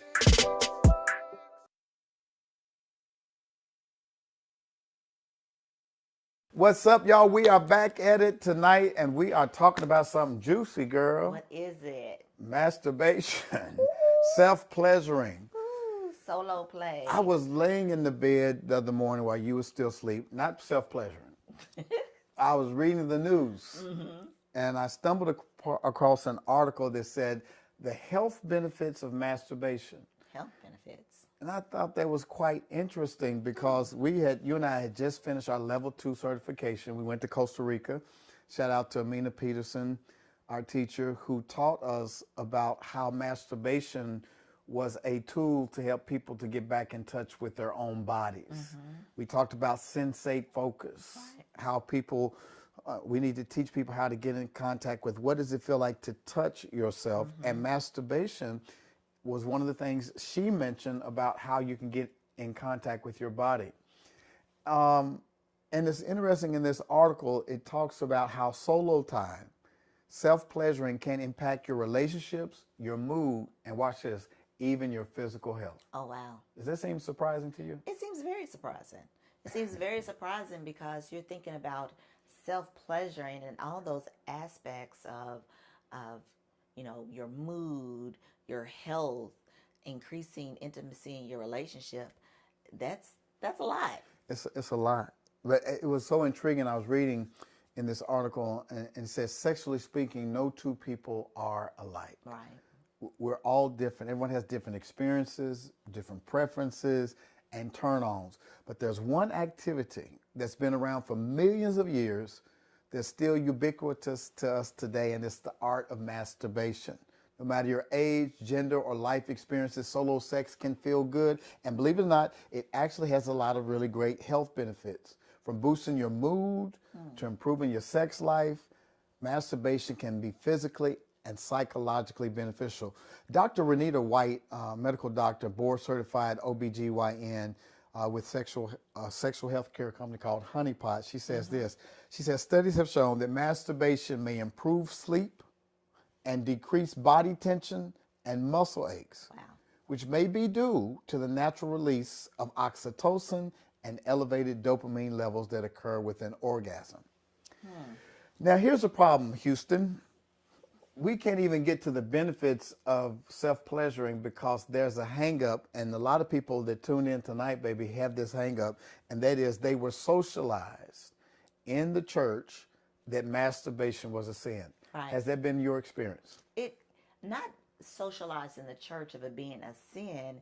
It's just been where it's like, really, is it necessary?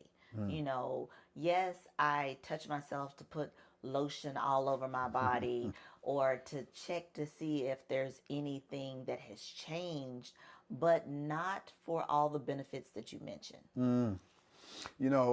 Going back to the socialization part, for me, there was a lot of shame around masturbation. There were urban myths that if you masturbated too much, you could go blind. There was even theological myths around the fact that masturbation is a sin.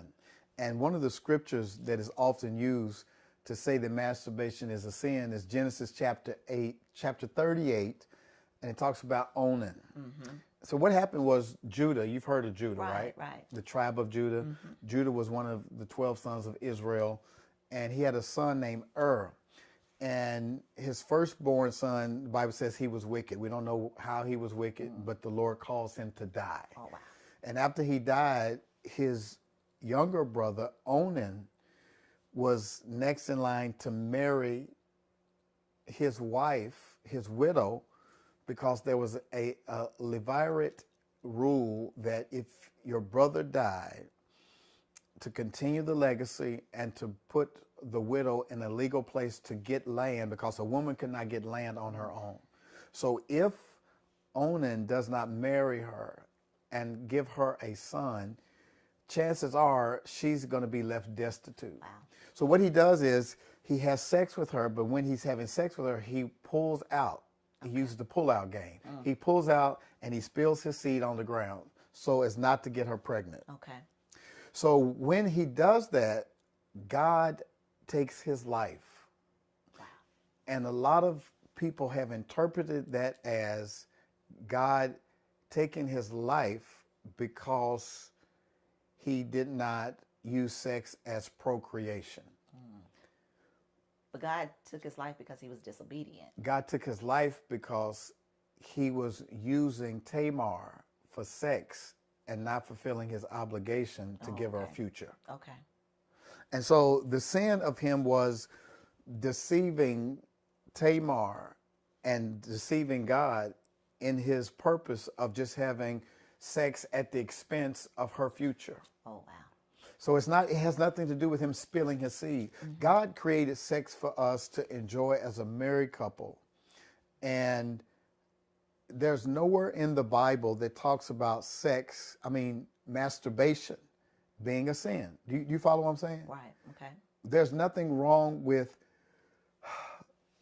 masturbation or touching yourself or self-pleasuring. The word masturbation, even saying it, it's like, ooh, Mufasa. It's like, you know what I'm saying? It's cringy. Yeah, it is kind of cringy. Because we have been raised to think that there's something wrong. So you have people sneaking around, masturbating in closets and bathrooms with the light off under the covers because somebody told them it was wrong. Masturbation or self-pleasuring is a way for men and women to explore what pleasures them sexually and enhancing their health at the same time. Did you remember what we learned in our studies last week about how babies have been seen in utero actually masturbating? Right.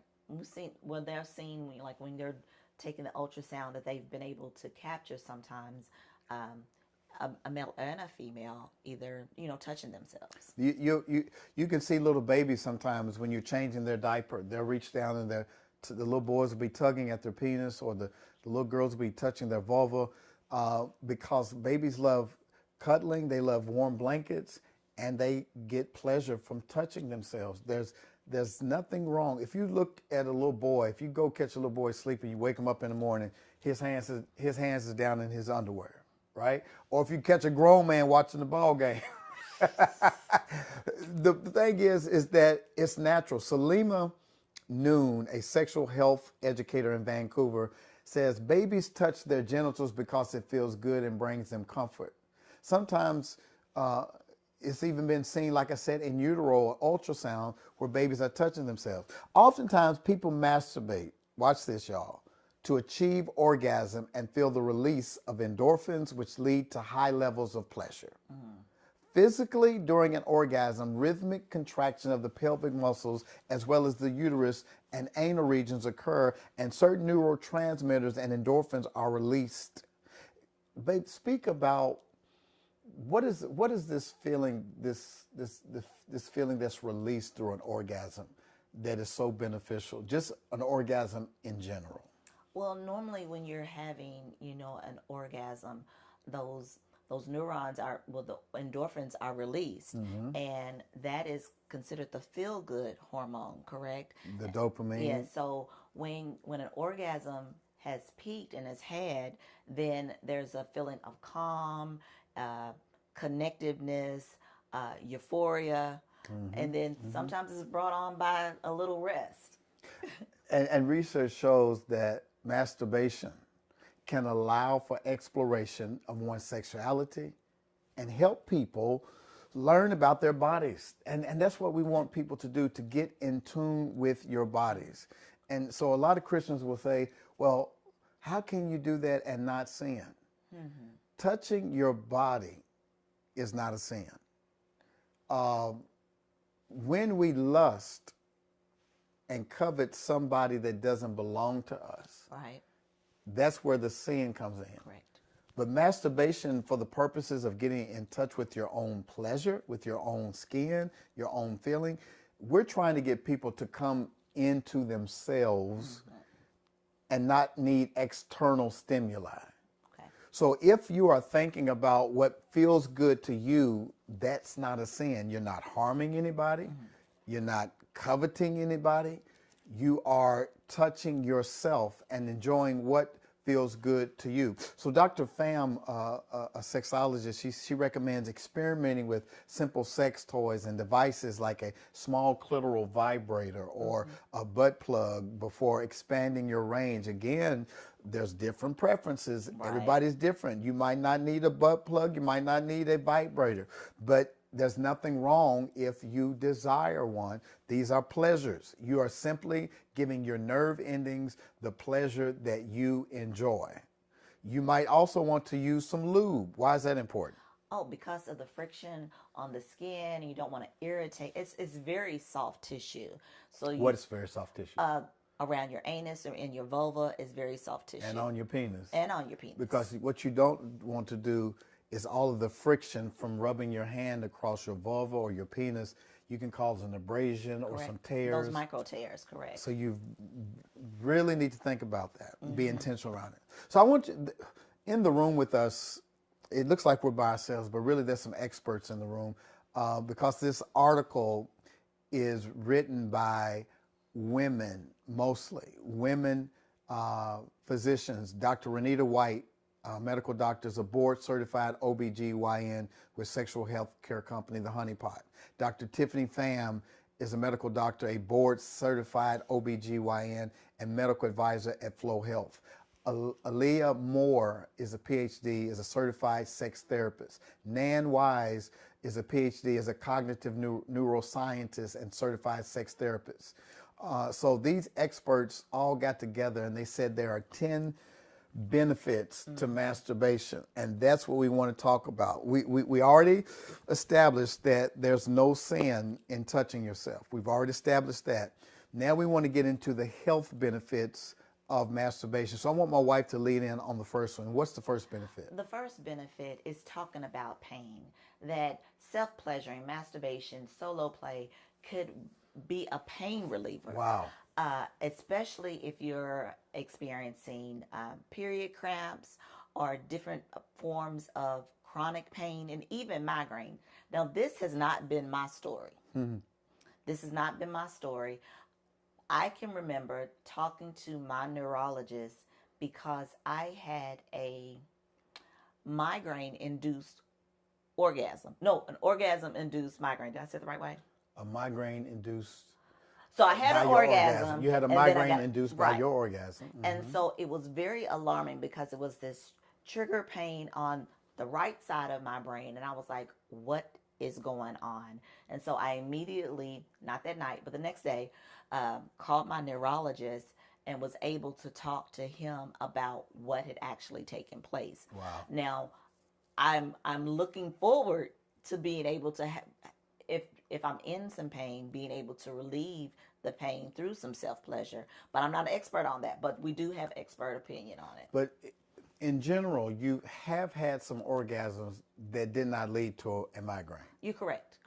And those migraines, those orgasms that were not associated with migraines afterwards, what release did you get from that? The release, well, most women know what an orgasm feels like. A lot of women don't. 80% of women cannot experience an orgasm through penetration. Correct. But that's through that technique. But as far as what I felt is, this feeling of euphoric, but it was kind of short-lived because I didn't get an opportunity to just bask in the orgasm, because then, you come along. You got to take care of me, right? Right. So as far as that feeling, I wasn't able to just be able to sit in that feeling on my own. And I think that, ladies, that's why it's important for you all to self-pleasure so that you don't have to worry about pleasing somebody else.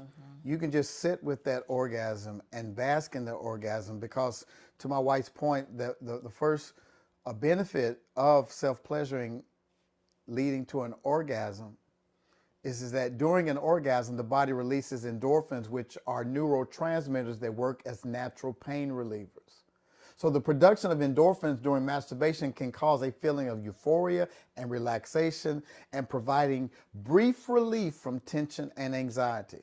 So sometimes instead of taking aspirin, you might need to self-pleasure. I don't know. I'm just saying. It's what the doctors are telling us. I want to go to number 2. Another benefit of self-pleasuring is it can improve your cardiovascular health. Wow, yeah. Masturbation not only leads to a happy soul, but a happy heart. Studies show that higher rates of orgasms obtained through vaginal penetration can increase heart rate variability.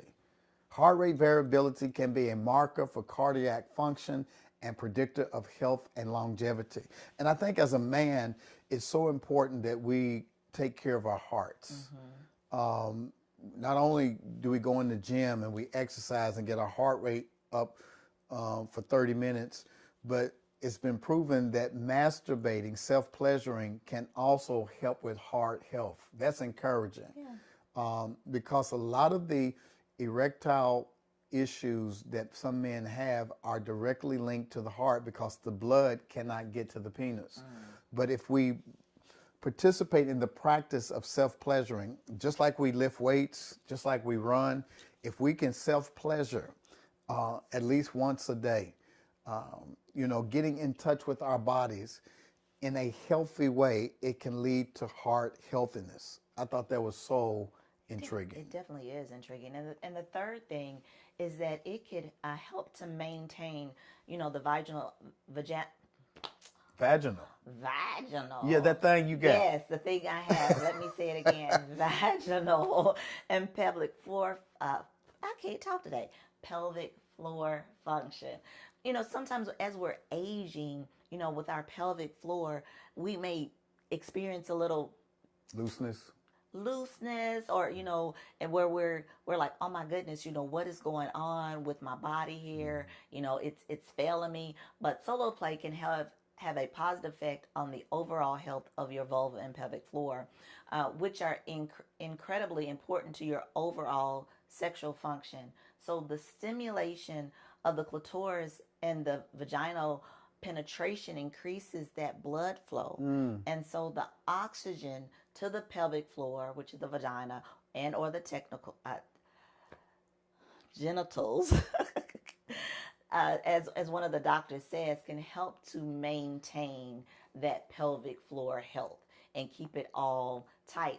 There are some, like if we do Kegel exercises, those have been able to help, but they're now saying that self-pleasuring and masturbation can also help. Ladies, it's like lifting weights for your vagina. It's helping those pelvic floor muscles to be strengthened, especially for those women, would you agree, that have given birth? Oh, definitely. Yeah. You all have the miraculous muscle memory that your vagina can come back after these huge babies coming through. It can come back, but still there's a need for some more tightening. And when you consistently self-pleasure, those orgasms, that rhythmic contraction of your pelvic area, the blood flow that comes when you're excited, when there's clitoral stimulation, all those strengthen that pelvic floor muscle. So in order to increase that muscle strength, you must have some exercise. Yes. And masturbation is nothing more than exercise, self-pleasuring. You get pleasure out of it. Now, I think I'd rather self-pleasure that way than go in the gym and lift a bunch of weights. There's a half a dozen on one end, half a dozen on the other. Another benefit for masturbation is that it can give you a mood boost. How many of y'all could use a mood boost to get you in a better mood? Nothing gets me in a better mood than being with my wife and being intimate. But the doctors are saying that I can also self-pleasure, that you can also self-pleasure to help your mood. Anyone who's masturbated before might know about the happy pill feeling after you finish. It's almost a floating-like sensation that overwhelms your whole body. But I've got to be a little transparent in that early on, masturbation caused me cognitive dissonance. I felt guilt around masturbation. Why was that? Because of how we've been socialized to say that it's wrong. I felt like I had to sneak and do it. I felt like I had to hurry up and do it. And that just set up this this bad cycle of masturbating and then feeling guilty. But now that I'm older, now that I have a better understanding of my sexuality and my theology, my sexuality and my spirituality are now integrated to the point where I don't feel like I'm doing anything wrong. Okay. I have not found anywhere in the Bible that says it's wrong for me to touch myself, right? So now I know the benefits of getting in touch with my body. Okay. I know the benefits, and watch this, a lot of sexologists will encourage you, men, to do semen retention. That orgasm is not the same thing as ejaculation. Mm-hmm. We do not always have to ejaculate in order to reach orgasm. Orgasm is more in the brain and in the spinal cord. So when I'm experiencing pleasure and I know how to please myself as a man, guess what that does for me? It not only puts me in a better mood, but it also gives me information about how I like to receive pleasure. So I can come back to you and say, babe, can you touch me this way? Okay. Can you pleasure me this way, because this is where it feels the best for me. But I never would have known that. Mm-hmm. And it also teaches me a discipline of getting to the edge of ejaculating and being able to pull back. Because men, whenever you ejaculate, it also causes a decrease in energy. Mm-hmm. Hence the refractory period, right? That after we ejaculate, it takes us about 30, 40 minutes before we can get back up. Okay. And the older you get, that refractory period gets longer. Oh, wow. So with the exercise of self-pleasuring and masturbating as a man, I learned how to get to that edge without ejaculating, and I preserve my energy. And I'm able to last longer when it comes time to being intimate with my wife and I'm doing vaginal penetration. I can last longer because I've been exercising that muscle and learning how to withhold the ejaculate, because I can still have an orgasm without ejaculating. Okay. How does that relate to women in terms of this mood boost? Would you think this would be a good thing for women to help with their moods? Definitely. Again, as we begin to age, one of the things that happens with menopause is that we have what's called like a brain fog. And so I could see where, self-pleasuring, especially if you do this in the morning, could give you that, help you get up and go. I don't know if you women like me, after I've had an orgasm, then I have more energy. Really? And so that allows, if I had an orgasm in the morning, then I could, that would be my happy pill for the morning time to get some work done, as opposed to dragging into work or dragging to my desk to get my day started. I like what she said. She said your day goes better when you're in a better mood. So sometimes when your spouse is not available for you in the morning, and you want to get a good start to your day, why not self-pleasure before you get into work? Nobody has to know why you're smiling when you go to work. You just know you feel better because you went through your practice, right? Mm-hmm. And so practice makes perfect.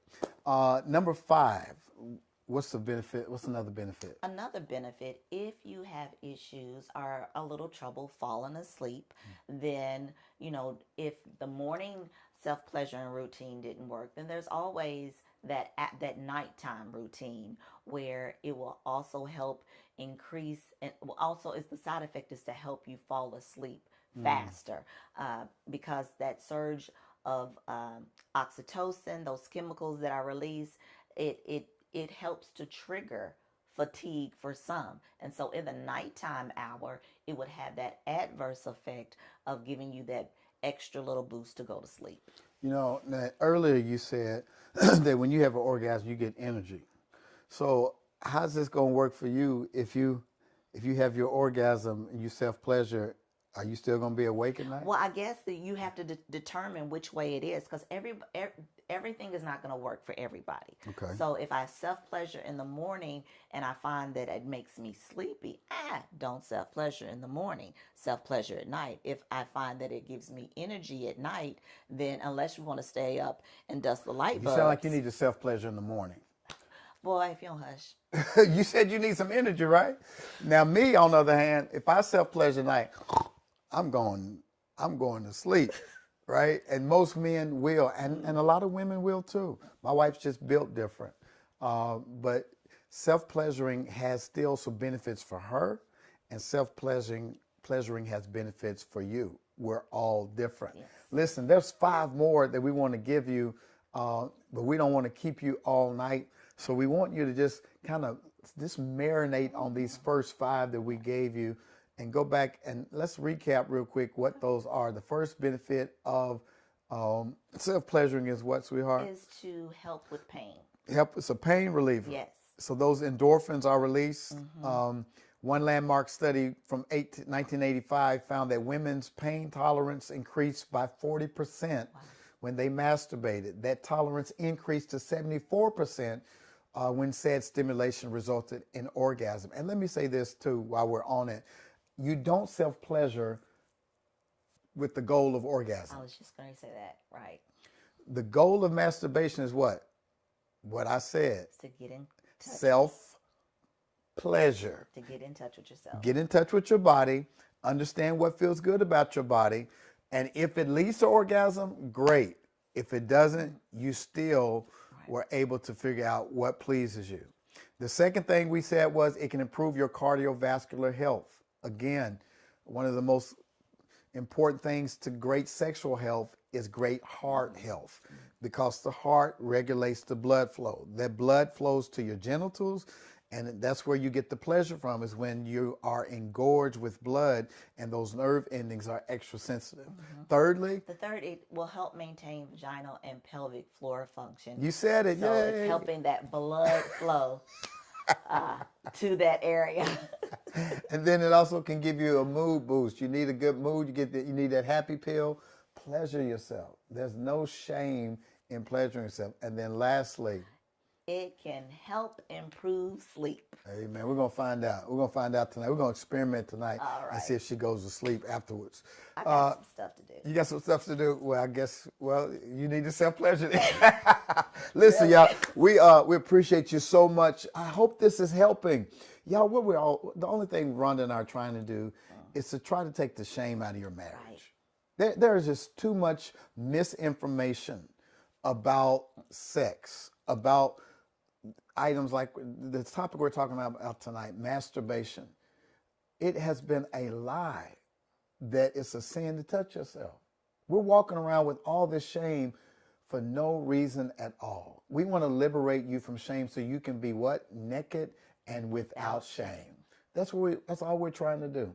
So I'm pretty sure that you're going to have some questions that come up. If you want to email us, you go to drstacyLspencer@gmail.com and email us the questions that, watch this, you might be embarrassed to ask on this YouTube channel, but we're not embarrassed to answer your questions. So if you send us a question, we will respond to that.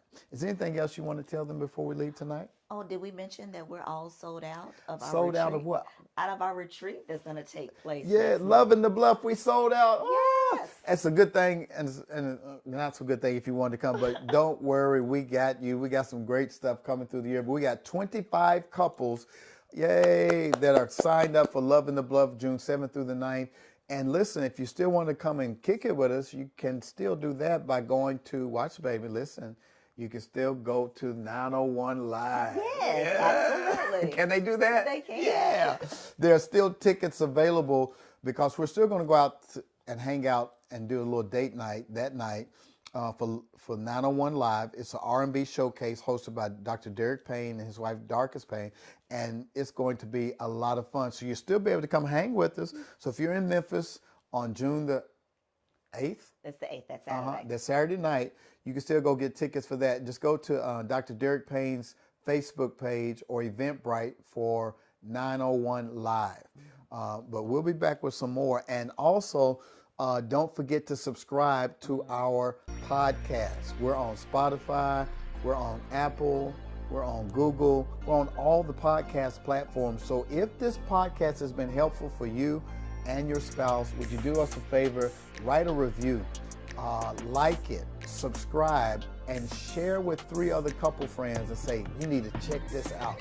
These couples are courageous and they're talking about stuff that I didn't think Christian folk could talk about. Why can't we? God created this for us to enjoy. And doggone it, if we're going to stay married for life, we're going to do just that. We're going to enjoy ourselves sexually. We're going to be erotically conscious, and we're going to be naked and unashamed. And ain't nothing y'all can do about it. All right, please share. Come back for part 2 next week. We got 5 more benefits to self-pleasuring that you do not want to miss. We'll see y'all next time. Hey everybody, we are back at it, and we are excited about tonight because the women are taking over. We're taking over. Come on, baby, tell them what's up. We are going to talk about what every woman wants in bed. Okay, well tell me, I'm listening. Okay. Listen, just a little precursor. Y'all know we are in election season, right? And we got our little vote shirts on tonight. It's so important for us, more than ever, to get out and vote. Your voice matters. So tonight, my wife is leading. I believe in women taking the lead. And so I'm going to let her lead us. When we come back, she's going to tell us how important it is for a woman, for us to know what women want in the bedroom. We're going to let you know tonight that this is for educational purposes only. This is for mature audiences only. We prefer people who are married or seriously dating, who are considering marriage, because we want to give you the tools that you need for a successful marriage. So they should also do what? Also, make sure that you like and subscribe. All right. So we'll be back in just a few minutes because my wife is going to tell us what every woman wants in the bedroom. I'm listening. We made it through the test. Strength and need, love and sex. So tonight we're talking about what every woman wants in the bedroom. Okay. So I think it's important that when you're married, that you need to not tell your husband, but be forthright with your husband and telling him, oh, this is what I desire, this is what I don't desire, this is what I like, this is what I don't like, and making sure that you are getting the pleasure that you deserve and you want in the bedroom. All right. I'm all ears. You know, I think most men want women to be a little bit more forceful, a little bit more verbal, because a lot of times men have to do all the chasing, all the initiating. So, yeah, tell us tonight, what do y'all want? Well, there are times that, when we're intimate with our spouses, that we want to make sure that as women that we're relaxed. Well, let's back up. That we want to make sure that our list is available to be intimate, with our spouse. Sometimes we have so much going on in our head or so much going on at home that we miss that opportunity to be intimate with our spouse, and we sometimes put it on our list as a to-do list, which it should never be a to-do list. But once we get that list cleared enough, we want to make sure that we are relaxed. We're in a relaxed state of mind, that there's not a lot of chaos going on, where we can just be fully present, with our spouse. Let me make sure I heard you right. You said you want men to know that women have a list. Definitely. And this list that is in your head sometimes prevents you from relaxing. It does. And what we can do as men is to make sure that the list is cleared. Yes. So you can relax. Absolutely. And there's sometimes on this list, it's not saying if you have 10 things on the list that you're going to do all 10 things, but you're able to alleviate some of those things so that you can make sure that you can relax, so that it can happen naturally, so that, pleasure can happen naturally. And another thing that every woman needs to know her own body. We can't tell our husbands what we like or desire when we don't know our own bodies. Yeah, we know some may know basic biology about our bodies and the functionality, but we really need to communicate to our spouse and to ourselves, knowing that, okay, this is what feels good, this is what doesn't feel good, this is how I would love to be touched, this gets me off, this does not, this sets my teeth on rocks. So we need to make sure that we know our own body and how things feel to our own bodies. Let me ask you a question from a man's perspective. So some young men were exposed to sexuality through pornography. Their introduction to sexuality was through porn. Okay. And porn is kind of one-dimensional. It's very aggressive, very rough. What do women really want in the bedroom as it relates to touch and aggression? What does a woman, the typical woman, want from her man in the bedroom that he may have missed from being exposed to pornography? With pornography, one, those are actors. Lots of cuts and takes, it's not real. What we want from our husbands is for them to be present, because sometimes the body can feel and do things to the spouse, but you're not thinking about your spouse, where you may be thinking about a scene that you may have seen in a pornographic movie, or something that you've seen on television that you're acting out in your mind, and you're non-verbally making that suggestion on your wife's body. So what you're saying to me is that women know when a man is not physically present in the moment. Absolutely. That his body is with you, but his mind is somewhere else. Exactly. So how do you discern that connection as a woman? I think it's a maturity thing and knowing your spouse. And then you could still communicate. Hey, are you here? Are you okay? Bring your spouse back to awareness. Bring your spouse back to you, back to their body, making sure that they're not living outside of their body per se in this act. How do you know when I'm present with you? What are some cues to let you know that I'm with you, that I'm locked in? Well, one, there's the movement. Then there's the talking, the sounds that are made, our communication that we're having while we're intimate with one another. That's how I can tell that you're present with me. But you made a comment about how do you tell if a wife wants it rough or set or soft, gentle, or slow. gentle. Yeah. I think that really depends, because sometimes the sex act can start off very very gentle, and then it could progress To what? to being more rough or more interactive.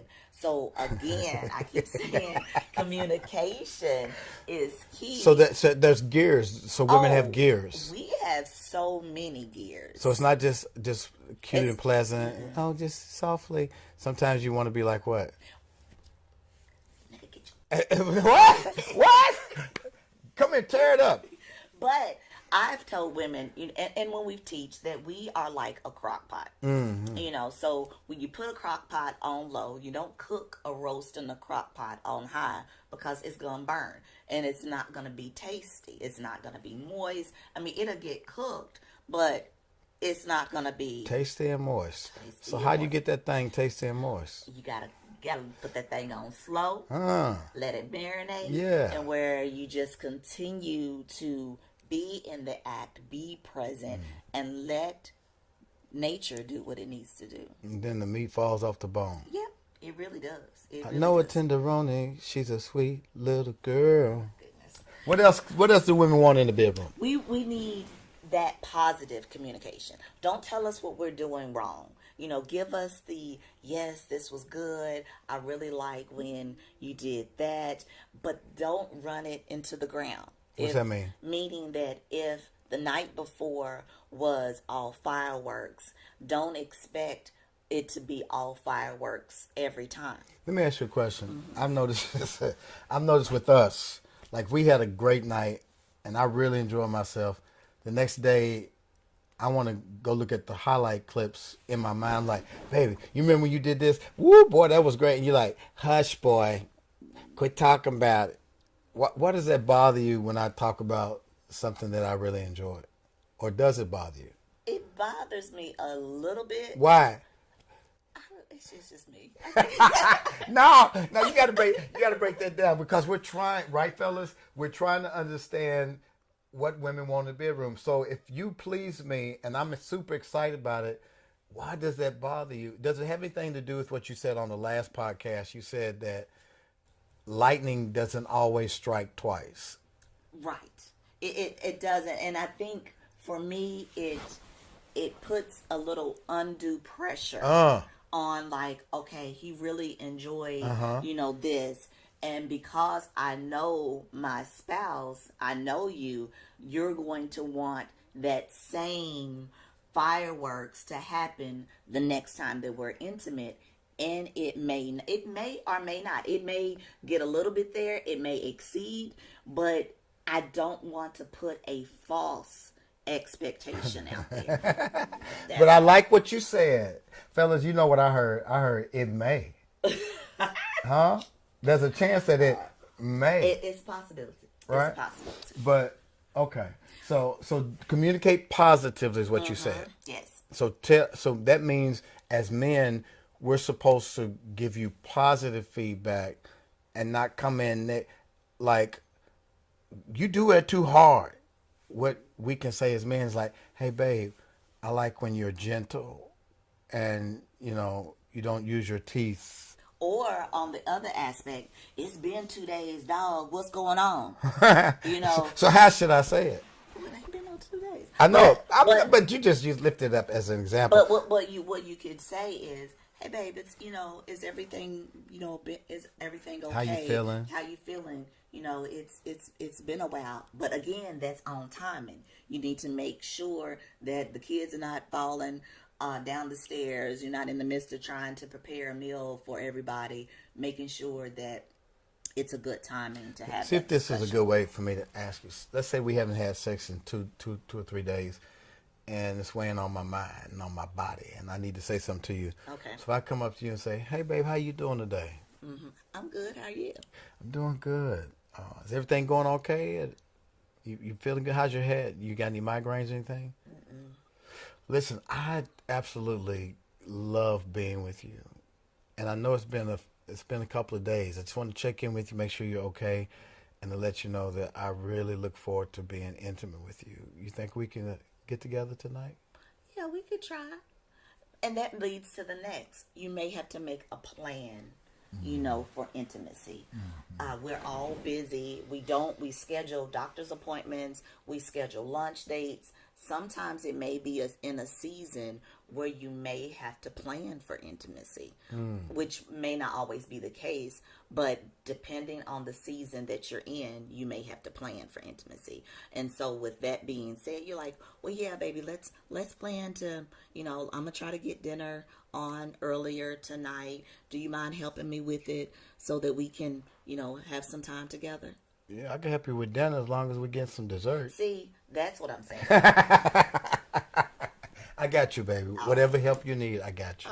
What's another thing that women want in the bedroom that every man needs to know about? Well, we need to make sure that you don't assume that we know what you want. So, in the act, we need to make sure that you're not assuming, oh, well, she likes this position.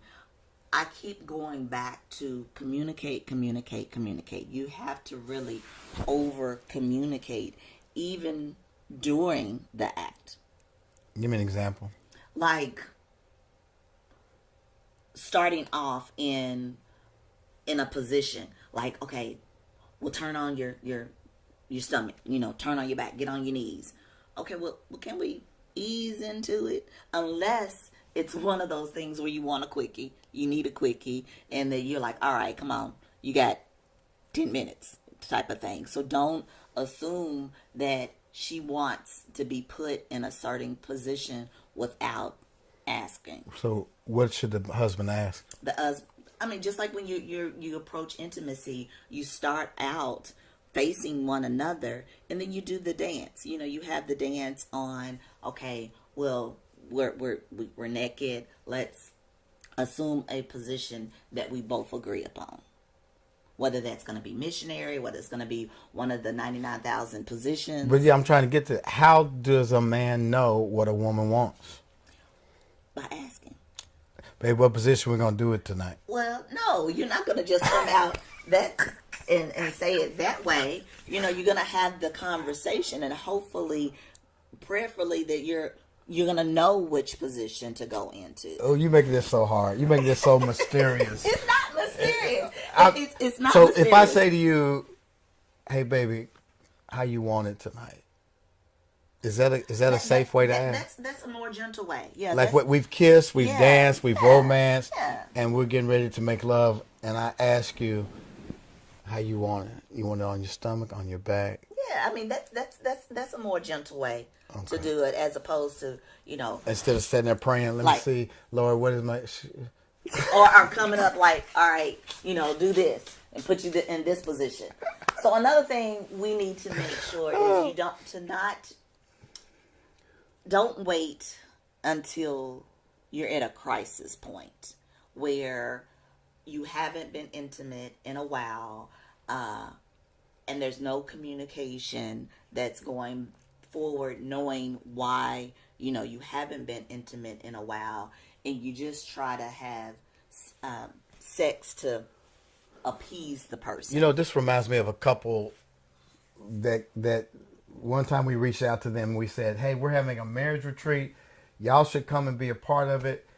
And the husband's response was, our sex life is fine. We good. We don't need no help.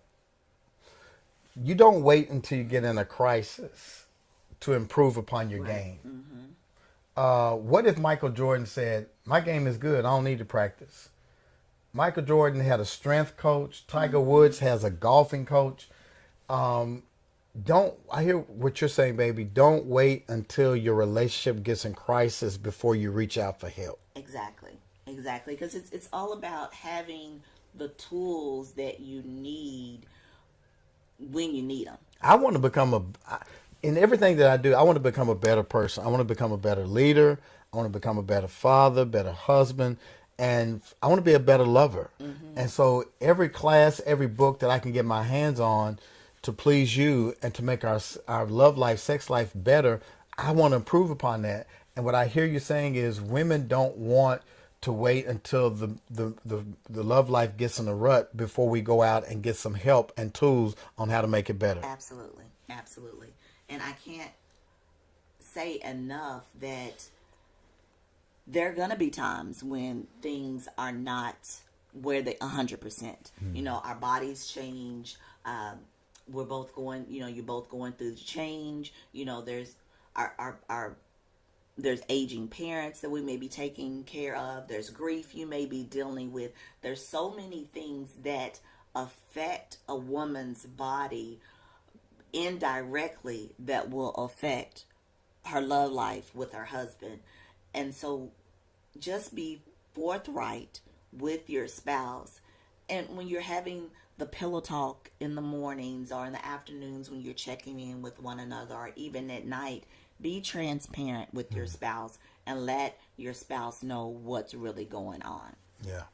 I was reading an article by Sarah Bright, a sexologist from the UK, and one of the points she made that she wants men to know that women want to express is, don't think everything is on the menu. What do you think about that? Don't think everything is on the menu. What do you think she meant by that?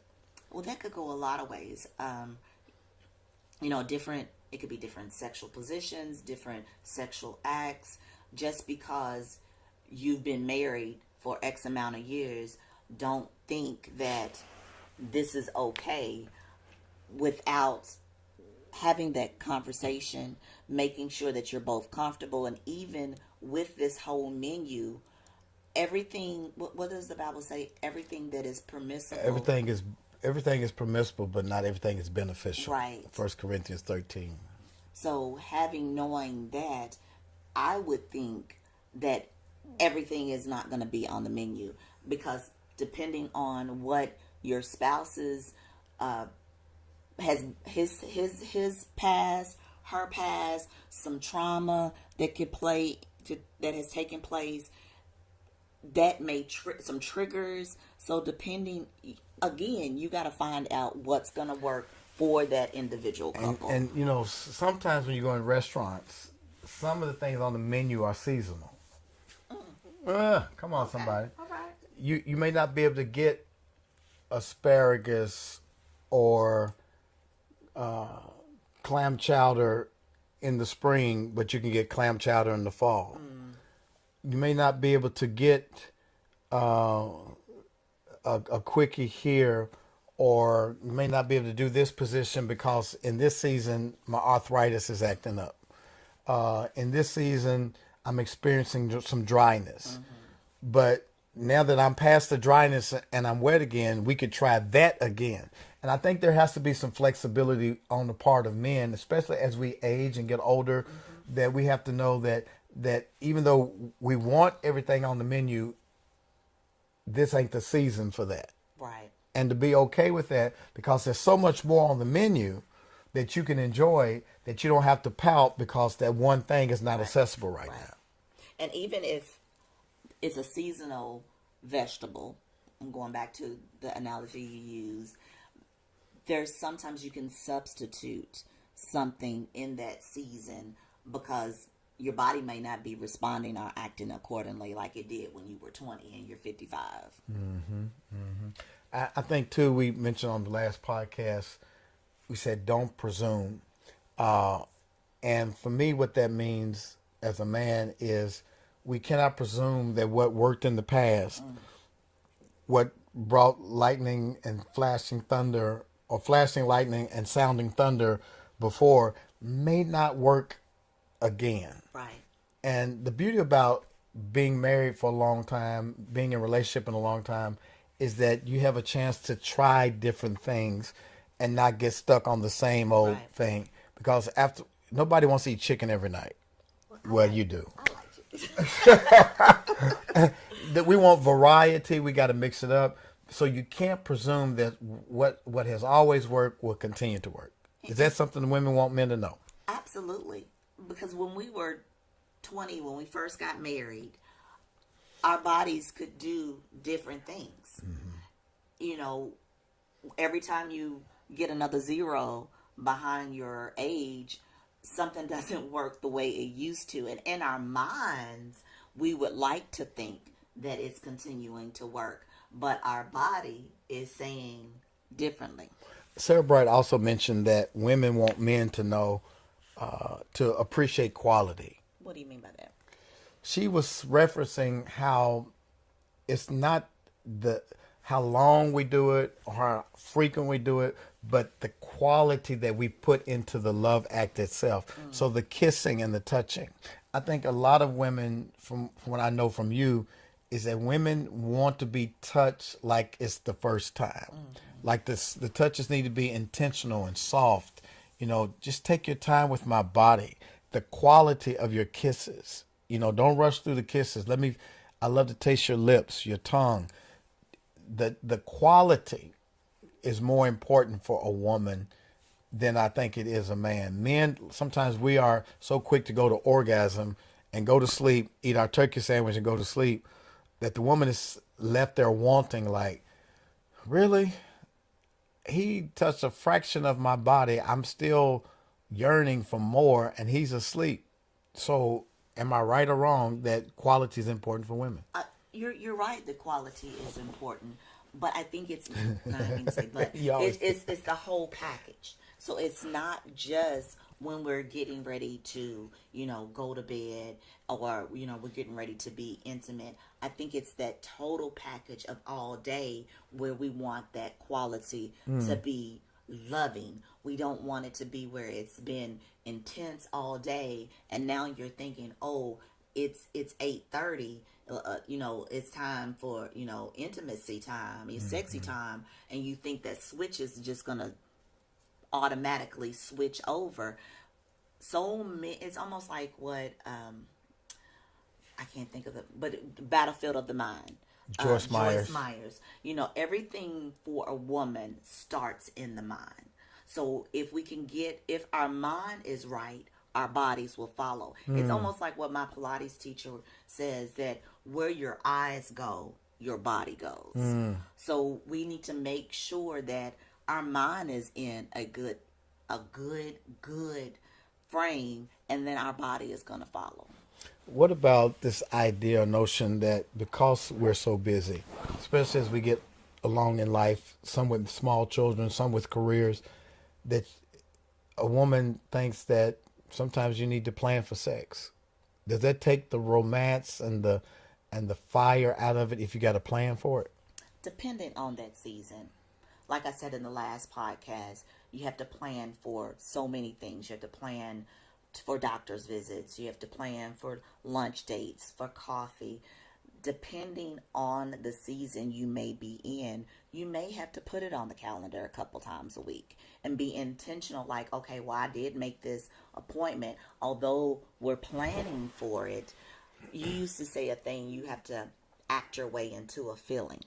And so starting off, it may not sound so romantic that you're planning, but your body should follow once you are in the act. Like, okay, I know we planned for it, and yeah, we don't have the roses and all the things associated with this, but I know this is what my spouse needs in this season, and this is what's going on. So let's put it on the calendar. I think planning can actually be good because there's an intentionality that comes behind the planning. If you're knowing that you're going to be making gourmet sex on Friday night, as a man, I'm getting my game together. I'm gonna have my flowers. Okay. I'm gonna have some oils. I'll get some lingerie. I'm gonna make sure you are good. Your list is clear. So there can be some benefit in planning ahead. Okay, I see that. Yeah. I see that. But we just want to stop by tonight and to share with you guys what women want us to know, and I hope, fellas, that it helped you. Because I want to put you up on game. My wife has put you up on game so you can know how to go and please your woman and take your love making to the next level. We also want to remind you again, it's time to get out and vote. We are in election season. It's crucial. Our democracy is hanging in the balance. Our children's future is hanging in the balance. We need somebody who is sane, somebody who is for the people, somebody who we can trust in that Oval Office. Please get out and vote. Our lives depend upon it. And if you enjoyed tonight, please go subscribe and share. Right, babe? Yes. And we also have a wonderful group of married couples that we're striving to stay married. Yes. And so we offer counseling. We have meetups. If you are interested in being a part of our inner circle, please go to theedencircle.com and check us out there. Yeah. And listen, tonight we're going to try to jump back on Spencer's After Dark. So at 8 p.m., we want you to meet us on TikTok, on Instagram, on, not Facebook, but our YouTube channel, Naked and Unashamed SLS. We'll be back at 8 o'clock. We're going to dig deeper into what do women really want. I don't know if my wife expressed everything that y'all want. We want to hear from other women on what you want. But in the meantime, go invite your girlfriends, your guy friends, your married friends. Tell them to be back on it live. We're going to dig in a little bit deeper. We love you guys, and we'll see you at 8 o'clock. What's going on, everybody? It's the Spencers, and we're back at it. We're back at it. We're back for the 4th episode. I believe it is. Oh my goodness. Yes. Of strengthening love and sex. And I hope that everybody's been having as much fun as we have. I know. It's been a blast talking about how we strengthen love and sex in marriage. And we've even opened it up for seriously dating couples, right, babe? Absolutely. So if you're seriously dating and you're in this committed relationship, we want you to follow us as well. Yes, we want you to make sure that you know we have a free master's class coming up on September the 15th at 7 p.m. and it's called what? It is called Make It Last Forever. Forever and ever. Don't let your love fade. Yeah, Keith Sweat can have said it better. Listen, we're excited about it because we want to make sure you build a relationship and a love life and a marriage that lasts forever. Absolutely. And speaking of that, tonight we want to dive into something pretty deep. Ooh, Song of Songs has just blessed my life. We've been talking so much in it. So much in it. it's pregnant with possibilities.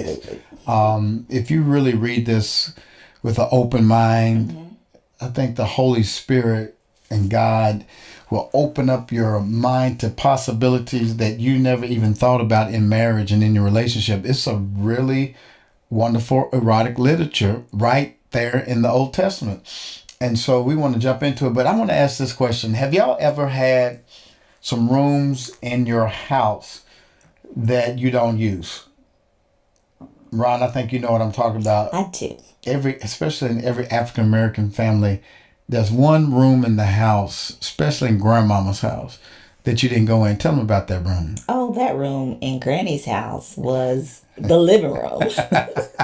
What was in the living room? Describe it. The living room, let's see. So you had probably a flower pattern type couch with possibly plastic on it, and then probably some kind of plush, light colored carpet that you were not allowed to walk on. And if you did, you had to re-vacuum it and put the lines back in it. That plastic, I had this visual of my skin sticking to the couch in the summertime. In the summertime, yes. But grandmama would not let you go in that room. We had one. We had one of those rooms. We had a all white living room. And did we ever sit in it? We did. Come on, babe. When we had guests, we did sit. When we had guests, okay. It was like 4 times a year. Possibly. So recently, I went in that room and I took out all the furniture in that room and gave it away, sold it, because I reimagined that space to be a studio. And so we're sitting in what used to be that living room because we wanted to help married people all across the world with our podcast. And so we had to repurpose that room. My God, somebody needs to understand that in order to really fully enjoy your marriage, you've got to make sure you're utilizing every room in the house of your love life. You understand what I'm saying? Yes. There's some rooms I think that people have not accessed yet. And we've heard couples say, you know, I appreciate y'all's podcasts and everything, but we're good in the sex department. And my response to that is, I'm glad you're good. But wouldn't you like for it to be great? Be great. You can take it to the next level. And I got a feeling that some of y'all have not actualized all your rooms. Tell them about that dog tag necklace that my mom found at the estate sale and gave to us as a joke. So my mother-in-law, you have to understand her. She has that very Spencer-like personality, sense of humor. But at any rate, she was at an estate sale and she found this necklace and she thought it would be a good gag gift to give us this necklace. And on the dog tag of this particular necklace was a couple. And they were in a sexual position. Doggy style position. Doggy style position. And the words on that dog tag said, "Do not enter." It says no entry. And I think in a lot of relationships, people have that sign in their head, maybe not on a dog tag, but in their head, there's some things that y'all have not tried. Some rooms you have not entered. Not because it's bad, but you just haven't utilized that room. Or maybe there's an accumulation of stuff, bad information from your parents, or there's some resentment or some hurt or some inhibitions that prevent you from going to every room of your house. Tonight, we want to help clear out the clutter in the rooms of your house and get y'all to a place where you're naked and unashamed and move you from what? From good to great. Come on, somebody. Baby, let's catch back up on these lovers in Song of Songs. Okay. This particular scripture, the man is telling the woman what he wants to do. Can you read that? Okay. It's in Song of Songs, chapter 7, 7 through 9, from the New Living Translation version, and it reads, "You are slender like a palm tree, and your breasts are like its clusters of fruit." Oh, wow. I said, "I will climb the palm tree." Climb the palm tree. "And take hold of its fruit." Take hold of its fruit, y'all. "May your breasts be like grape May your what? clusters." May your breast be like grape clusters, and the fragrance of your breath like apples. Breath like cinnamon. It said Oh, apples. apples. May your kisses be as exciting as the best wine. Yes, wine that goes down smoothly from my lover, flowing gently over lips and teeth. Lips and teeth. My goodness. A lot That of is in Psalm of Songs. Song of Songs. And he's talking about you are like a palm tree and your breasts are like pomegranates. I want to climb you and taste your fruits. Your breath smell like apples. That's amazing. Maybe I'm reading too much into it, but Okay. that's a lot of different type of fruits in this Okay, one. what kind of fruits do you say? So we're talking about grape clusters, Clusters of fruit. Your Okay. breasts are like clusters of fruit. and then apples. And then apples. So those are the two, And then grapes. and grapes, Your breasts are like, like grape clusters, And the fragrance of your breath breath like apples. You know, I know you said this time and time before in different workshops that it's important for what we eat is what we taste like. Yes. And so if you want your lover to have a good experience of tasting you, I would say make sure you brush your teeth and you don't smell like onions from your cheeseburger. You rather smell like apples and onions, right? Absolutely. And then if there's some oral play going on, you want to make sure you eat plenty of fruits, like especially like pineapples, because your body tastes like what you eat. But this man says, I want to climb your tree and I want to taste your fruit. If we tell the truth about it, no matter how long you've been married, you have some rooms you have not explored. And we want you to explore every room in your house. And guess what? We have a name for those rooms. Y'all ready for this? Erogenous zones. We want to tell you about 3 zones tonight that you may have overlooked because of the clutter or because of the no entry signs in your mind. Erogenous zones are parts of the body that excite sexual feelings when touched or stimulated. They may be genital or extragenital. Breasts, lips, buttocks. Extragenital erogenous zone stimulation during foreplay is important for women to reach orgasm. Babe, we said, I believe a couple of episodes ago, that the majority of women do not climax from just penetration. Exactly. It takes a lot of touch, foreplay, Intentionality. intentionality with the clitoris because of all of the multiple nerve endings in that area, and it's just not going to happen with penetration. And so we want to teach you tonight how important the erogenous zones, these different rooms, are. Many of you have been together so long that you've marked out your favorite places to touch on your spouse. But babe, I got a feeling that a lot of women and some men are laying in the bed when their spouses are touching them, and what are they thinking in their head? Move to a different spot. Move to a different spot. You've been touching me in the same spot for 10 years.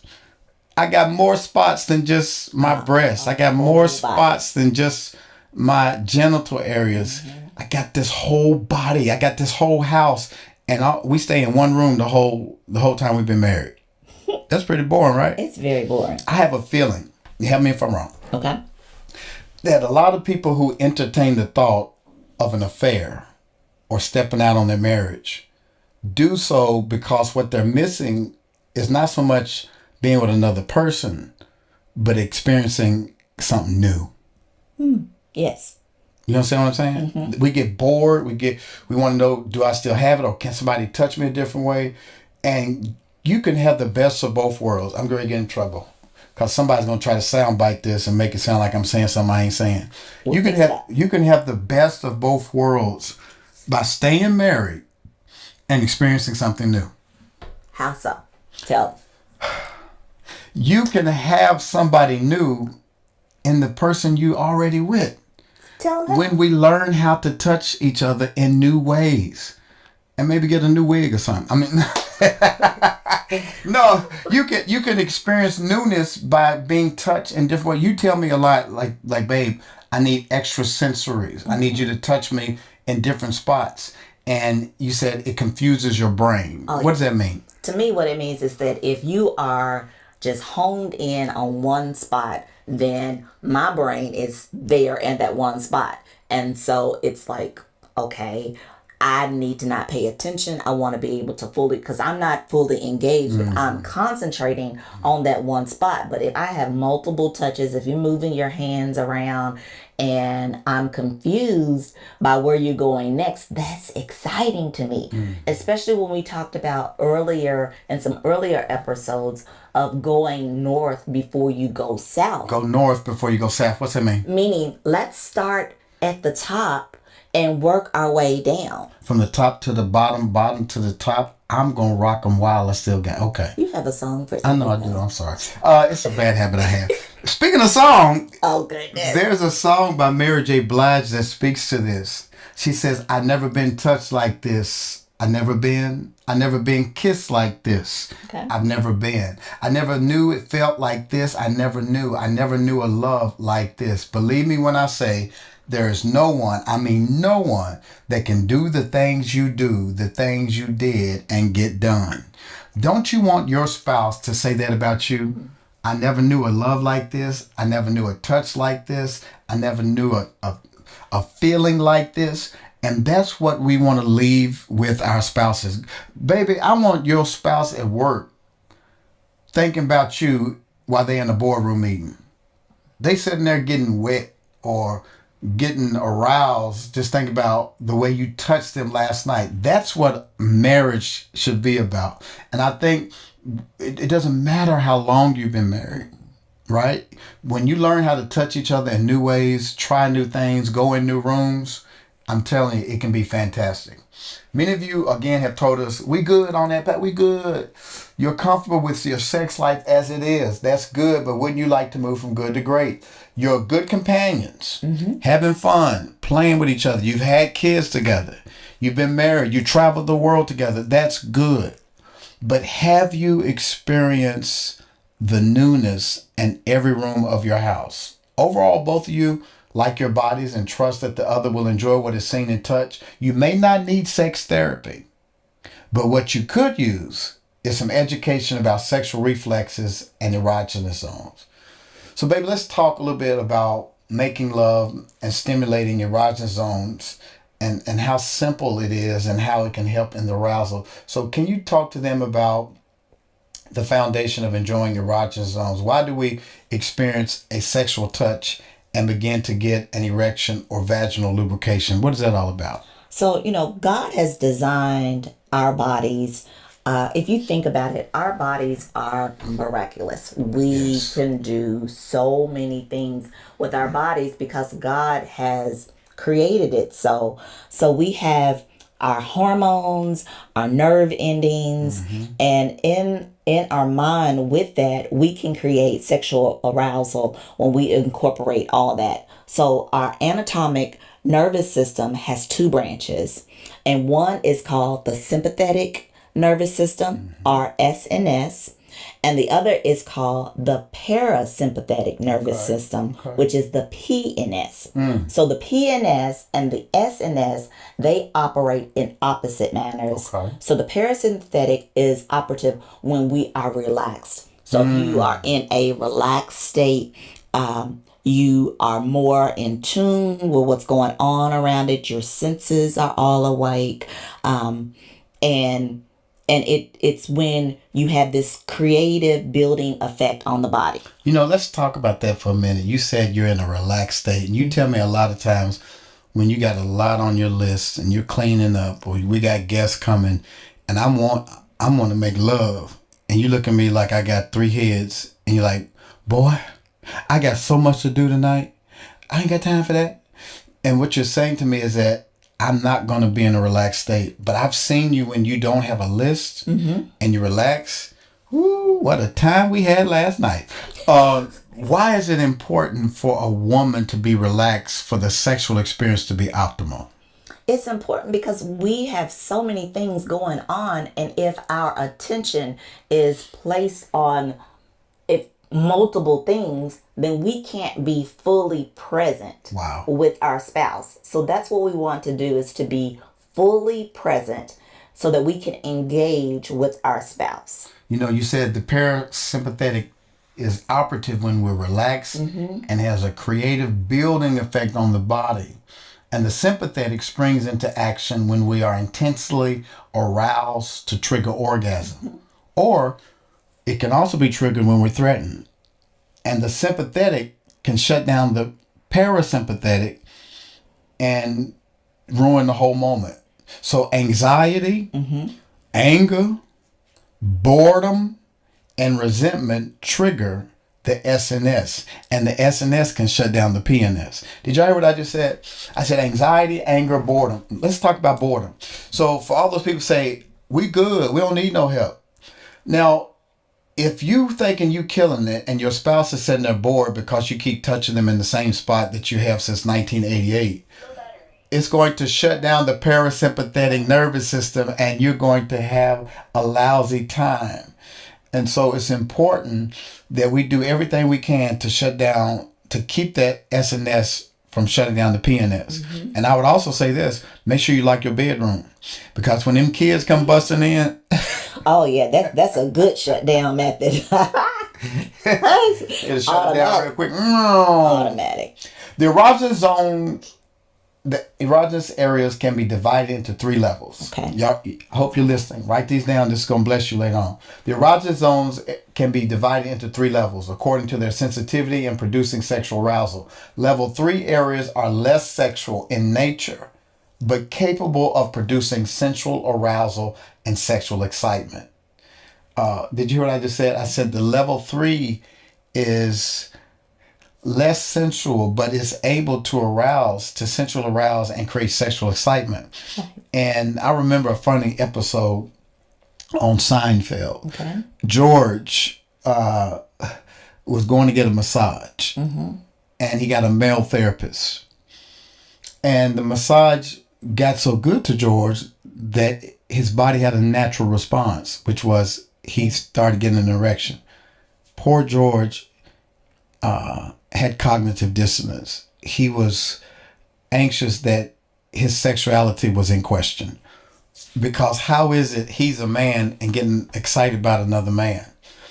And the whole show played off of this guilt he felt from being aroused. But what George did not know is that the parasympathetic nervous system responds to touch. And it has nothing to do with the mind saying, oh, I'm being touched by a man or a woman. It's somebody is touching your skin. And the natural response to your skin is like, it could lead to arousal.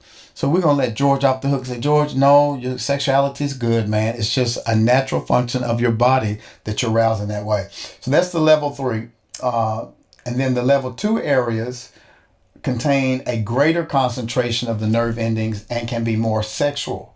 Mucous membranes, for example, the mouth and surrounding tissue and tissue in the areas around the genitals are very sensitive and sexually aroused. So when I kiss you and we have a mouth-to-mouth kiss or a tongue kiss, that can be arousing because there's more nerve endings there. Right. And so that's the level 2.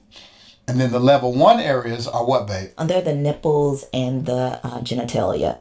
And these are the most sensitive areas and are capable of building greater sexual tension, with the most crucial organs for triggering the orgasmic response.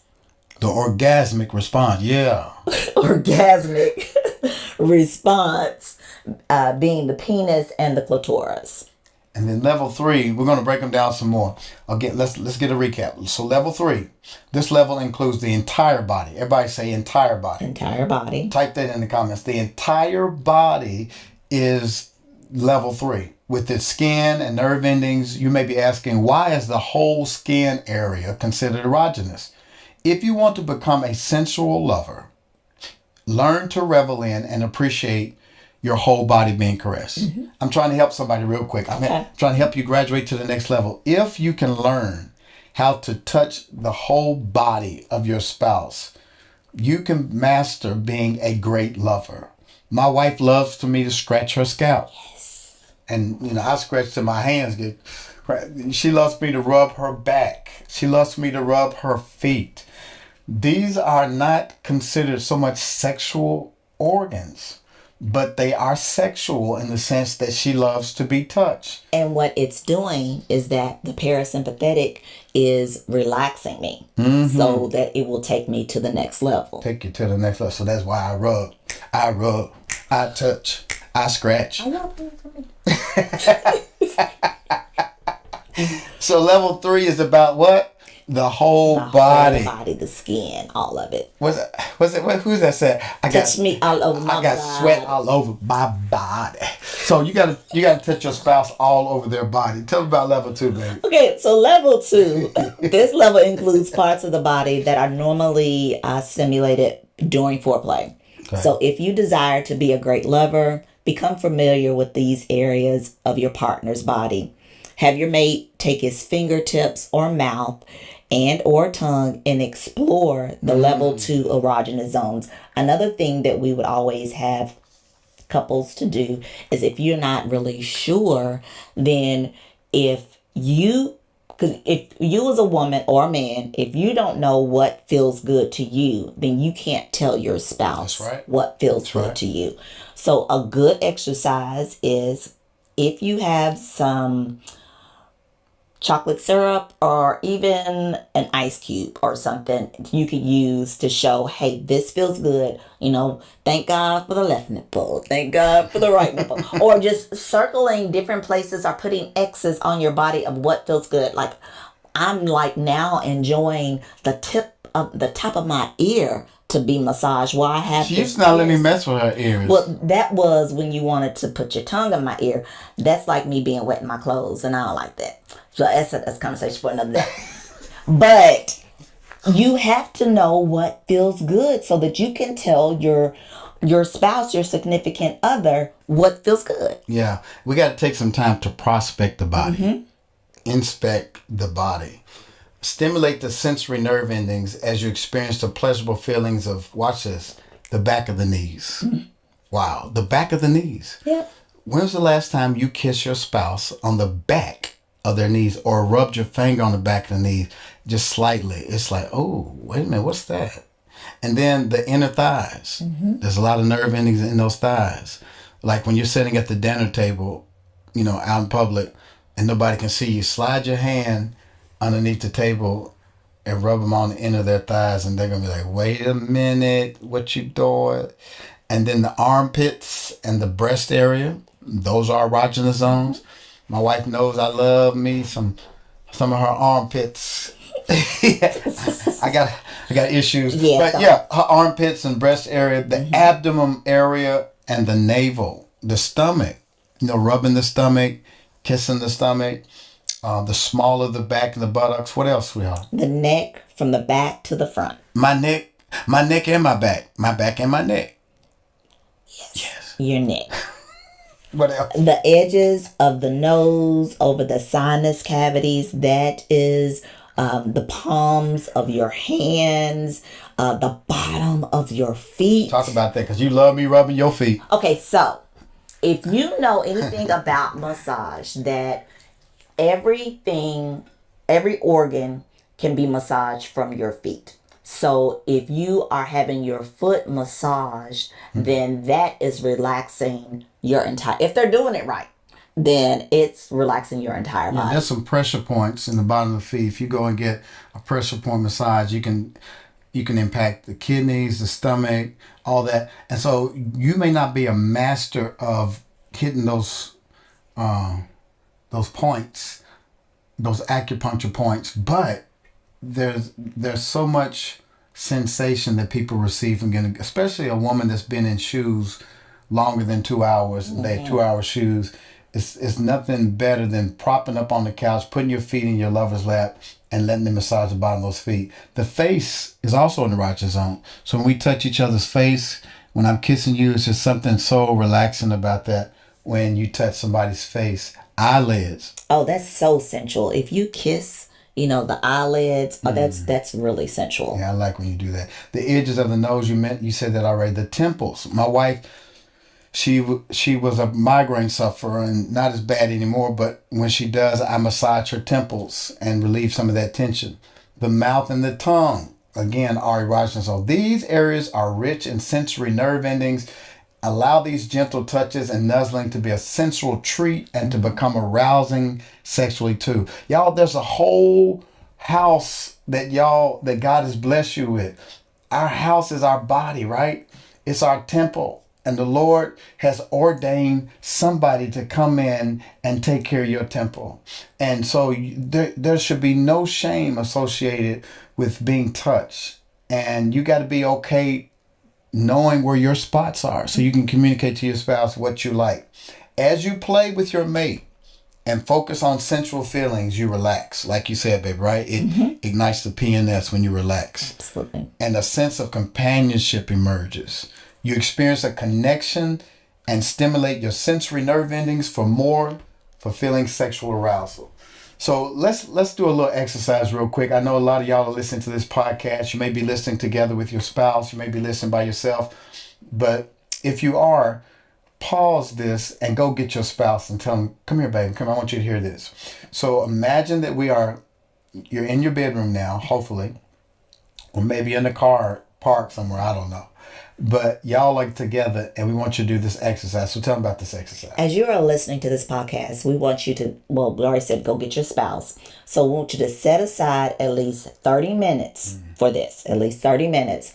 One partner will be the passive receiver and the other will be the active giver for 15 minutes. Then you exchange roles. So one person for 15, then the other person for 15 minutes. Okay? So both partners should be nude for this experience. Take your clothes off. You cannot be in your car. Unless you're in your garage or something. Unless you're in your garage. We don't want nobody in trouble. Right, we don't want that. So this exercise focuses on level 3 and level 2 erogenous zones. There should be no touching of the genital area or the who? The genitalia area or the nipples. Hush. Do not go on to making love. This is about touch. And it takes discipline. Fellas, I know it's hard because when you start touching your wife and she starts moaning and her nipples become erect or she gets wet, it's very tempting to just jump in there. But we're trying to build you up so that both of you can reach that orgasm together. And sometimes it takes some delayed gratification and some discipline to touch each other without jumping straight into the sex act, right? Right. And how important to you as a woman is that touch, that foreplay? The foreplay is everything. So the foreplay relaxes you. It helps release extra endorphins. It helps you to connect better with your partner so that you can totally enjoy that experience. Yeah. So we talked about level 3 is what room is that in the house? It's the entire body. It's the entire, all the skin. Level 2?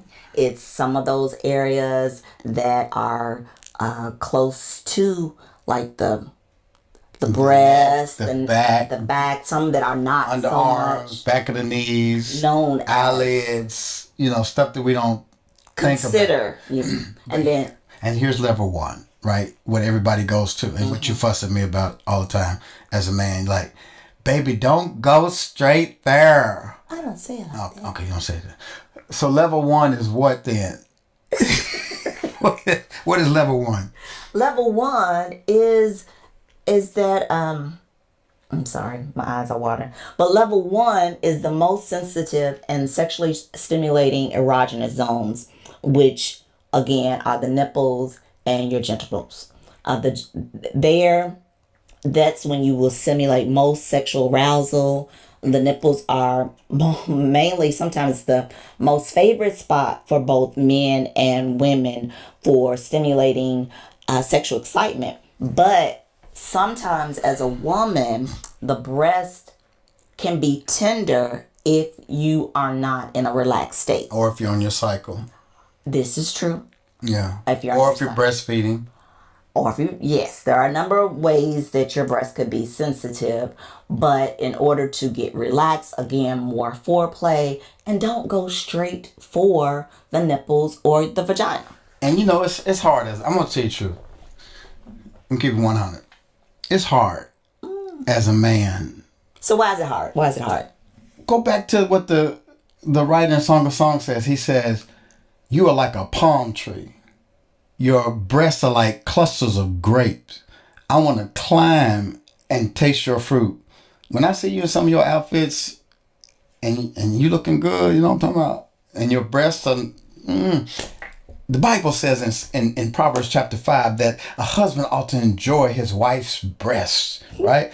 And so in my mind, it's like, that's my prize. I want to go straight there. But what I've learned tonight is that I am not exploring all the rooms in the house when all I do is go straight for the breast. And what I've learned, and you've rewarded me with, is that when I rub your feet, when I scratch your scalp, when I rub your back, when I touch your whole body and you are relaxed and you get to that space where you are extremely aroused, then you reward me by saying, go ahead, have your way, with my breast. But that's not the place to start. And even watch this, when you get to level 1, what I've also learned is that you work your way to those spots by teasing your spouse. So if you're getting ready to please your husband in his level 1 spot, which is his penis, then you put your leg on his thigh, you maybe blow around it, tease his stomach, and before you know it, you're down there and he's like, finally. But also some men are stimulated by their nipples as well. That's so true. So that's another place to go as opposed to just directly going to the What beach. about these old school guys that say stuff like, I don't want nobody messing my nipples, that'll make me gay?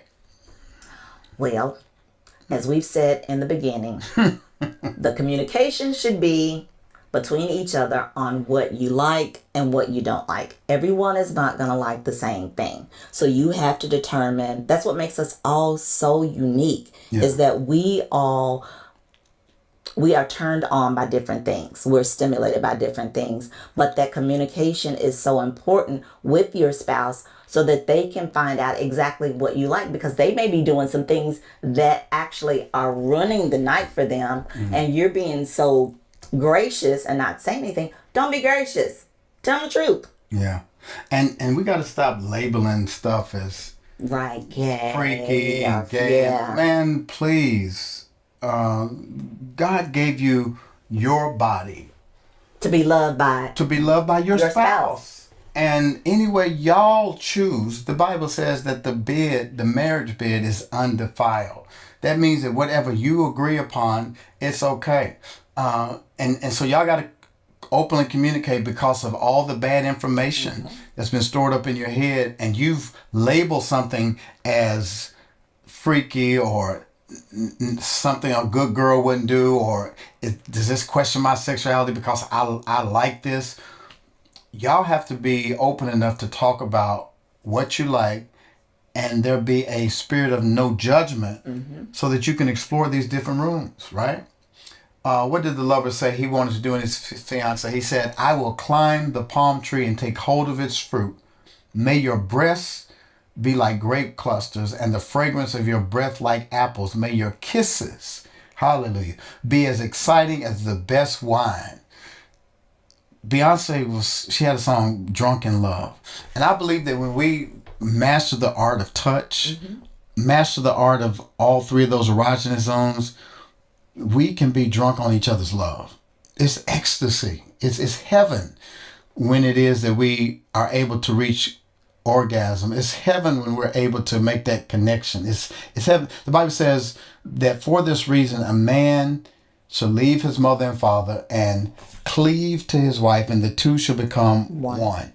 That oneness comes through sexual union. We become one in body and in spirit. And sometimes when people reach orgasm, you hear them say, oh God, because it's a heavenly, ecstatic moment when we finally make that connection, and God wants you to enjoy all of it.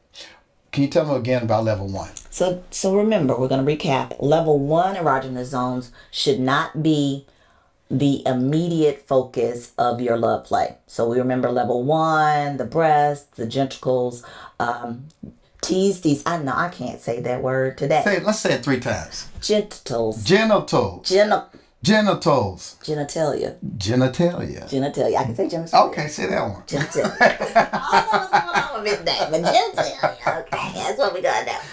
And so men need to learn to go for general arousal to specific locations. So we want to start general and then hone in specifically. Because a woman what? Because a woman needs to have more varied stroking and techniques.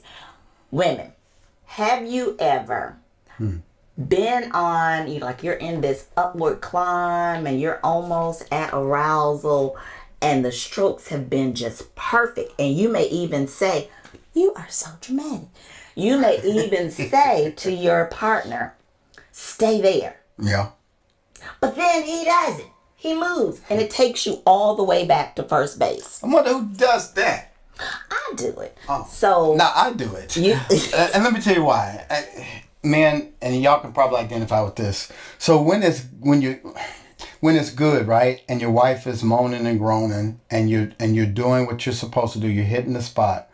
Sometimes we take a cue as men that the moaning means speed up or go harder.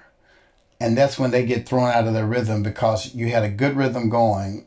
And because there's so many nerve endings in the clitoris, we have to go light before hard, right?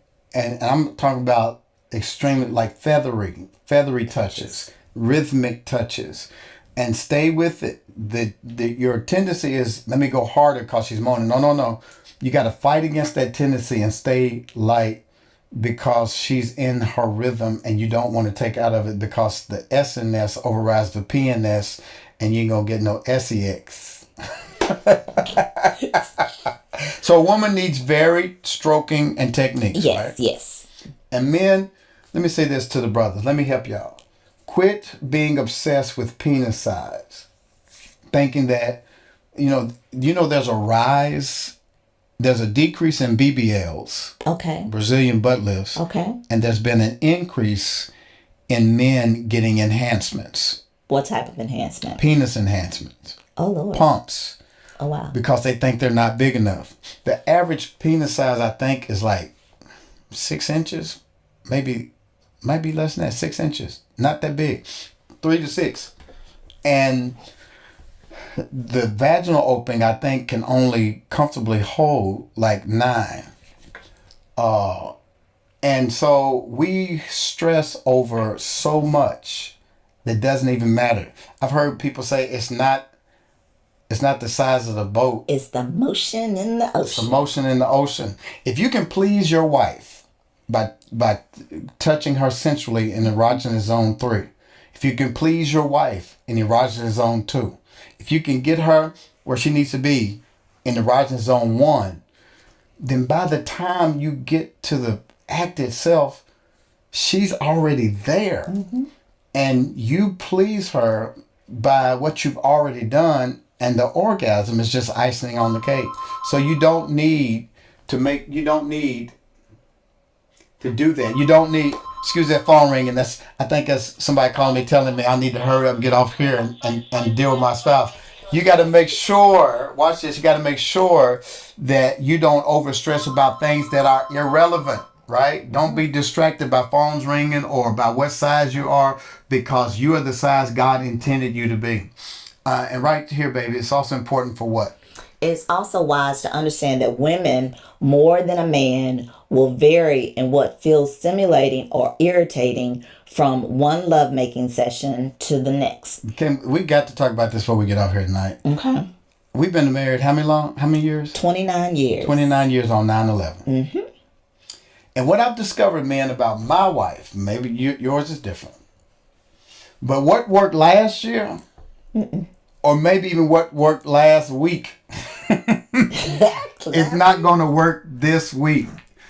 And men, sometimes we get this Pavlovian tendency where we want to be rewarded for the same thing we did last time. The Pavlovian experience is when they rung the bell gave the dog something to eat. So every time he hears a bell ring, he starts salivating, even though there's no meat. Right. And so whenever it's time to love, we remember that last time, like, ooh, we tore it up when we did such and such and such.